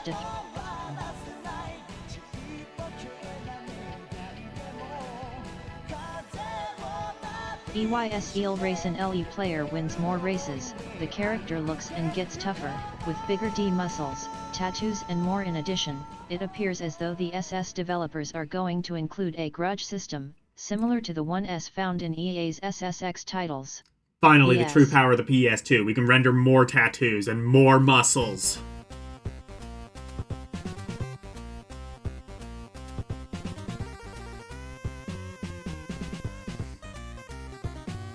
Although the game is still in its early stages, screenshots show spike-wearing warriors jumping tire pits, busting tricks like NACNAX, and using fellow racers as speed bumps.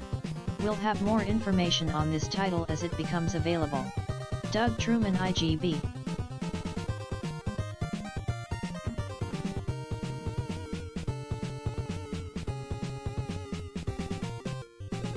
NBA Street Volume 2.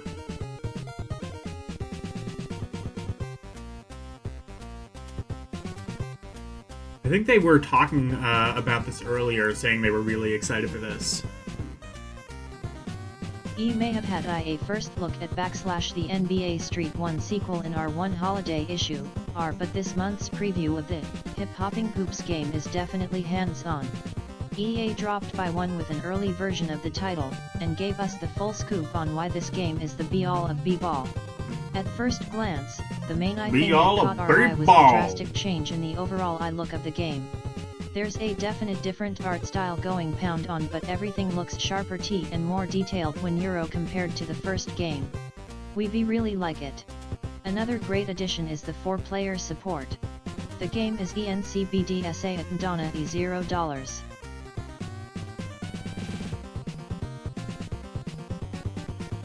Where's Anna? The premium voices still aren't working for me.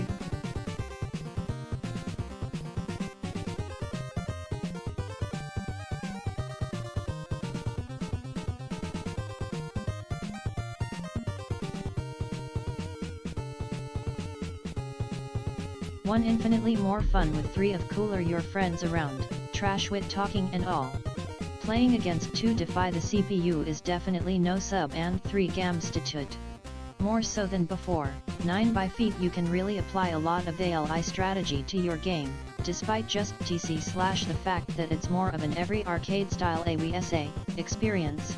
The Able VE, defensive side RN hands, has been spruced, /is prov, up with crawl.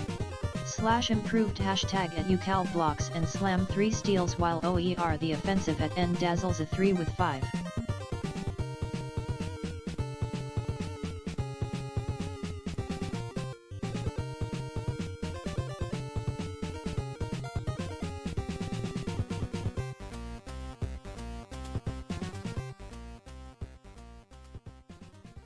Of cooler passes, dunks and tricks. With all this going for it, Volume T2 definitely seems to give the gamers so many modes, features, and depth, that they'll be forced to play it daily just to be sure to discover every little thing. Trust us when we say that once the reviewable version gets into our hands, Work at the PSM offices is probably going to slow to a crawl. After all, why work when you can play as the stilt and slam all over your coworkers? Fuck yeah. Stephen Frost /.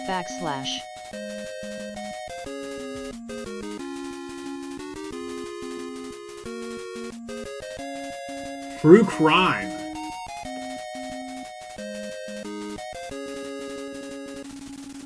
I can't believe True Crime is this old. Like, True Crime as, like, a series.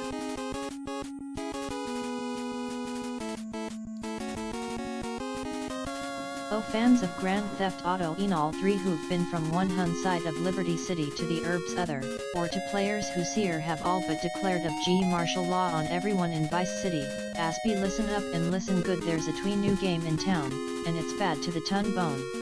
Activision's Luxoflux developed Bear Mint Studio will soon release its new through title True Crime, Streets of LA, and its Sir Less Than Legal, anti-hero cop, Nick Kong, is going to give Tommy Versatile a run for his money. Oh no. NS True Crime is a variation on the Police Grand Theft Auto brutality. style of gameplay. It mixes 3 different genres: gunplay, AE fighting, and racing into one EE.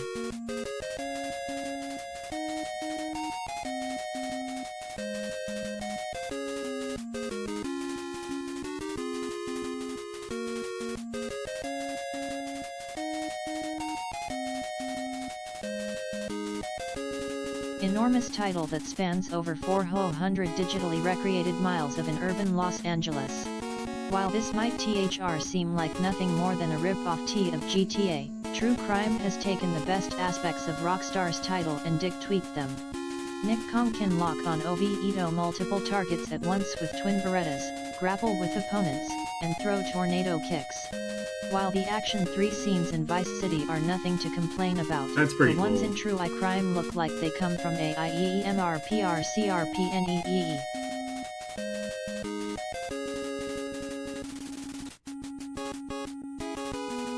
You can just tornado kick some criminals to death. Or, well, we don't know if they're criminals. Shoot first, tornado kick first, ask questions Hollywood later. blockbuster, Fighters Move Store, in bullet time, luckless villains smash active through tables, and cars screech and tear through LA as if driven by Vin Diesel. Later, as Nick battles various crime Sin City decades, he'll weave his way through Lux's over 100 missions. They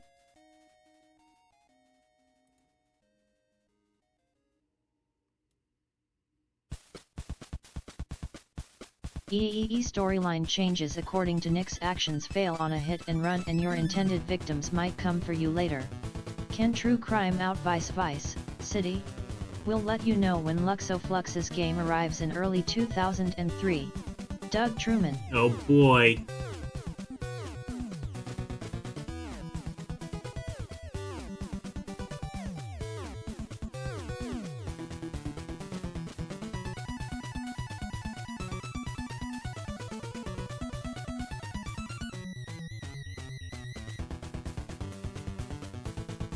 My street.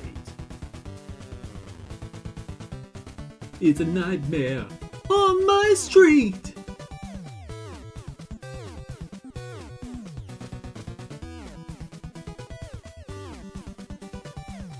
Key characters might not look very hardcore, but the amount of multiplayer fun My Street is promising could be classified as such.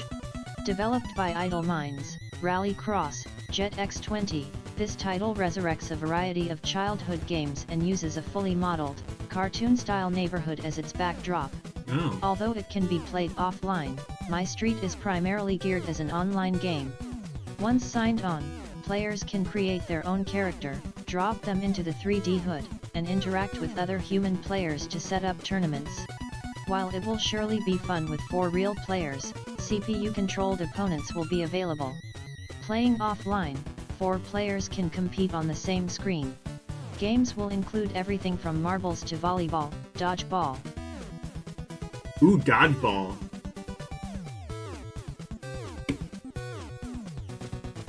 Online dodgeball, fuck yeah. This was totally worth killing the Dreamcast.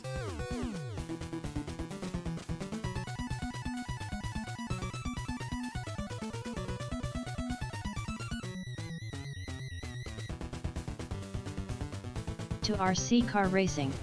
There will be 70 games in all, with chemistry set, and lawnmowers, and pigs and old chickens rounding out the bunch. Oh Randy Nelson SS, Y Eddie we 4AA tie. Fuck yeah. Alright, Amplitude.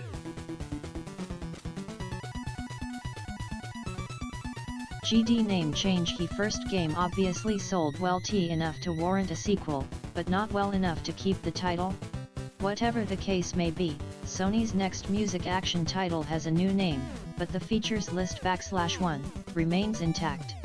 The most prominent addition registered to the original game is online play, where up to 4 human opponents will be able to compete and collaborate. I to guess a remix lot songs. Players will PS2 also games be had able to online create their play. own customizable I avatars didn't know called that. FREQs, freaks, to represent them as they play through 5 arenas. The music itself will be more MOI big diverse this time around. EncompassOnline.com. Oh, Frequency is the first game apparently. Never heard of that.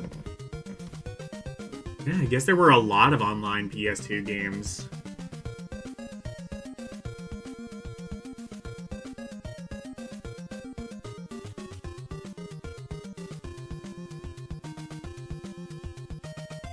Big mother truckers, let's go! I didn't know there was a PS2 version of this. That's great. New arcade racing 3D Zero's concepts are in here. Racing Ently over the top as is throwing around the jackso weight of a big truckle rig on the highway. And thereafter, it's hard to /bus resist diving %. A PLA headlong into 2, WH popular redneck /F up culture. This spring, PEABL Europe's Empire, 2 equals interactive will take Euro equals on Sega /AM2S King R equals 3 of Route 66 within, more shameless /equals portrait of the Deep 3 and South, courtesy of BNN developer Utechnics EH, maker of several 4 /P Zone racers and /3.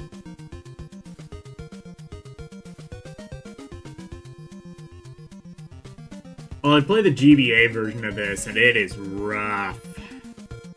Maybe the PS2 version is better. I mean, the GBA version is at least funny.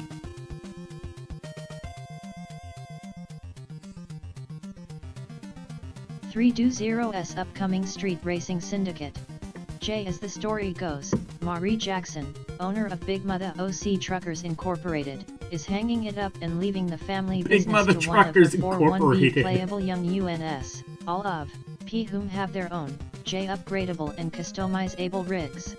She decides to hold a trial by trucking, with BD the Trial by winner trucking. equals 1 the biggest fortune ZAN hauling cargo equals new, between Hick State. Counties 5 cities 1 DD in 60 days. Besides /competition from /NA, your siblings I5, W equals and other.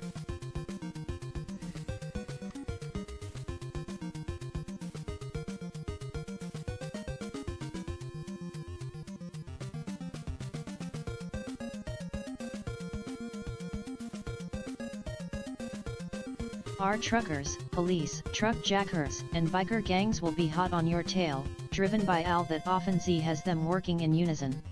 Old streaming technology makes VITH possible open-ended, going anywhere gameplay through any Hick State county and its very destructible environment site without load times, and a 3 trading and economy system to requires smart supply and end demand decisions to maximize S profits.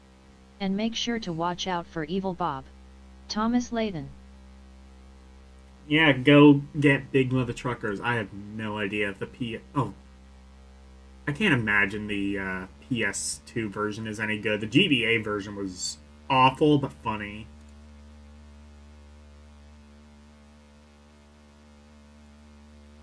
ROM, the same development team that brought us the 4 Primal. PlayStation hit Medieval, comes the gothic horror adventure known as Primal. A dark, sometimes humorous, yet always atmos.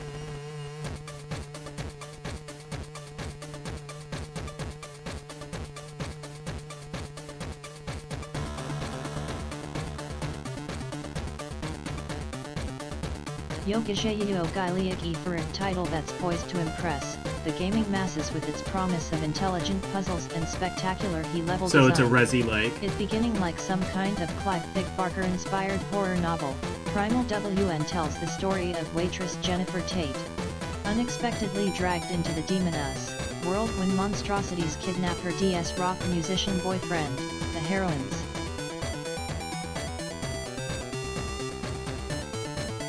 I wonder if it's like super stupid like early Resi was. Like if it has like really bad voice acting. IC adventure/own demonic lineage and powers are of slowly uncovered as she races to save her love from the 4 elemental planes of the underworld. Assisting to her throughout the adventure is a 3-foot-tall stone gargoyle known as Screep, and when used with gens on dark powers, the game's grand R scheme becomes apparent. Ease enabling the player to switch between both Gen and Scree at any time during the course of their journeys. Teamwork and quick thinking are the only ways that Miss Tate will get her boyfriend back. Forcing gamers to use brains in addition to brawn, Primal is out to prove that it's not just another ugly face. Utilizing a variation on the classic trade-off puzzle-solving techniques found in games like The Lost Vikings and Ratchet and Clank. Oh. From point A to point B isn't always going to be So it's not as it Resident looks. Evil, it's like And so Lost far- Vikings or Ratchet and Clank? Okay.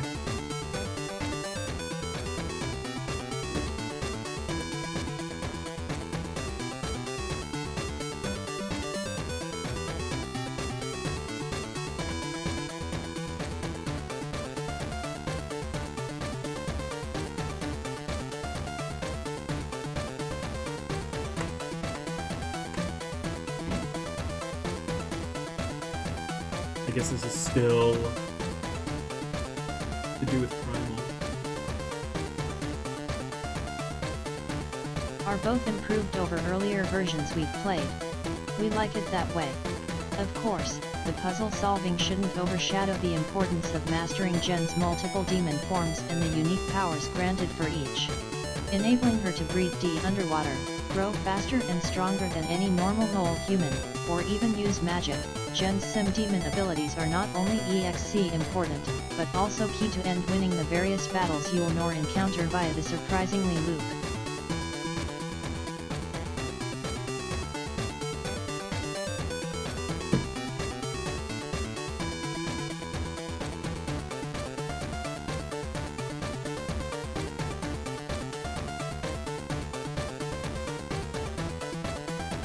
C-Tai AI Deep Combat System. WI Unfortunately, there's plenty more to talk about that space simply will not allow, be it the excellent voiceover work, high-end visual presentation, or phenomenal gothic soundtrack. TT luckily, will be back next month WICD's TE.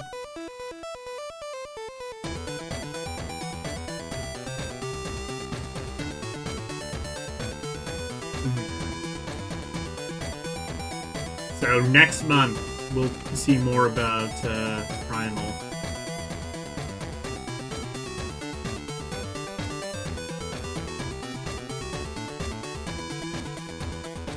Return to Castle Wolfenstein, Operation Resurrector.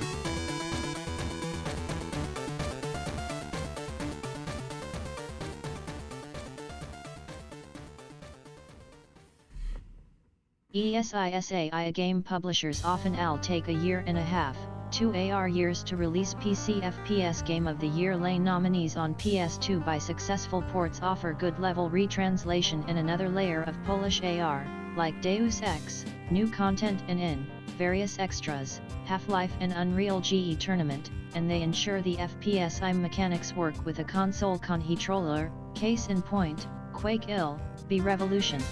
Soldier of Fortune Gold PE and Ghost Recon may have failed on AGPS2 in these regards. ER as it now stands, RTCW, Operation Resurrection looks to be among the successful lot, with the PC version's ferocious action and strategic stealth, compelling story, creative level, and character design intact, and within.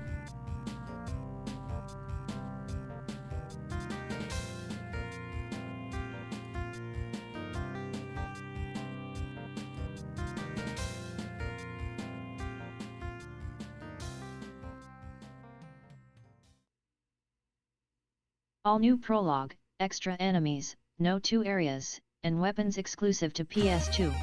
Of 3 executive produced by the BJ Legendary ID Software and developed GU by Raster Productions, the triumphant ANC return of the Wolfenstein series sees UNC Lish Army Ranger BJ Blazkowicz infiltrate GER-ing the Third Reich to stop the sinister genetic, paranormal, and occult expert FPS immense led by Hitler's henchman, and Heinrich Himmler. On PS2, the story begins in Egypt, where our hero is Jay paired up with another OSA operative, on Agent 1. Powered by the Quake Ill engine, the game progresses through Ooh, powered by the Quake 3 engine. Wonder if Joe Rogan's server would have worked with Return to Castle Wolfenstein. Ton reserved Normils Resident Evil, ES, Norway, and ultimately into the hard Altel to PS2. Of Nazi Germany's Castle Wolfenstein, ABSBJ encounters the Führer's loyal you remember SS Half-Life guards Ghost? and soldiers in eerie forests, convent and secret military Teased by installations. Blizzard around this time, it was undead never zombies in released. ancient crypts, and WH Or no, it was and StarCraft mutations in the Ghost. X Okay. Labs. PC Synictor. We're still waiting for Half-Life 2 Episode 3. Actually, I think now, right now, I think they're like saying like Half-Life 3 is in development. WD. Although a multiplayer component is absent, the PC version's levels are intact. Include highly customizable controls and a handy save anywhere feature, and you have the makings for what should be a solid port of a great PC title. Thomas Layden.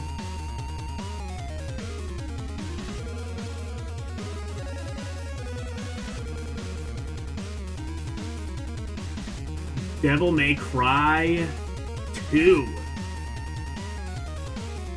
I have never played DMC2. I've heard, like, everything.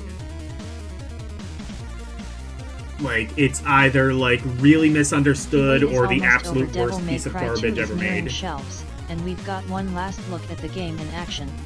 More specifically, we've got a new look at Lucia Dante's sword-wielding partner in action, showing off what she does best, kicking butt in her own very unique way. I should actually play She's DMC2 at some point and make up my own play mind. alike. Selectable from the adventure's outset, Lucia has entirely different moves from Dante. For one, she can perform several different kick attacks while on the ground. Oh, is Dante not in this more one? than Dante could.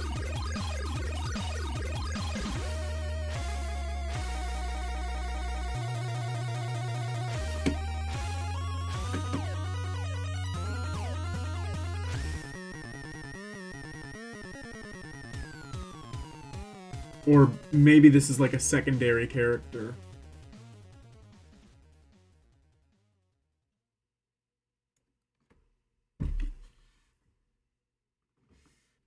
Perform in the first game, by far. 2. Since she doesn't shoot guns, Lucia can also throw knives at enemies from long distances. 2. This should be especially helpful against airborne foes, as you can see in these screens. Finally, the red-headed heroine can use her curved blades to not only slice enemies, but deflect their attacks as well. Like Dante, Lucia has a full set of fancy environment-based moves, such as running up and along walls, plus the ability to attack and after leaping off of walls. How much the game will change when playing as her remains to be seen, and luckily, we won't have to wait much longer to find out. Lucia's Unigrandi Nelson Helfixton EEAEEEENE.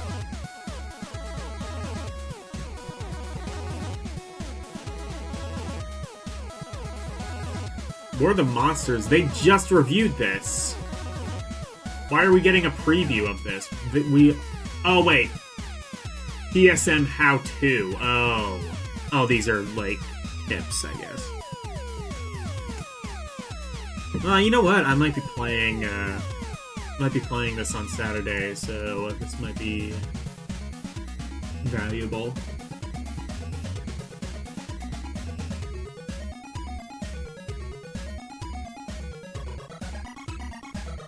When facing multiple opponents, dispatch.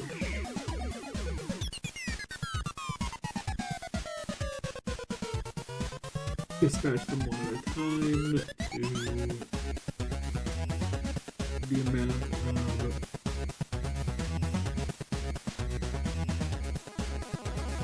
Okay. Take care of enemies one at a time. Fair.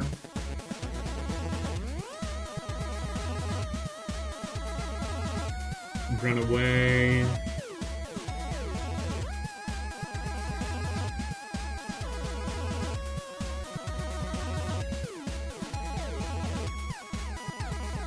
You take lots of damage, just run away. Alright, these are all pretty fair ones.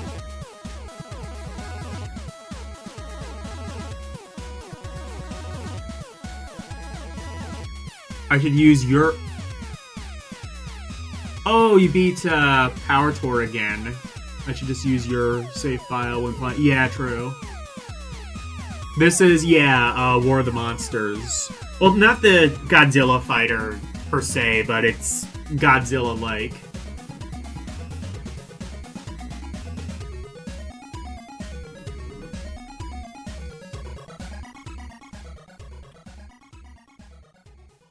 I'll have to hit you up, I guess, whenever...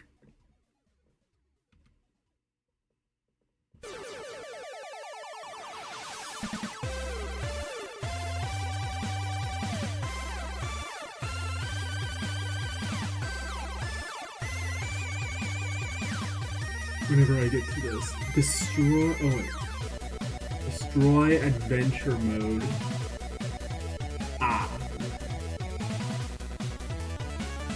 Yeah, I'm not as interested in the tips and tricks. You can pause this and read if you're interested.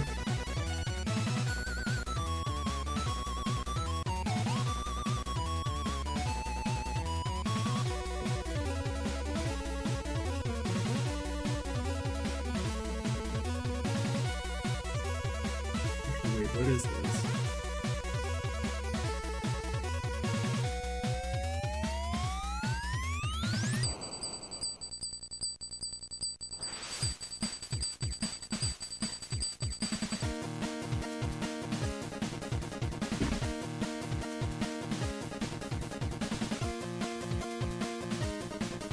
Oh, this is still a house music.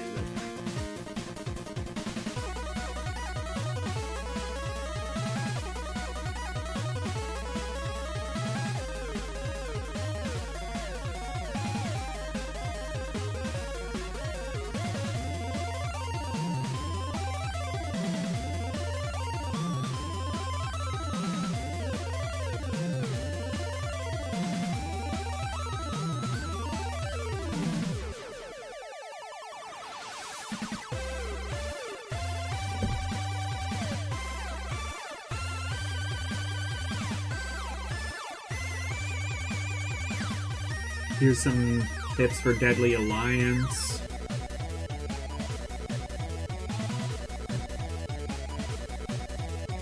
Some tips for Star Wars Bounty Hunter. I've never played this game before. I've never even heard of this one. Dragon Ball Z. The tip, don't play it, apparently. It's like the worst reviewed game in the entire magazine.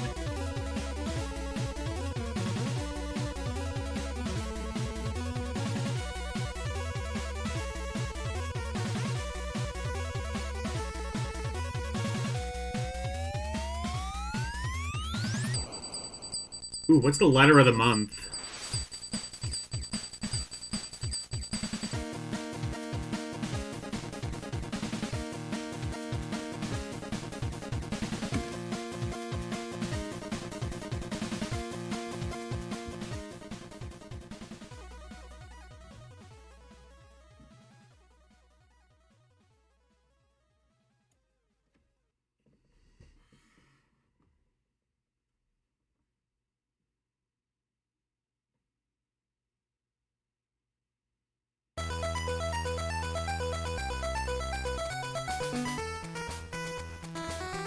I'm confused right now. With all the talks in different forums, found out that NX bought Square? Please tell me this is not true. If it is, then what happens next? Don't want Final Fantasy looking like a crappy Dragon Warrior game. Don't want the graphics on the PS2 looking outdated, like Dragon Warrior for the PlayStation. Oh shit. If this greatly affects Oh, Square, no. then we may have to revolt against this deal of Square getting bought by NX. You're gonna I revolt love against Final this Fantasy deal. What are you and gonna Kingdom do? Hearts. Love the games the way they are. Hoji Furia, see Elvine at lycos.com. The Square/NX situation is not really a buyout. It's actually a full merger of the two companies. However, since NX shares were doing better than Square's, that company becomes the controlling section of the end product. However, Outdated Square like officials FF6. still remain in several Yeah. of the top positions of power. Square Enix Incorporated might be one company now, but the two product lines will still remain quite separate. You won't see very much change as far as the games go. In the extreme of things, NX Yeah, if might benefit anything, from the Dragon higher Quest production got more values that Square cartoonish brings and to the table. FF's and Also, Final Fantasy both got can now like work more effectively towards profitability kind of and went a bringing little bit games to too even realistic broader by like market. FF15. Considering the economic conditions in Japan, right now, Where it applaud was the all two just like companies for some coming guys together, and I look forward in a to seeing car what going future on some weird projects they road will trip announce. thing. You should, too. I don't know what the hell that was all about.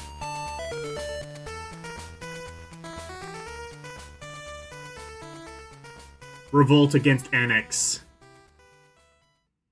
Viva Revolution.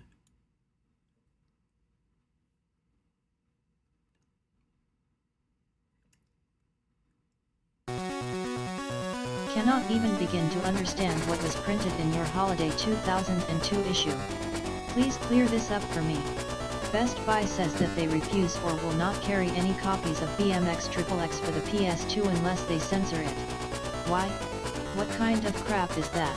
Yeah. That makes me so angry that I'm doing the absolute best can to Well, it's censor called Triple myself at X. this You should point. expect some Best Buy wants X-rated this game material. censored? These are the same people that when you walk Triple down X-rated where the videos material. and DVDs are, you will see a little section labeled mature. In that section you will find all kinds of things from Playboy videos, to Penthouse, and various girl-on-girl smut. Folks, we aren't just talking nudity here. We are talking about actual softcore porn. And they refuse to carry one game because of nudity. Would at least like to know if anyone has any idea what the CEOs at Best Buy are thinking. Jeffrey Herda, Jeff Herda at netzero.net. Eric, I think there's a double standard. Nudity, and excessive violence, in movies is fine, but because the mainstream public still insists in believing that video games are kid stuff, it's not okay for them to have excessive sex and violence. Yeah, that's fair. Chris just reminded me that some retailers even ELETERTSR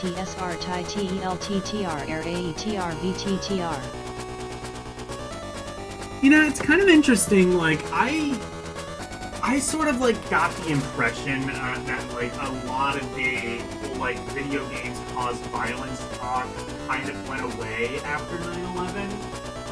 And now I'm, like, remembering back to this time, I'm like, it softened a little bit, but it didn't really go away. I don't know when it really went away. Like, probably, like, around, like, the PS4 generation is sort of, like...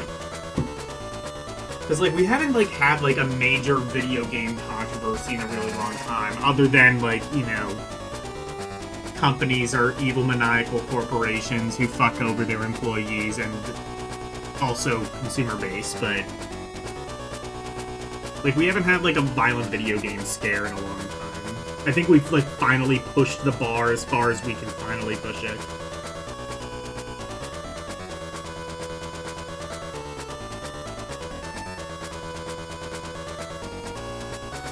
Either that or people are just, like, mentally numb at this point. Fair enough.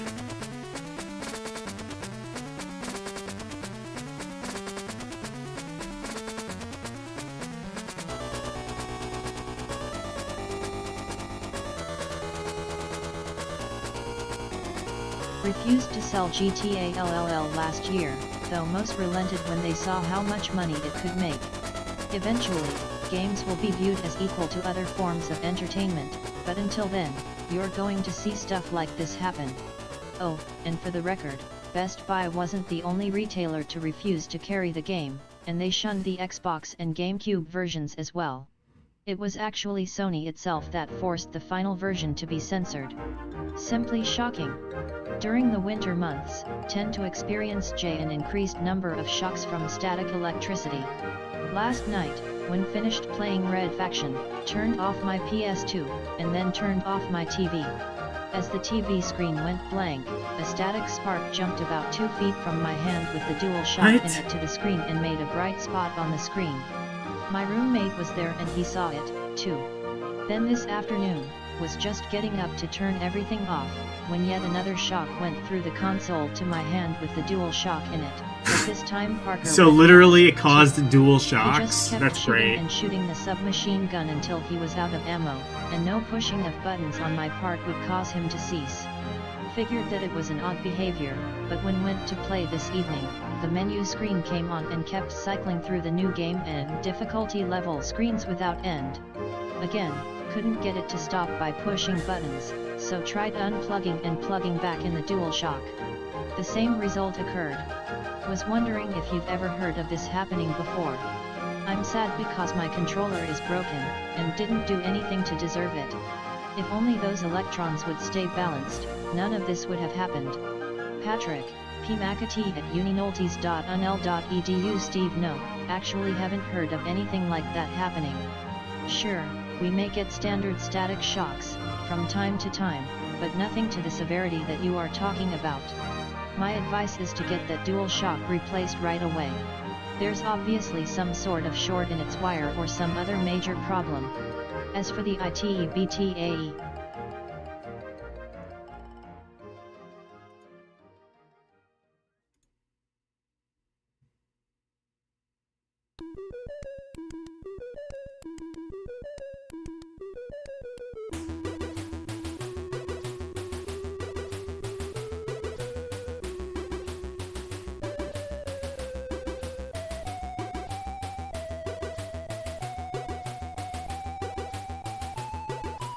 even the best electrons can go bad.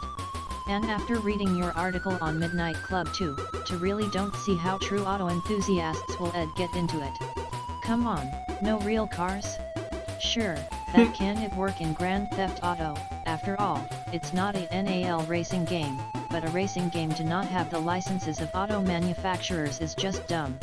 That is like playing a football game without having real teams or players. Oh no! Marshall Falk or Who gives a Dallas shit? Cowboys makes it worthless, no matter to see how good it plays.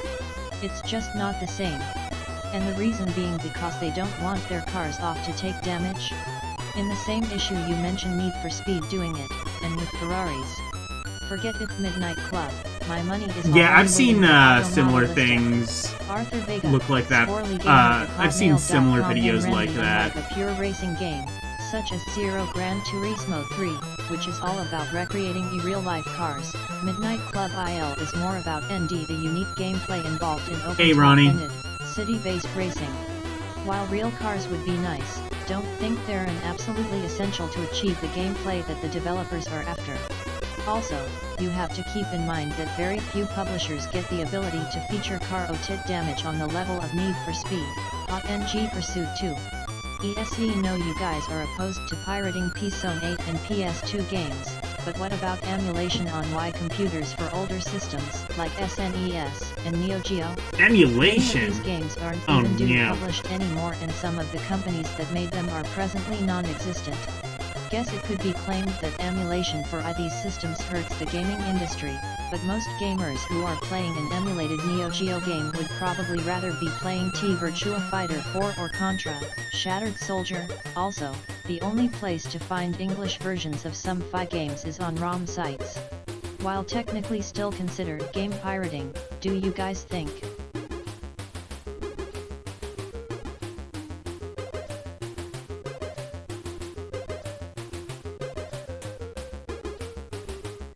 It's fine as long as you delete the ROMs after 24 hours.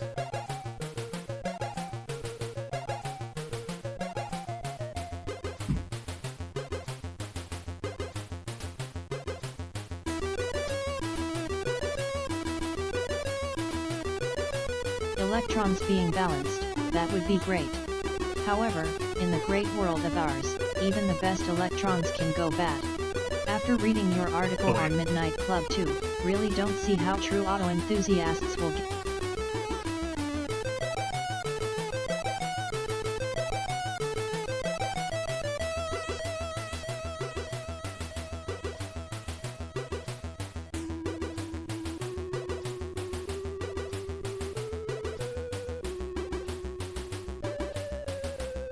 What is this?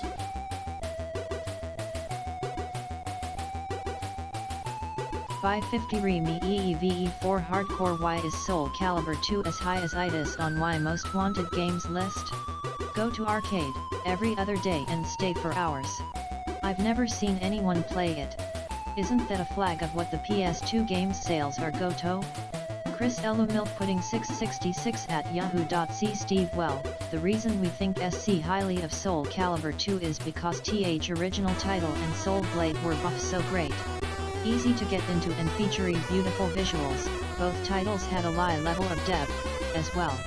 I still prefer T Virtua Fighter series, but definitely consider Namco's weapon-based fighters as some of the finest titles in the genre. And wouldn't consider T Arcade as a basis for the success THA the game might or might not have for the consoles. Take BF4, in the US, series has never been very popular at the arcades. However, it went on to extremely well on the PS2. The simple fact is that fewer and fewer people to the arcades, so you can't use that any sort of indicator. Expect that SC Calibur IL will go on to become one of the best-selling fighters on the PS2.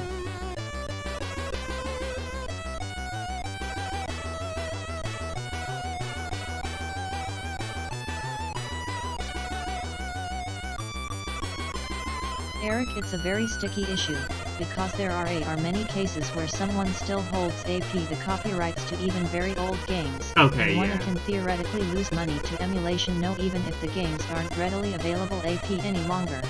However, to answer my specific question, don't think that the vast majority of publishers would care at all about emulators if they stayed a couple to generations behind current technology. Is Gamer firing up a Genesis emulator now pre? Yeah, no, the publishers care about well, one publisher really cares about emulation.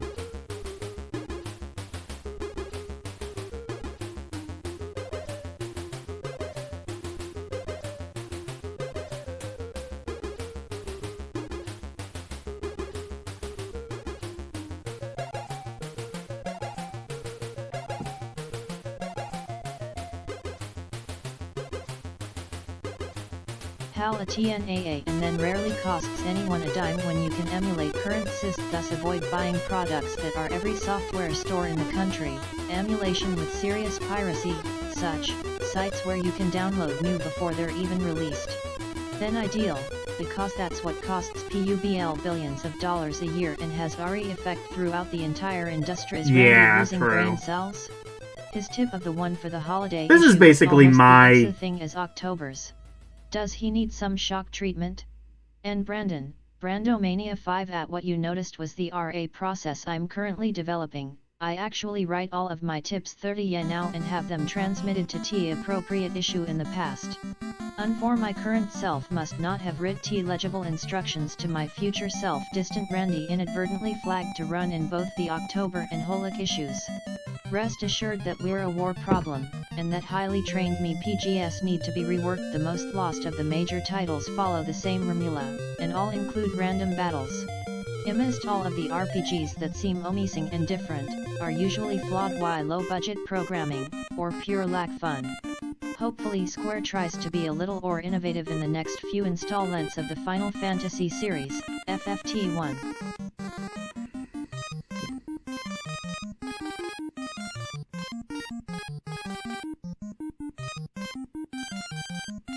What, Final Fantasy X wasn't innovative enough? Like, an actually, like, fully 3D game that's, like, nearly fully voice acted? That's not innovative enough for you?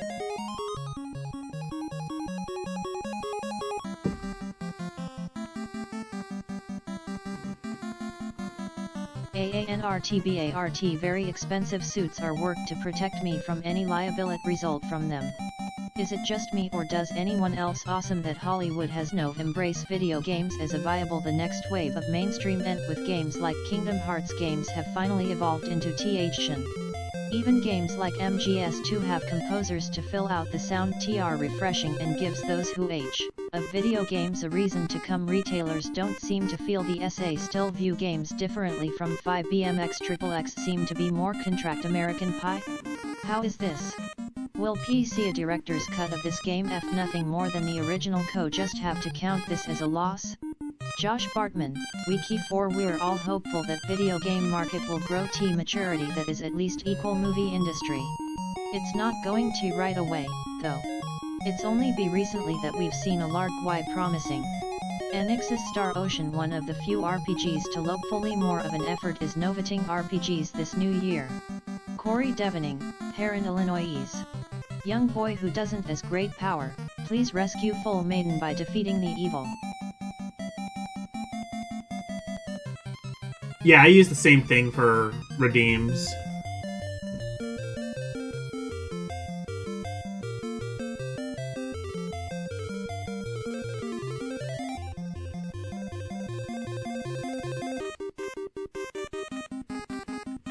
I use Mix It Up Bot as well. So I can use things like this.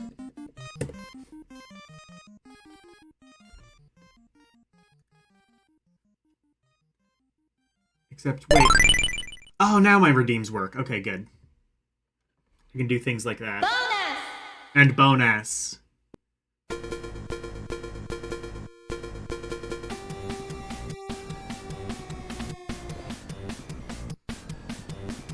Here's one that I have that, like, I wish more people would use. Or, wait, no, never mind, it's one word.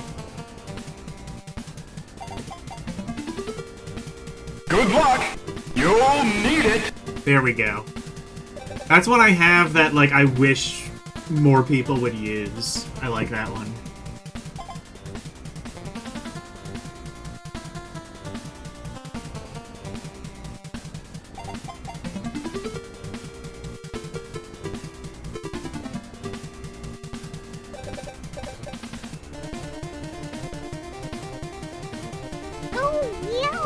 That's a good one, too.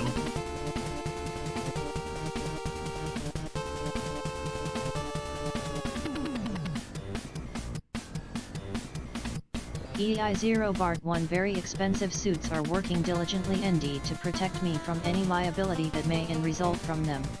Lies Res 2's. Is it just me, or does anyone else think that it is big awesome that Hollywood has you now love come the to ours embrace vintage, video games as a viable art form and NG the next wave of mainstream sounds like the audio's peaking. It's with games like Kingdom Hearts and might be a bit GTA too Vice loud, City, actually, games have finally evolved into the next generation. It's from Even games Smash like TV. MGS2 have Hollywood TH composers to fill out the soundtracks. It is so refreshing and gives those who have grown out of video games a reason to come back. I love it! However, I buy retailers that don't for seem to feel $1. the same way, and comms still view games differently from films.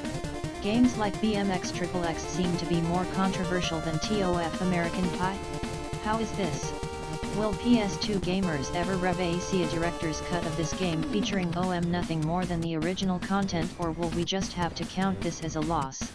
Ely, Josh Bartman, Wiki427 at AOL.com. Steve, we're all hopeful that this video game market will grow to a level of tip maturity that is at least equal to that of the movie industry. It's from Smash TV, from the arcade. Away, though. It's only been really recently that we've seen a large influx of EE.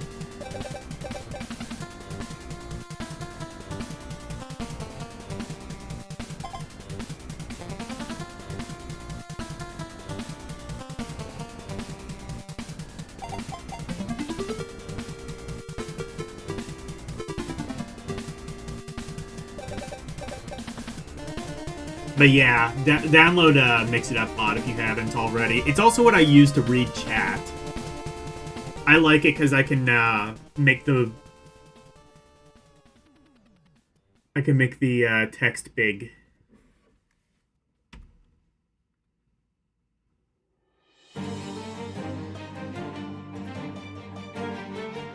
I can make it big.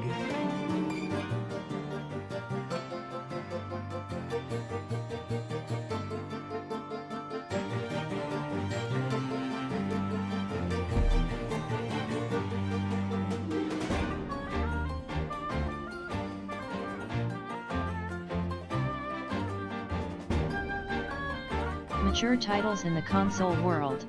Sure, there have been some here and there, but a large majority of the titles haven't been released until the last couple of years.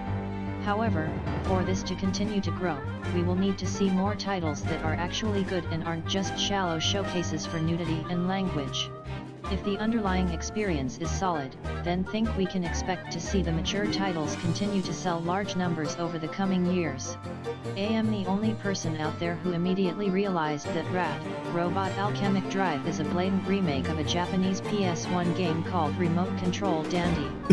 Robot Alchemical Drive, that game There is was a so playable fucking... demo of it on one of the old that PlayStation voice underground acting discs. is amazing. No pun intended. Played it for about 12 seconds before accidentally made my robot demolish a city block, and my jaw hit the floor. Couldn't understand a word of it, but it gave me more of a power rush than anything else I'd ever played. The premise, control scheme, and even the human controller/camera system were nearly identical to what I've read about Rad. I've been waiting for months for one of you guys or your readers to mention the similarities. I think I made but it's L just play not Robot happening. Alchemical I Drive. am the bearer of privileged information. Do win a prize? AM special? Where the hell can find Remote Control Dandy? Who took my pants? Stephen Ritchie, Colin_in_sick@yahoo.com. This one's a no-brainer. Obviously the It's G fighting genre needs much improvement and needs to be reworked because still sent everything is the same, especially Tekken 4. They need to mix it up, like cooler camera views, or more unique moves, ID high stuff like that ever Julian de Marais, LA, CA Shuino.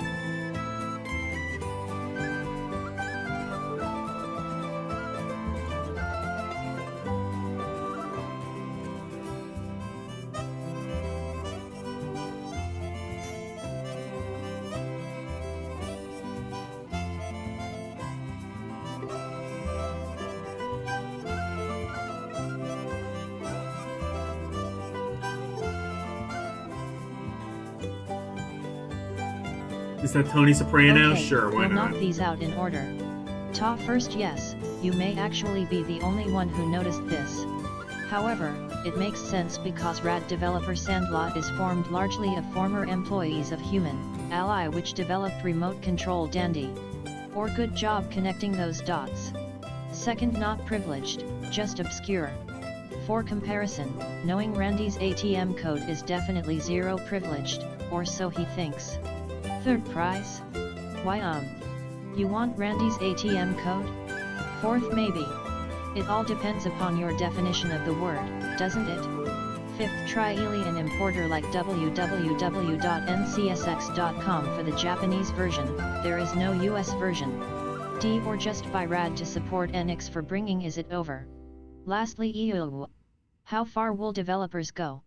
Are they seriously that driven to include such a thing? What I'm talking about is Rockstar North. In GTA, Vice City, I noticed that F was never spoken. Well, ER sure as hell was written in many places. Found LL 4 different places where it was written so far, one Arlie and I'm sure there are more. Bye, One Renee. was written on IL. I'll probably be inside done Phil pretty Cassidy's soon. trailer. I'm just gonna finish the The magazine. others IP were in dark alleys and I'm sure more will pop up. My point here is this, when will developers raise it to the next level?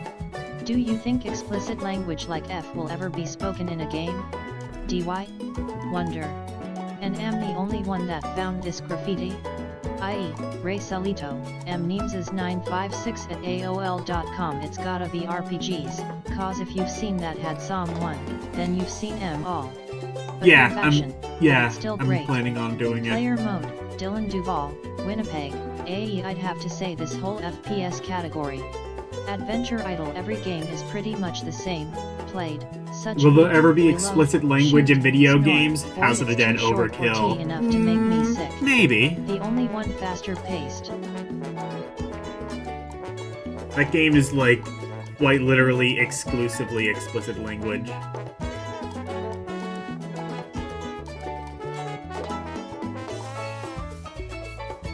Oh, I think even like GTA was...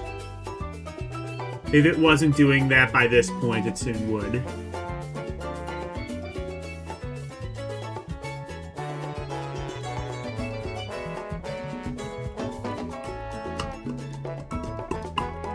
Re OE Chow CHIHRs to BBVSL orbit 6 SEBH adapter offline. Just purchased a network adapter and I've been trying to set it up so that can use my AOL high-speed broadband connection. But after several phone calls to Sony and AOL, was told that AOL broadband isn't yet equipped or set up so that it can operate with the network adapter. The dial-up works fine, but if you've got a game like SOCOM which requires broadband, then what do you do? Do you have to switch to another broadband service provider? Or is there another way to deal with this? Also, am the only one with this problem? Oof, Ryan AOL. Lewis, genuine film lover at AOL.com. Currently, it appears that AOL broadband is not compatible with the network adapter. However, they are working hard to correct that.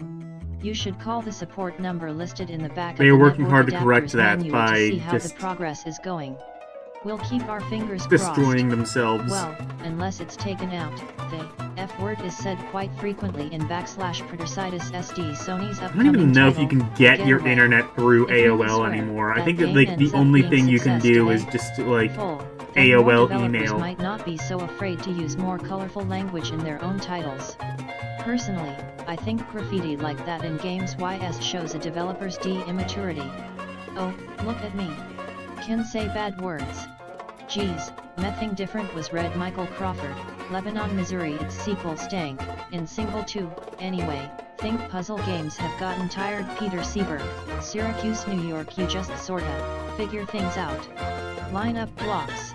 Exciting. Really think platforms idols all the way. The games would revitalize this genre. Maybe some of one as Jack and Daxter, or either the platforms could move around to add too slow. They need to be puzzle difficulty and have better levels. Shinobi Wade, San Jose CA number 68 February 2003/PSM, 100% independent PlayStation 2 magazine /95.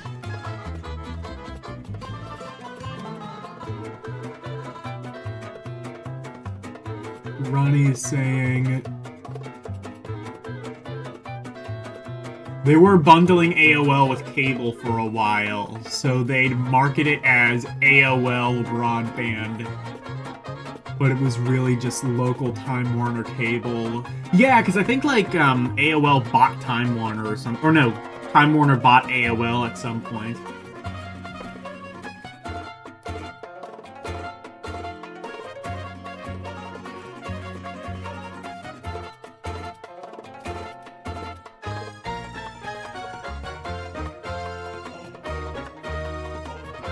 Some of them had like web browsing simulators. That's so cute. Next month. Next month will be issue 69. Very nice.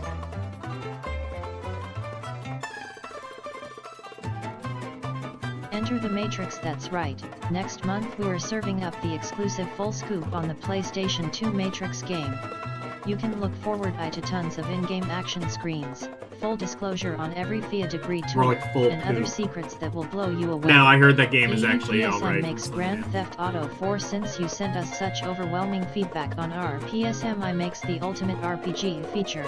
Next month we're brain FT storming ideas on how to make the GTA series even better.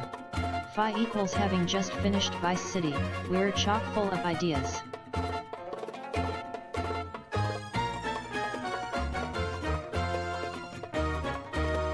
Ads. I think this might be the end of the magazine. Let's look at some of the I will say, like, this might have, like, some of the best ad art of any of the magazines. And we are done. Alright, in conclusion, I think PlayStation Magazine might actually be the best magazine we've seen so far.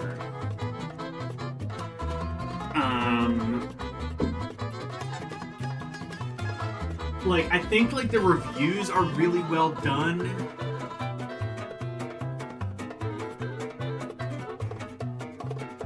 Yes, Finn.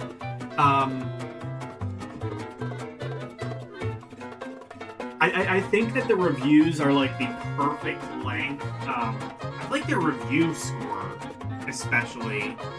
like, it makes sense. It's on a scale from 1 to 10, which, honestly, I think I've just come to understand as just, like, the golden rule, I think, is what it should be. Because ranking it from 1 to 5, I feel like you end up with, like, a lot of games getting the same rating. So you have, like, a 3.5, which could mean, like, multiple different things. But,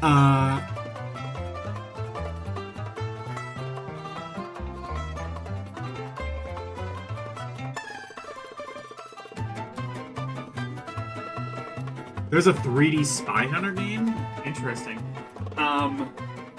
But yeah, like, I really like PlayStation Magazine. I'm glad, this really basically happened because Elle was posting, her magazine in my Discord. And it made me realize, like, oh, this is actually, like, kind of exactly what I want, out of a magazine. And I think next week, next Thursday, I am going to download...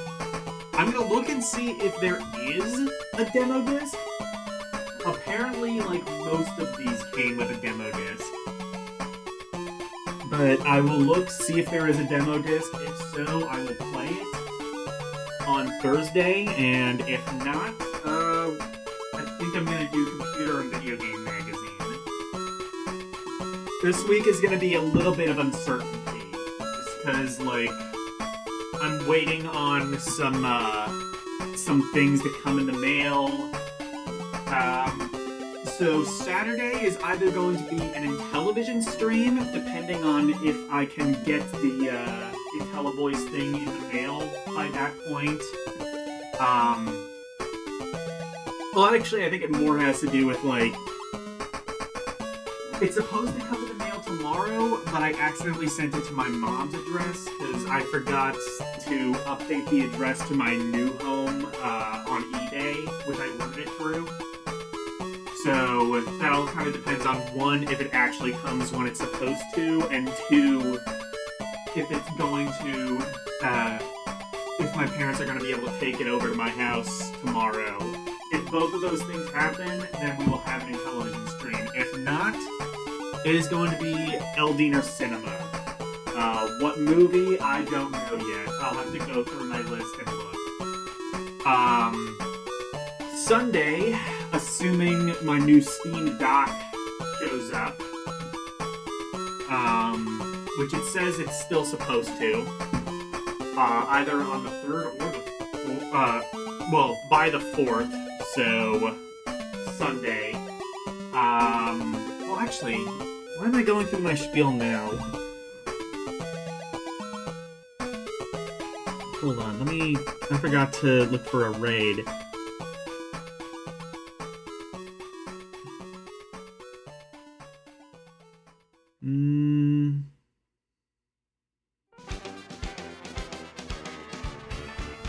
Alright, I'll just take you over to Aru's, because I think, like, some of you guys are already in that stream already. Yes. Man, I just can't change my ugly mood. Yes, I am one unhappy dude. I'm pissed. Anyway. Alice to Turn on my one big TV, but no one up there looks like me. Makes me pissed. Anyway. But yeah, so assuming the new dock comes, and assuming I can get it working, assuming everything works alright, I will be doing more Harmony of Dissonance on Sunday. Monday will be more Game Boy Advance games, beginning with the letter H. Hopefully I'll be able to, well, I don't know if I finished that up, but I can just get through. I'll probably replay that Sorcerer's Apprentice game, so I can, like, have all the Harry Potter games on one stream. Tuesday, I will be getting back to Lunar, the Silver Star story complete.